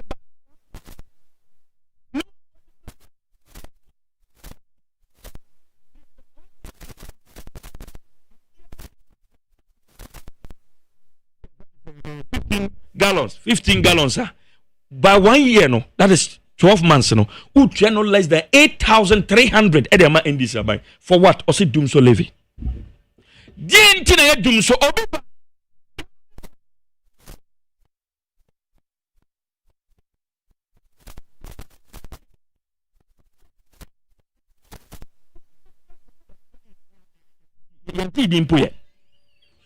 Enti what to like bill mo now the 1 cedi essence so ba beto even the 4 cedis 1 gallon be 4 cedi 50 pesos na say a year uji obi 8,300 Ghana cedis no be the levy buy also sebo ye wudini and name me no kasai Jerry COVID levy so no so amount omogusote do you so no so amount ade send we free ho me da se me say omogusote eni tira me kasa nya atwom ade o ade senior me kase ya ye ho abro papa as a country eni tina de bia me kase ye mmomode ya se de obekase onyen mo kase mo mfato okra ma mu do nyankopon mu di se ense e wo kroma finance minister se ohun hia nyansa nim se de new levies beba wanka nto no mfa to obiamba anajo de som 1 o'clock man consult to obia mfa to ofoforo bia ma to no ma suspend na e ka ho asemi na se no enye foforo wo dada no di bia be kan odi dey be kan additions no yeah no so or the foforo but no it's a new no 1 cedi ni free it was never there so it's a new, it's an addition, it's an introduction. No, they repealed. So they repealed it to give us a new face of the law. That is it. It's a fact. No, the for buy. Now, DNC. Sa sikaya and kamoba beji nemo de to Iran Israel war. Uncle Pong and Fire Bonnet. Senya me the end this for your show me nasi within 1 minute. Adenyanokre. Anyanokre. Ubi sam sanyanokre. Yet Kroma. Oh, me tum say ayanokre. Because external shocks will impact our yeso. But your phone and among canocre fan. Me better na me need tronchre. I am sticking to facts. Anything I'm saying, me nka say ayanokre. But one more hypocrites, chronic hypocrites. I must say Russia-Ukraine war had no impact. Yeah, they say Russia-Ukraine war. Me what? Almost say impose say yabada say Russia-Ukraine war. Edruba bi COVID-19 amini eka wansam. Iran de impacho yakasa obi ntina fe ntuanaka. Akufo do ma aban adwuma ye for do na tena fie for 1 year na otuamuka. Has it ever happened in this country before? Yes na IMF any World Bank for sika omode bre yen. Omo kire ye kwaya ye mfamfa so nyese ye de besa wunsam. Mudi ye propaganda enne Iran any Israel. Yes enu momunti. Eye nyankopon kra it's a blessing. Say Iran, to us, because at the end of the day, Sankanya no one can come in 4 cedis 50 pesos 1 gallon levy in commodeba. But Abai, and no suspendi. But they may be sana say. And the uncle Pim da bay, and no Ura Mahama. Ebe Koswan and Crow for Eddie Ghana for drawing the Eddie Agro. Near Pegania Cocas, oh. Sikabia for Command of Collins Dada, you know him, right? Honorable Collins Dada. $256 million. He was in court. Honorable Collins Dada. He was in court. A Bible in Kuro ye. Honorable Collins Dada, not a friend of any witness to say the Eba. Or Yarim Maku 15 times to delay the processes. Yes, 15 times. And I'm putting it on record. A year mobile, you discontinued the case without giving us a reason. $256 million. Can you imagine what it will do for this country? Ebio, so do Stephen Opuni. Any show they are going to go. Why then? Stephen Opuni yare maku 64 times. And to delay the process. Say numbers in there, I can't validate. You will not validate, I know. But say I can't for now. But say be about 64 times. Say you are going to go. Yes, I counted because of today. Because when you say you see maybe. Senior, say you are going to go ayare maku 32 times. Ono so cry witnesses or because when you na abaya bonunkura wieo. Me pese obia take this particular issue very seriously. Abaya bonunkura wie e de na dance fo nyina ye bia wie na aduru omo so se on be counter mo be discontinue case. We are looking at any senate said ogongo no puni case no any Yewura Johnson Asiama, you know him, the Bank of Ghana, he was charged for. We are looking at the whopping $2.1 billion US. And some of discontinue case in Nina.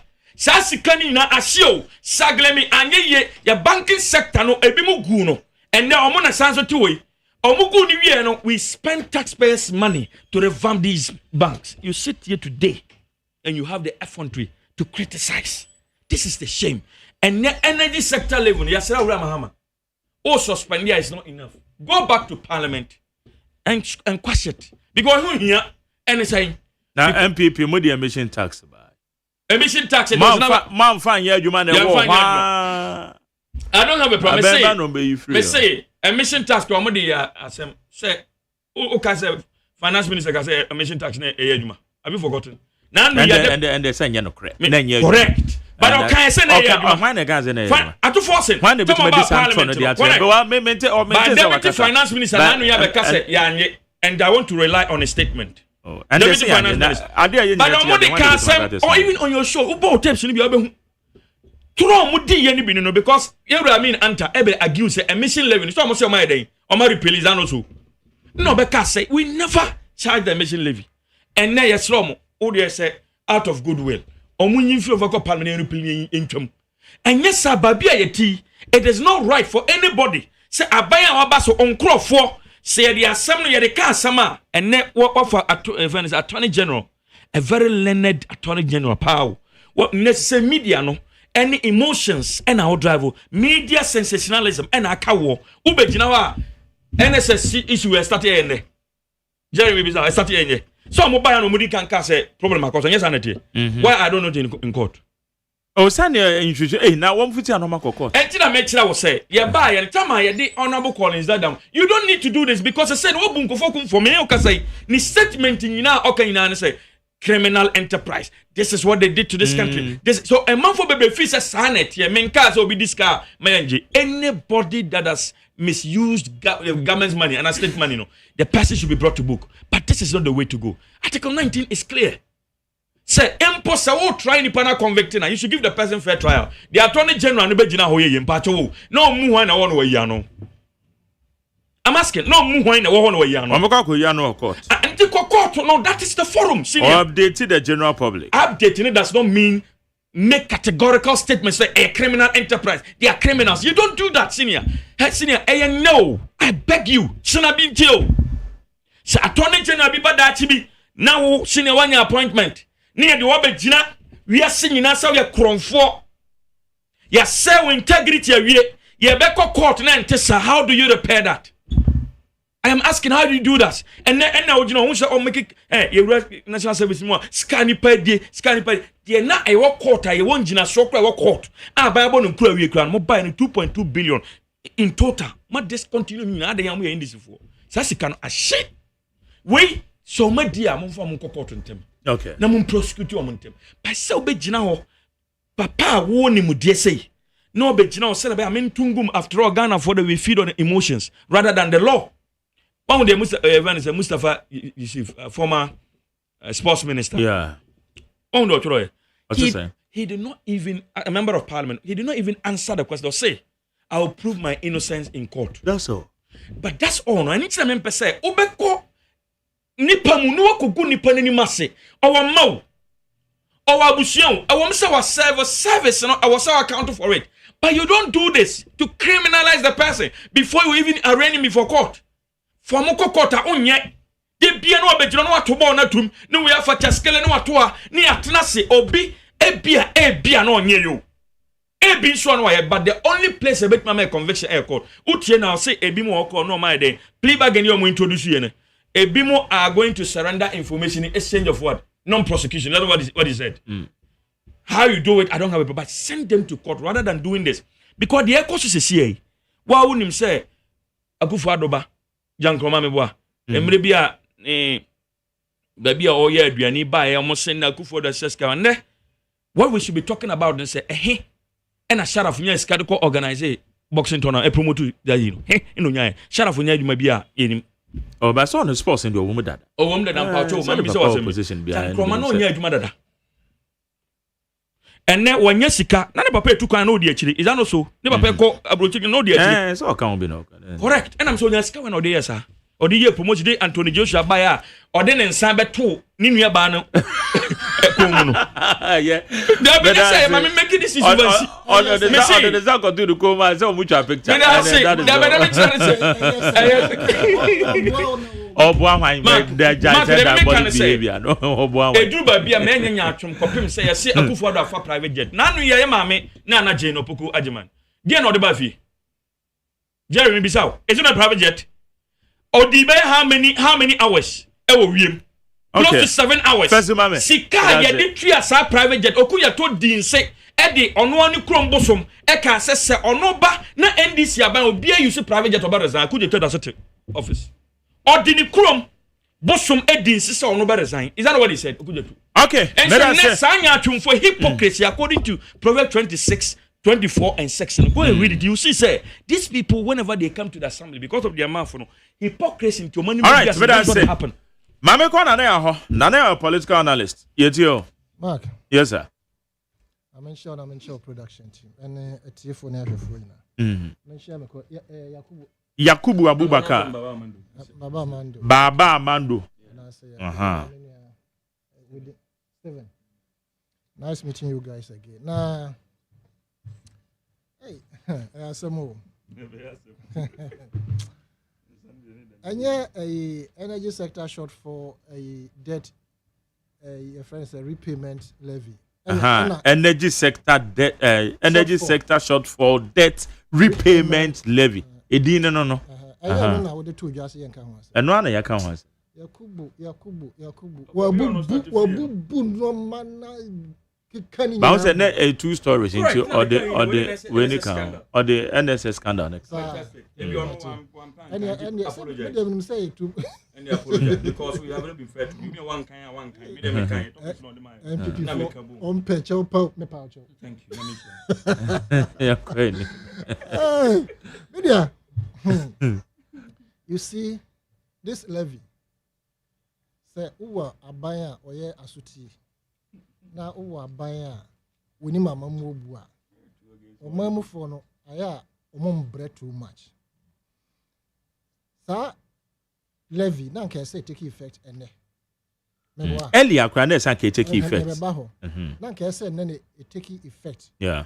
After it was postponed. And now upon consultation almost say you between ako enim. In fact, they haven't even given us a definite date. They say indefinite. Exactly. Why? Say a banda debia and can the bet can be a once or more can say or more implemented. And can by no more implemented that year. As a banda than yet to be on the bio implemented. And yet to be emission tax, woman implemented. Where road where your friend is saying insurance. Insurance say 11 will be it wasn't implemented. Mark. So that's correct. Yeah. Sir, Pacho Dame, a lawsuit tax in the Omo implemented. Yeah. Omo implement 2.7 something capacity and above. And now one more sign you free. Yes, it was as a result of the agitation. Yes. That's what it was as a result of agitation. No stakeholder consultation. To the analyst, political analyst, in fact, that particular tax there was no. They never did emission. They never did. No emission. They even at the time, Omonkasa Omonkrophone, but no Munim said Omo implemented. na ba ye de ne yenim say ye na say ye mama for the MP kura nim na say wo nim me de na minim it tells you said then there was a shortfall somewhere you see this levy that is supposed to be introduced and can affect you in any way because the pump price now you better no and as you go to turn and can sa pepe you better no the fact was that at the end from up to even about 11 through the next the next window which was to take window ni BA and 16 and ABA and rana na calibration take effect the following year. Right and sanka and take effect almost say upon consultation the AC woman on it and yes say ye the bebo ho safo somo anasafo ni say the AC woman on it yes ye tutu no mabo almost say the AC woman on it ade we ya twa sensem. If you want to compare that to the past, say Ukraine and COVID, more the boy for the from 2020 up to even more be free abemina Russia Ukraine. And you be a by way a bar bemono. Na Russia Ukraine moja kono. So no munjae. COVID-19 or say, and that's what I ji. And you have been photo. As a result of your own party or more IMF conditionalities or more anka so much rock or more COVID level no a shame. And no and it you know it and they are saying that the next budget when the IMF programs they be around the happen that is the only period at which COVID level you to me a year free. Of course politics and their jargons and their promises and their campaign mantras obi bet me aka bibi at the end of the day obeba abemo say oh I didn't make sense and yes ana net wohwe omapan kufo a oba abemo kan say ne nsem kan ye obedu abemo no say ade na wuti abonten a wo ne different na obedu a na wo the reality so these things no enye MPP nkwa na ye bi enye ndisi nkwa na ye bi but the reality on the ground is that obia enka say the external shocks ni ntia say yatutu no mo Ghana ha. In any case our city is appreciating. In fact baby city na ko gina sisi no I'm not happy. It should calm down. And on can say within 10 and 12 no. I think the city should calm down to about 80 crore panka. I see in your single day. Yes. 10 the anosh into embra from because I don't think na concern bamba dadano onyaba papa. Mobile no you have shown some kind of faith with the people of this country. Petro Boaba from city has appreciated. Commodities on the market are coming down. Until with all these inroads and I say all these monies that are coming into our pocket indirectly, no, it tells you, sir, we have good governance at play. And sincerely speaking, so one person who compare NPP and Ananadu to your friend John Mahama, and in fact, you may want to compare Omanpen Kufo Namamo to that of Ebia John Mahama the first term. But this current situation, any analyst or any economist or bear analysis situation regards governance will tell you, say, we are making headway. Mark, Sanka, abandon down the woman that's called the Equia. But now, saying all the programs that they put in place, and I've sat here to comment the former vice president on the issue of the gold for oil. And I mentioned, say, on the books, the project looks so unique. But its implementation, because of selfish interest, the middleman be on the question. Sanka state-to-state engagement. Middleman be on the share ho. Any for interest say ye pay no. A quite we are saying a car or more back to as a result of the gold for oil no. And ye kaketwa. In fact, we never envisaged that kada because of that gold for oil and ye come. Because a country treaty and yes anka a policy no and yet nemum and crofo selfish and parochial interest and a money baby and I am so BOG governor said my reserves no reserves are in my no kind now says anka as at the time you make 30 there be any 30 point something more than 2 gold reserves of 8.4 tons right and nyambotre yes under your government Moshe Mukina. And as a result of criticism, no, Bank of Ghana, yes, say, or more share, now or more de your shares here at to gold.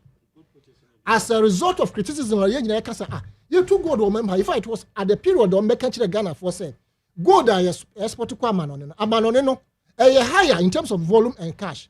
But over Ghana had the airport no lower in terms of volume and cash. And when a month for started so sorry a year can once. And the company is a Bank of Ghana bench share way back I think in 2022 or so. No 2021.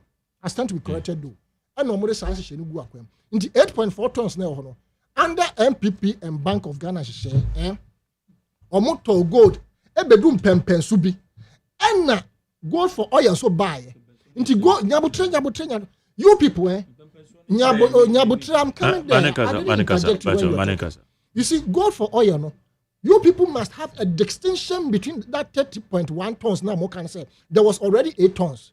How much tons did the Bank of Ghana ni aban that share edibedru ye and how much in terms of tonnage na gold for oil also they buy. Don't conclude ever at anywhere. Sir, you brought about 30.1 gold reserve. It is never true.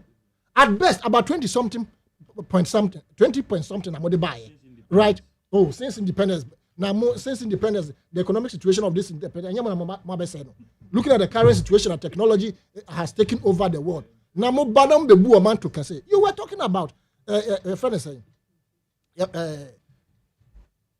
Esika ebemwa mufi say entumi nya ade bia enti once a man panisi or suspend and suspension keke no onko parliament no onko kwashi so onko kwashi it benefits all of us but at the end of the day you better do some at a point in time so we implement here we have been told specifically what the monies will be used for I know na ye need actually right the same fan say Kumase Buankra a year almost one bay Mark as I sit here what will be the use of Buankra if we are not able to construct the railway from Tema to Kumasi? You bet me even passenger and a traffic issue Adam okay. Nti would you say Sanka ye will rail running effectively from Accra to Kumasi and can start traffic. A lot of people try to join the plane train rather than some joining buses. You understand? And Grofokra could have parked their cars and joined train. Yet, into what I'm saying is, we are all going to monitor, say, and legacy debt in one. I'm sure, say, all think tanks and other social CSOs would be following close. They'll be monitoring closely. And to me, more you have the convenience to say, when you free home. No more to me, boss, more say, Mona Modi do so asamba. Forgetting, my friend, you made a very big blunder. Sir, a car at Dahono, now it was 2.something billion, and a more money about 600 something. That was it is not true. I can the energy sector. I must say, I do 3.1 billion. Yes, and in your session, the money 6 point something. So that is the data. And I'm saying, Obua. You see, so let me explain it to you, and let me advisably. I may educate you kakrebi. Mobile to start 2.5 billion. Mobile free one is saying 3.1 billion, right? Nyabutre. Are you telling me say mobile throughout the 8 years no? Montreal ekebia at the energy sector now. I've already told you, sir, downstream. So, Mr. Question, Mr. Downstream, the Esla, no, and they defray that debt. That's what I said. My brother. That's what I said. Don't deceive the listening public. I said that. You see, the Esla. Now, one more so collateralize it. Esla, edukojis, downstream. Okay, now, why are we criticizing the Esla in its collateralization? Say no asana ke kan be so because World Bank reports on say no kwa me kind the honorable example. World Bank credit project say your energy sector na ke $12 billion. And I may say Esla na ye de to ho no. The Esla was meant to pay the debt within 5 years. How come it was extended? Adi amomo criticizing asana mobo. How come it was extended to about 15 years or so? It was because but now Saturday and Tasumo yen show say Esla na san ke timi tuya. Sikane bank kakra IPPC nso gusu noa enyina mahoden de maye ena buru kagu ho wan hwe ni ya wo kan ba bia bka kodudu ye ba utimi tua ne earlier This is how it will be. It doesn't work that way. Sir. Who to meet Trian earlier? Where did they get us to? Where did it get us to? So I'm to meet Trian earlier and carry by the same no move from a card. And that's what Dimitri now Ben we be free so not still energy sector the case. Even though say President Mahama can say by 2026 energy sector echo yeah to be I clear there. Yeah confess can we? We are talking about 37 billion Ghana cedis. The roadmap for creating ESRA was to ensure that the debt that NDC came to meet and I say at the NDC which was there would have been paid. But within that set period of where they put a sunset clause on it within 5 years, would have been paid. You criticized this. When you came, you collateralized it and rather even made the years more. This is what we are talking about. So you misuse the ESLA. The ESLA was not supposed to have been collateralized.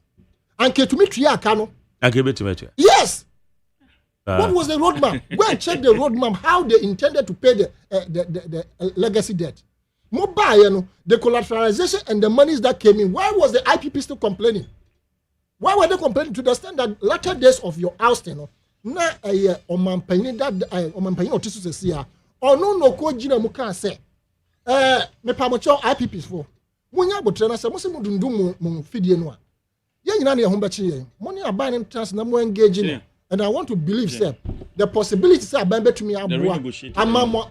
Oh yeah, send it. Amamo to me engira mundan so no. Mo betumi agina. Nti we no George Ontemoni abanka. The president today when he was in opposition had to step in for the nation. Collateralization of the various funds now more all the economic buffer pillars, ESLA, Ghana infrastructure, heritage fund, etc. A dear benefit part of the Ghana because you paid the preco. Boom. If they had used the money to pay the debt they claimed they were going to pay, and can they could do 3.1? It is in Parliament. So my brother, when you were talking, everybody was quiet. I understand, but don't. No, but you two don't do that. When you were talking, everybody was quiet. It's not like what you were saying. They were all right. No. They were not. What they were challenging. So the fact is that more bokato, the debt must be cleared.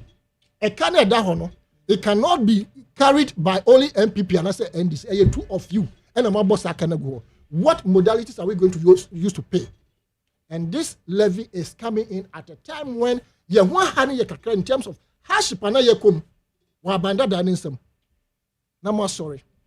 The question I keep on asking is, if you had won the election, MPP, if you had won the election, what would you have done differently to pay that debt? And now it is not like Sanka.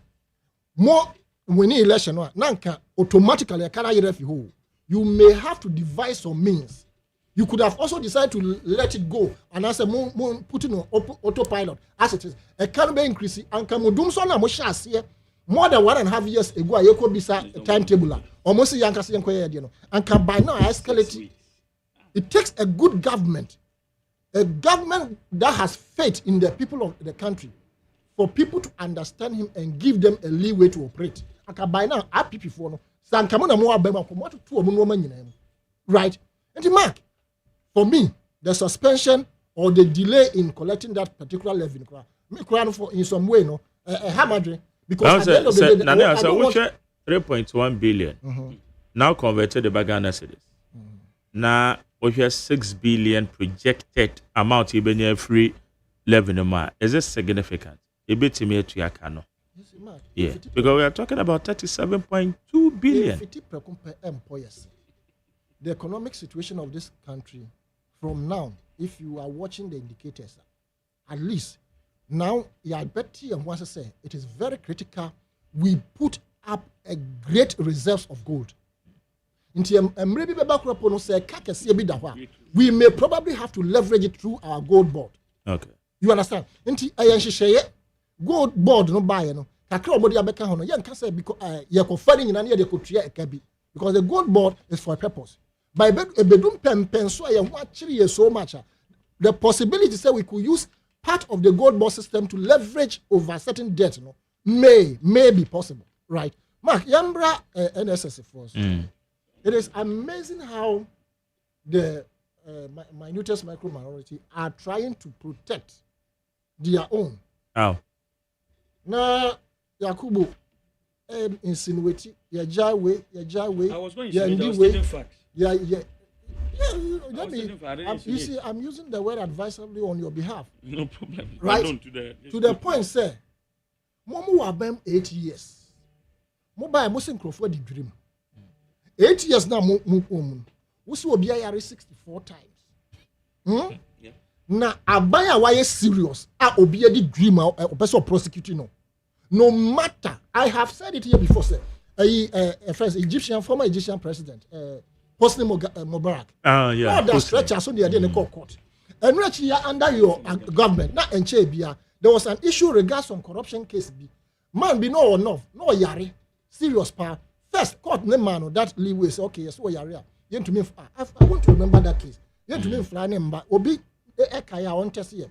You to me, fly name by Yenyabu Tremano. I think within 3 weeks now, yes, they hold the man down here in Accra, not a wheelchair, and on court.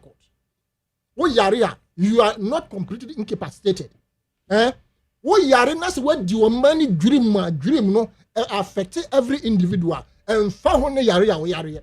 They can try you, your lawyer can be there, they can try you with the fire, you be jail you. Right? That's a matter 8 good years. What the hell? Okay, are you happy? Is it probably not you scratch my back, I scratch your back now? Government, yeah, want to minka. Inti anka say, Obia, yeah, can't say me who asem. I hear you near dear actually. Now your person can mobile, Baba Church, you say. It's a capudo say no mudi. More a sector minister buy or the sign immediately to pay about $5 million to a certain contractor in continuation of that project. And Kosiaga. Which one? The seglement. But I'm saying when a seglement, you know, your friend away Alahaji Yakub. On seglement. You see, so in that particular case now, Moma buying a hole in a buy. Why did you bring the man down to try him when he was sick? And then you left off some people off the hook. Me, I'm not. Look, I told you, Namity, guy BFA. Not for your former person member position, but appointee, government appointee. Yes. Now, of many former MP aspirant. I wanted them. And I'll be catching them. You know, say, now, say a boa radio discourse for the defense of Nkwofoya, my brother, boy, Mombako, and person, my body, you know. Omoya Jeja, Omonbako. And now, my catcher is a massa. I don't have the fact. Don't worry, my kind of hard that. In fact, none panic to her. I'm saying, I don't have the fact. Apart from that, you know, I did a minimum hoshi. I'm a quarter bontin, say, me can be a manipano. One require a bonus and tansa win. At the end of the day, I may disgrace myself. May say, because of that, 2 years now, the man can send me to Fio Kropoman Krano. He was on serious loggerhead with me, up to date, I am Casa. Because, no, I provide the accommodation, mama, and what he wanted me to do, no, I didn't do it. Right? Now, integrity, per se, you be who says a glimiasam, the Puma Sibre. But come to think of it. See, to make you over $250 million at the C Square Bank. Now say, yeah, the 190 something million at the C agreement with over 1,500 something houses. 95% complete. And can you hear no value? A dear national security, a dear security in Kwa, and the value was 200 million. But they use 100 for 5,000 housing units. Yes, and I'm saying that they use. Yes, and I'm saying, sir, that 190 something million dollars that they used for 1,500 and something housing, that was 95% complete. Compared to Square Bank, no, a dear security in Kwa and a core bank anymore. Until they varied the cost from $95 million. I could see over $250 million. They provide accommodation thousands of people. Into some more baba no more transit.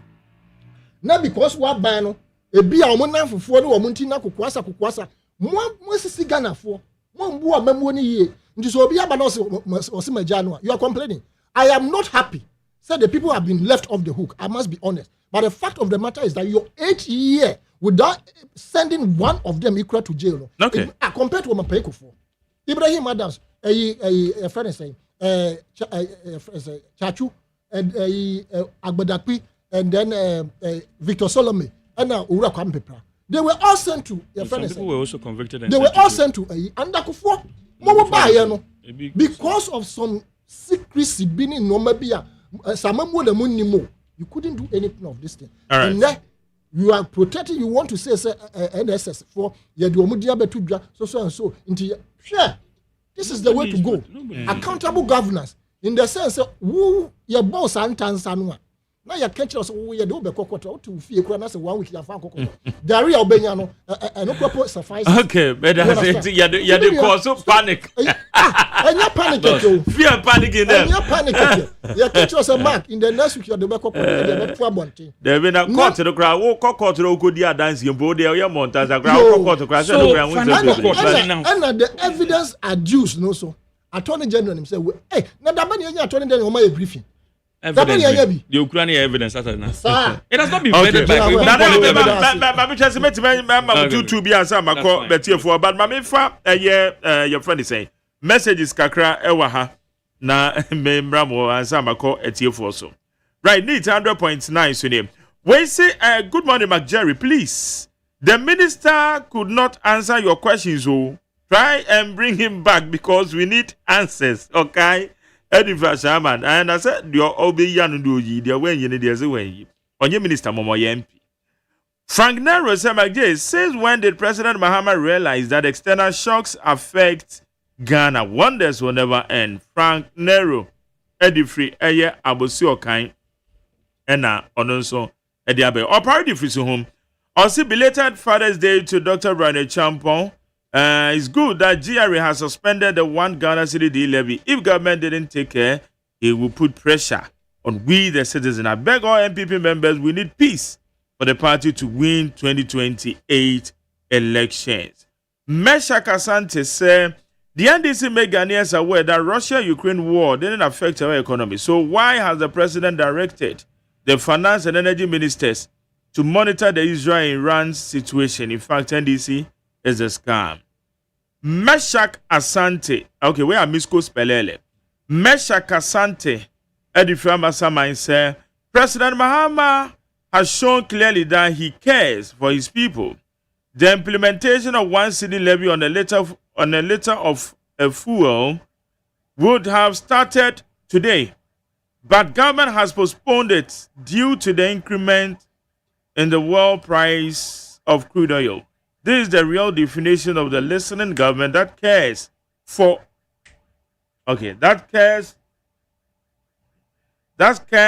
his citizens, unlike the previous MPP government that kept putting burden on Ghanaians. Still, the price of fuel continued to remain cheaper than that of the MPP. Eben said, Eben said, what a listening government that we have. Truly, we haven't regretted the change we voted for in 2024. Fuel prices are still dropping and CD2 appreciating. In fact, experienced hands at work. Nti ono so ne dia or the abenie. Na ene window na ne awoba na e say we say yaw asanitano is not a political analyst. But na oyede next time we political analyst because NDC clear.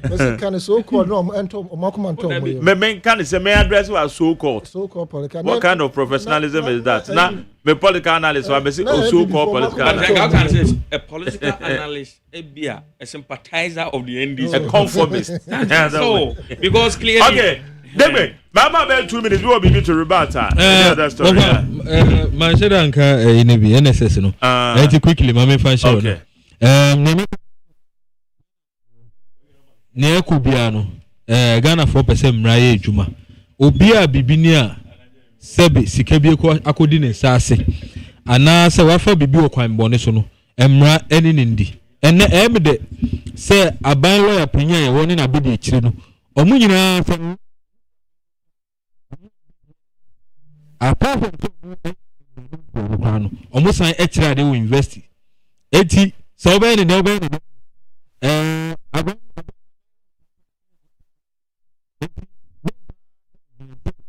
eti mna metie Jennifer Kwanmu ne yadoma ko ba fum na do mukra mpo ehu hia mukra se yen kra se emranya adwuma because e bia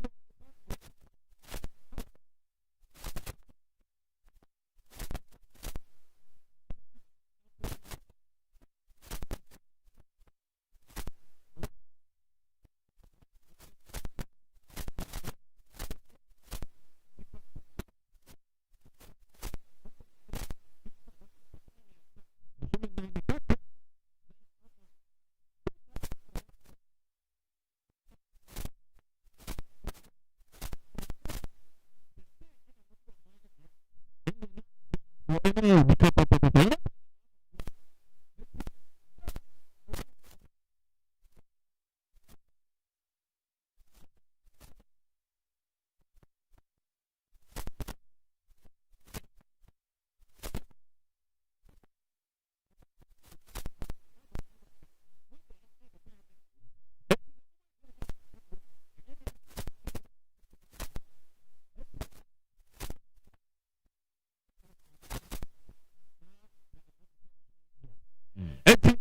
you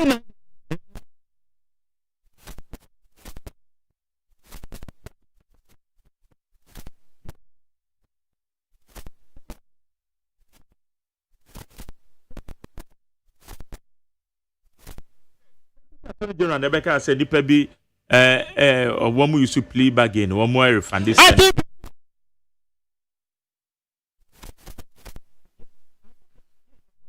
India. Let us also know. I think so. Also, Ebia na send on the fast and on tempty. No, Chinebi Mumubako, Echo Dia dance it abaqua.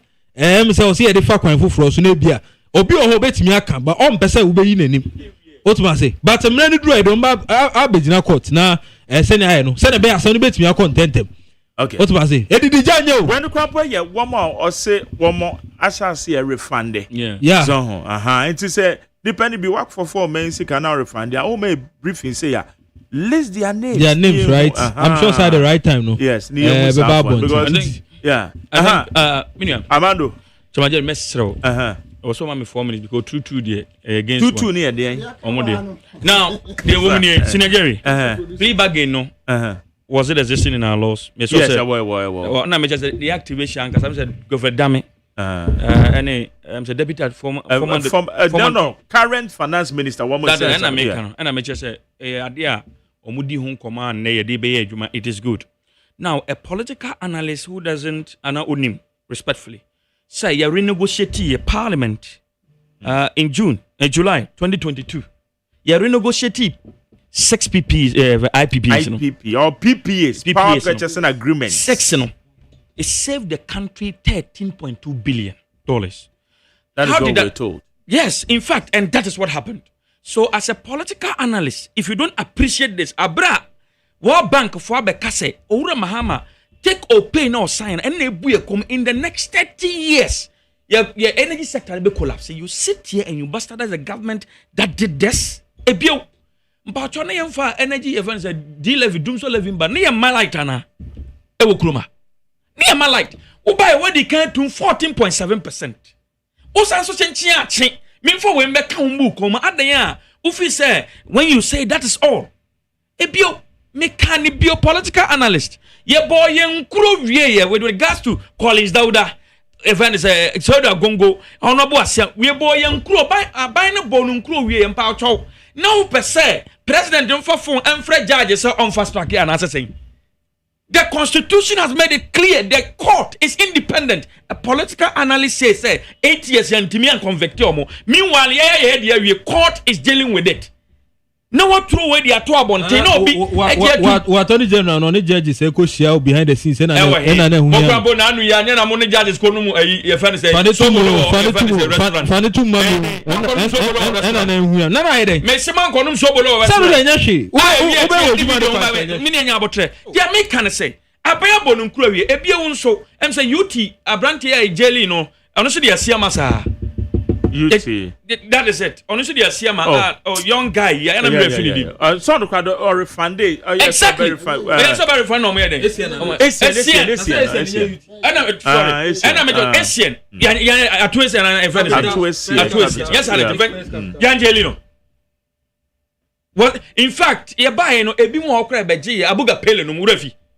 Yeah, the coin. Then we dealt with it. But Abuga Pele the other day I saw almost started processes. I didn't record, but eventually, yes, but it's a sudden Tamakulo. Yes, sudden Tamakulo cries. Sanso Jelban or then in absentia. And then I tried on. The American say, sir, by 8 years. Yanya court on the court is independent. Ya the court. Ya boy and tansa abu and crony na wie. No be a yare 64 times. O say, and ya all the evidence or come on it. Akosan ho yare. And is that what you're saying? Fair enough. But as a political analyst, you understand this. we made efforts. Ye we dia nanka judgment ye nim say ye di kunima wie. And the NDC buy a total of $2.6 billion, and you think it's easy? It's a cool chop. We should just let it go. Now, but since the Attorney General said there was a memo. Okay. Attorney General said there was a memo that advised the former Attorney General to discontinue the case. But since the memo no new, you try IT at their court, you activated. But since there was no memo, you lied. Corruption or NDC or MONTIE. You don't sit here and portray as though or mona baby at the end NDC. All right. Yeah, the mra you man about discontinue. Near Sanso defend your mother. Yeah, NDC political analyst. Very well. Medal say, yeah,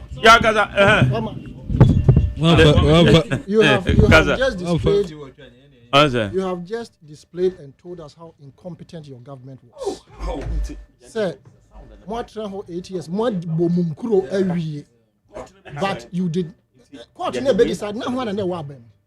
Yet you had no rule for your market assembly on a Friday. When Supreme Court was not supposed to sit, they sat on a Friday from 2 o'clock. No, my brother, when you were talking, I was quiet. Assembly had to go 2 o'clock. By 5 o'clock, judgment had been given. If you claimed that you had finished everything and the court was supposed to, as it were, convict the people. Who was the Attorney General? Was Muhammad the Attorney General? You understand? So, no matter how you try to polish the thing, you were in government for 8 years. We have told you that Kufuor came and he made sure that the people he felt that they had been corrupted or they have misused funds, he jailed them. This issue, yes, this issue of your friend is saying, the money vindictive, Afoko, your money bill, 8 years, no them, you understand? Mobile young Kufuor, I would have been happy if those people were jailed for causing financial loss to the state. Why did they discontinue? Tell them why did they discontinue? But more 8 years, that's a any panic. You let me finish. 8 years, please. 8 good years. One to me, I'm funny pap no uncle Jim. Who better and I can so be able to continue to and I said, tell your Attorney General, whom it was alleged, say he was coaching people to, as it were, go and bring out false documents. And yet alleged, I'm only using it here, but it was a fact that the person stated. So let me put it right for you. Already Jack Pass say, Momo Attorney General Godfrey, that may be catcher and said, one produce false excuse, what's it why? One produce false excuse duty, no family. I know what one say. Dear Chief Justice, what they caught near you you are coming to sit here to portray your government. The IPP's issues that you are talking about. IPP's, listen, oh my brother, let me talk. No, it's a shame. Don't do this. Please, you are becoming indisciplined. Okay. Amando, Manikaza. Now, also away here about allegation. I don't know. Which bad allegation? What's the MPP? Which bad allegation? What's the MPP there? Chief Justice, is she not MPP? Oh, MPP. Oh, my friend. You are talking about IPP's negotiation. Don't denigrate human beings. Chief Justice said, "We are modern and normal target." That's who be do position. Once I met people are sending me messages say I should be addressed. No, it shouldn't be. She said yes, sir. When the Chief Justice was on the why the end why you just MPP. Chief Justice Anka young trust Friday, the case abroad. No one cut you are somebody. Chief Justice, you are not going to take a decision. No, when in process, no better. It will no better take a decision. Her utterances and everything that she did portrayed herself as MPP's chief. All right, but I say, in conclusion, the MPP negotiations are going to take or pay. Mobile take or pay mutual. Renegotiation. When did they check my back? That is the thing. They will check my that was for how many years? It was it how many years? Was it 20 years? More than increasing the court level. One more extended American body said later and cried if you renegotiate in terms of and you claim that the take or pay was bad, take or pay to with this kind of agreement, you cannot take it out. You cannot do away with take or pay. Why didn't you take it out? All right. Ete for afa me ba mo so numbers na 0302257902 0302243540 but answer na no ma me ye we mfam free hotel na memra ete for nti mo nyina so ma me yeah ba They eba for empu emebunu bi ebre ewo anim nanso eni yade biara wo no mekanfo Optovision Eye Clinic ediamao Optovision Eye Clinic provides diagnosis and world-class affordable treatment for all eye diseases including glaucoma, cataract, any yade ahodo pi dia yasronko kra ne say Optovision Eye Clinic wo quality designer space ahodo ebe fatal send ye wo penny biara it is awani ya anasa wani ahode aba fom anasa wo pese wo ade yie unim ba bi esesa wo ba Optovision Eye Clinic. Call us on 0553 270806 or WhatsApp on 0558 517556. Optovision Eye Clinic. Hey, catch it. Listen in here. And you ma beto to dia me baba no hwade no. Hwem so betumi a. Hey, asew. Hey, now beka. Ya John to mami ensa duku potomanto. This way chocolate drink. Na kan wo hwe afibia so beri ni waware ne a. This way chocolate drink. Na kan sia. Oh, asew. Udan klanu tumu ho. Me be mo anu nsu hye kura dia ka ho. Uhade a wapi ho. Ukasa batete. Eda fom ho. This way chocolate drink. Crash up pay baba wari. Asew. Ye fear say this way chocolate drink ya sorry no pa no ne yenom. Ye be chef fridge nom no se snack. Ye nya hoho a no ne de serve wo mo. Ye didi wie ne ye pe bibia bogu ya de so a. This way chocolate drink ne yenom. And this way no ti ano a, he se kire wom, koko wom, brick wom, bibia wom, ade wo hia ne so se. This way chocolate drink. De wo hia ani so se. FDA ahwehwe se adwede nkratoe mo agye atum se eye.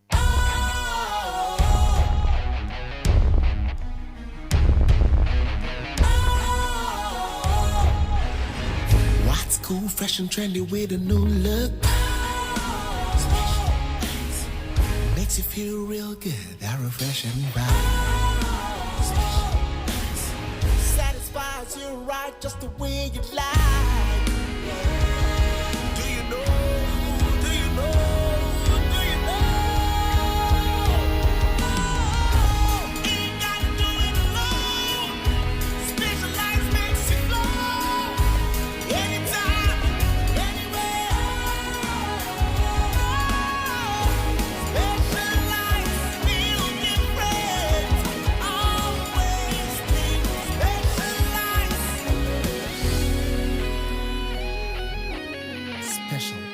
Natural mineral water. Feel different. Think special. This advertisement has been vetted and approved by the FDA.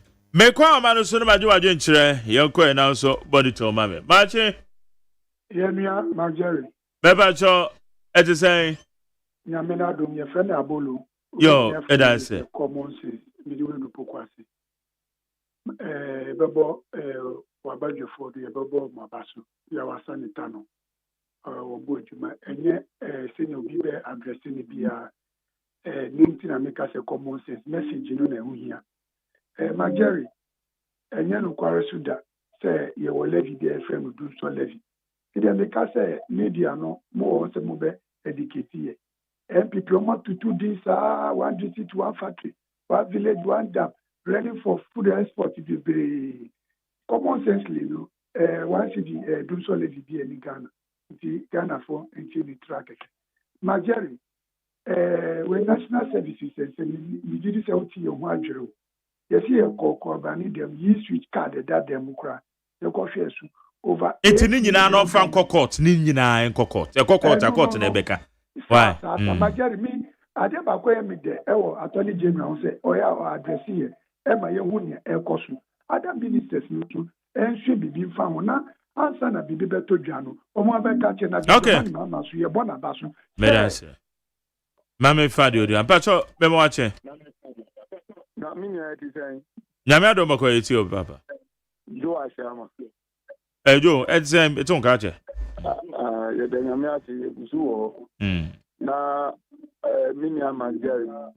anɔpa no mete sɛ wo interview yɛbra panyin bi na ɔka sɛ amena bi aba abɛda wansiri na nka president no de no nka president wo ɛde aba bɛsi amena bi wɔ yɛ sikasɛm no na adɛn na abibifoɔ nim sɛ ɔmo nim saa nyansa wɔ nyinaa ɔmatumi aba mboa na naado ne ba nya ɛna ɔmo ka hyɛeɛ ɛna ɔmo mɔtena ɔmo awɔ so 8 years mɔntumi amboa mo ɔmo awɔ ankɔ n'anim rada mo sɛ nkɔfoɔ adwuma ɛma agyadifoɔ nyinaa sika ahyeeɛ obi aba for 5 months ɛma ɛnɛ yɛbi dollar gyina bibia gyina ma ɛnɛ kora agyadifoɔ ɛbɔ dɛm sɛ ɔmo atem nneɛma so nkɔfoɔ mmra mmɛtɔ na saa nkɔfoɔ a ɔmo sɛ ɔmo ayɛ saa bɛtɔ mo ɛdididi sɛ ɔmo mbra na ɛdi sɛ aba sɛ ɔmo ano tumi nyɛ ɔmo bi a ɔmo yɛ Ghana for tɛbi o sɛ kane no na yɛagye wɔ fam a ɛnɛ yɛagye pagya ni because ìdíyìn adwuma so ɔmo yɛ de abɔ ɔmo awie no yɛbɛbɔ mpa yɛ de ataa ɔmo akyi ama adwumaden na ɔmo yɛ de abɔ ɔmo awie atoma akɔ ɔmo anim ɛbi ti deɛ ɛbi before keka na ɔmo yɛ no look we are not ready for now. Okay. Ready ayaya ni sɛ yɛbɛbɔ percentage ɔmo ama na ka ɔntumi mboa na collect percent no so ɔntumi mboa ɔmo na ɔmo so nya baabi gyina na ɔmo so nya adwuma fa mboa ɔma na ɔma nso kɔ n'anim. Medan sɛ maame fa de odi yɛ mpa so maakye o. Maakye. Yes, I eti o yanko. Anɔpa nyame asomdwe ɛnka ho. Na mentia miami honorable ada adwa asiedua ɛwɔ ayensu ano constituency.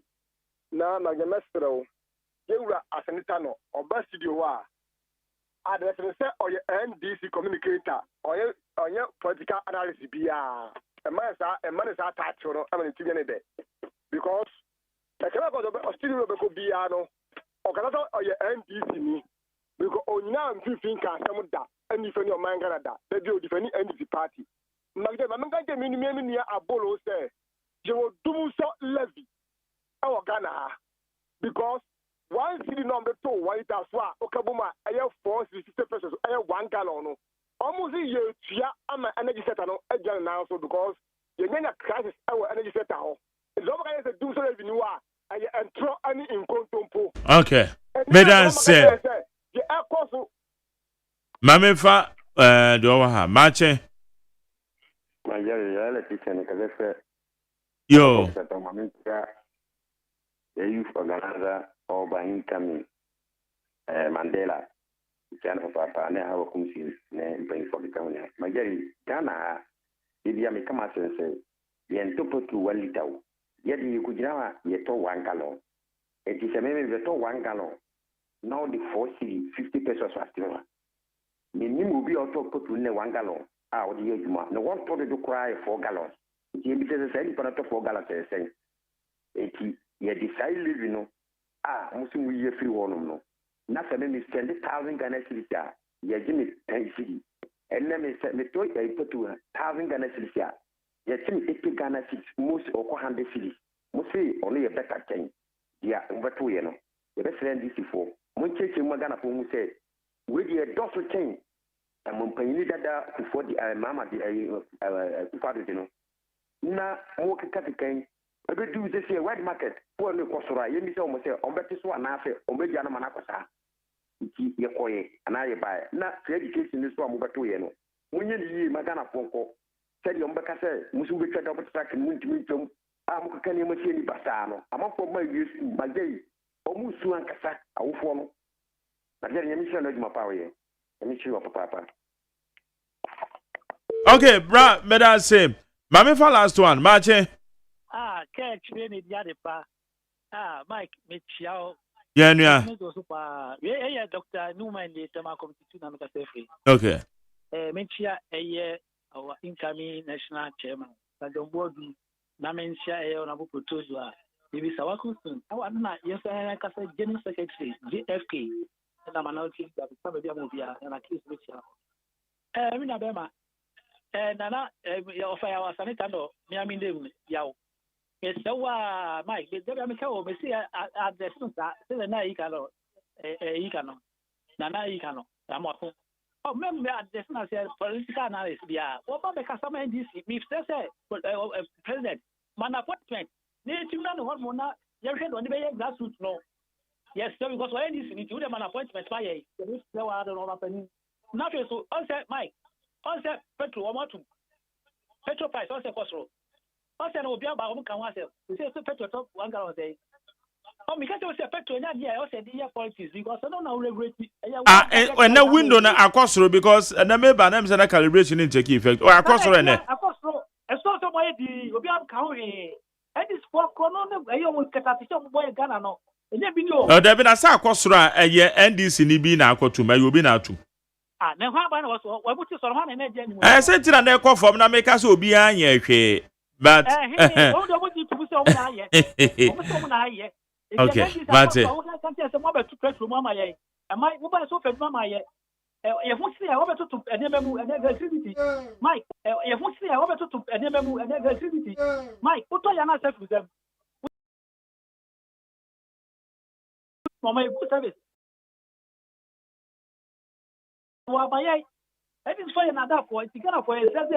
We boy ke ho ye tia se na me aduma 2028 me Dr. Mahmoud Baumi obeje visa wu ye mu aba dia kokko sha sa so ni dia woni mu ni na jire woni mu no e de bi ni Ghana for se de ye na mu ka ba di sa ka na ku ye ni okay medan say nobody awodi aba thank you yeah that's so bibia ofre bia yeah that's mo am text here yeah da message I mean come on mo frɛ ye mo am tie ye one text one frɛ majority group modonso papa edamasepa nyame inshiramo kodo da mi ado na mi producer otamachi abena frame abankro ne nana ya osafo wo na ye in charge of the social media handles media seda ebema miambe boss your friend Kwasi Aboaje the darling boy ono na ye channel manager mi supervisor na media seda ediama ogboro Dr. Faradexen na ono na ye executive producer the general manager Kennedy Asante Osei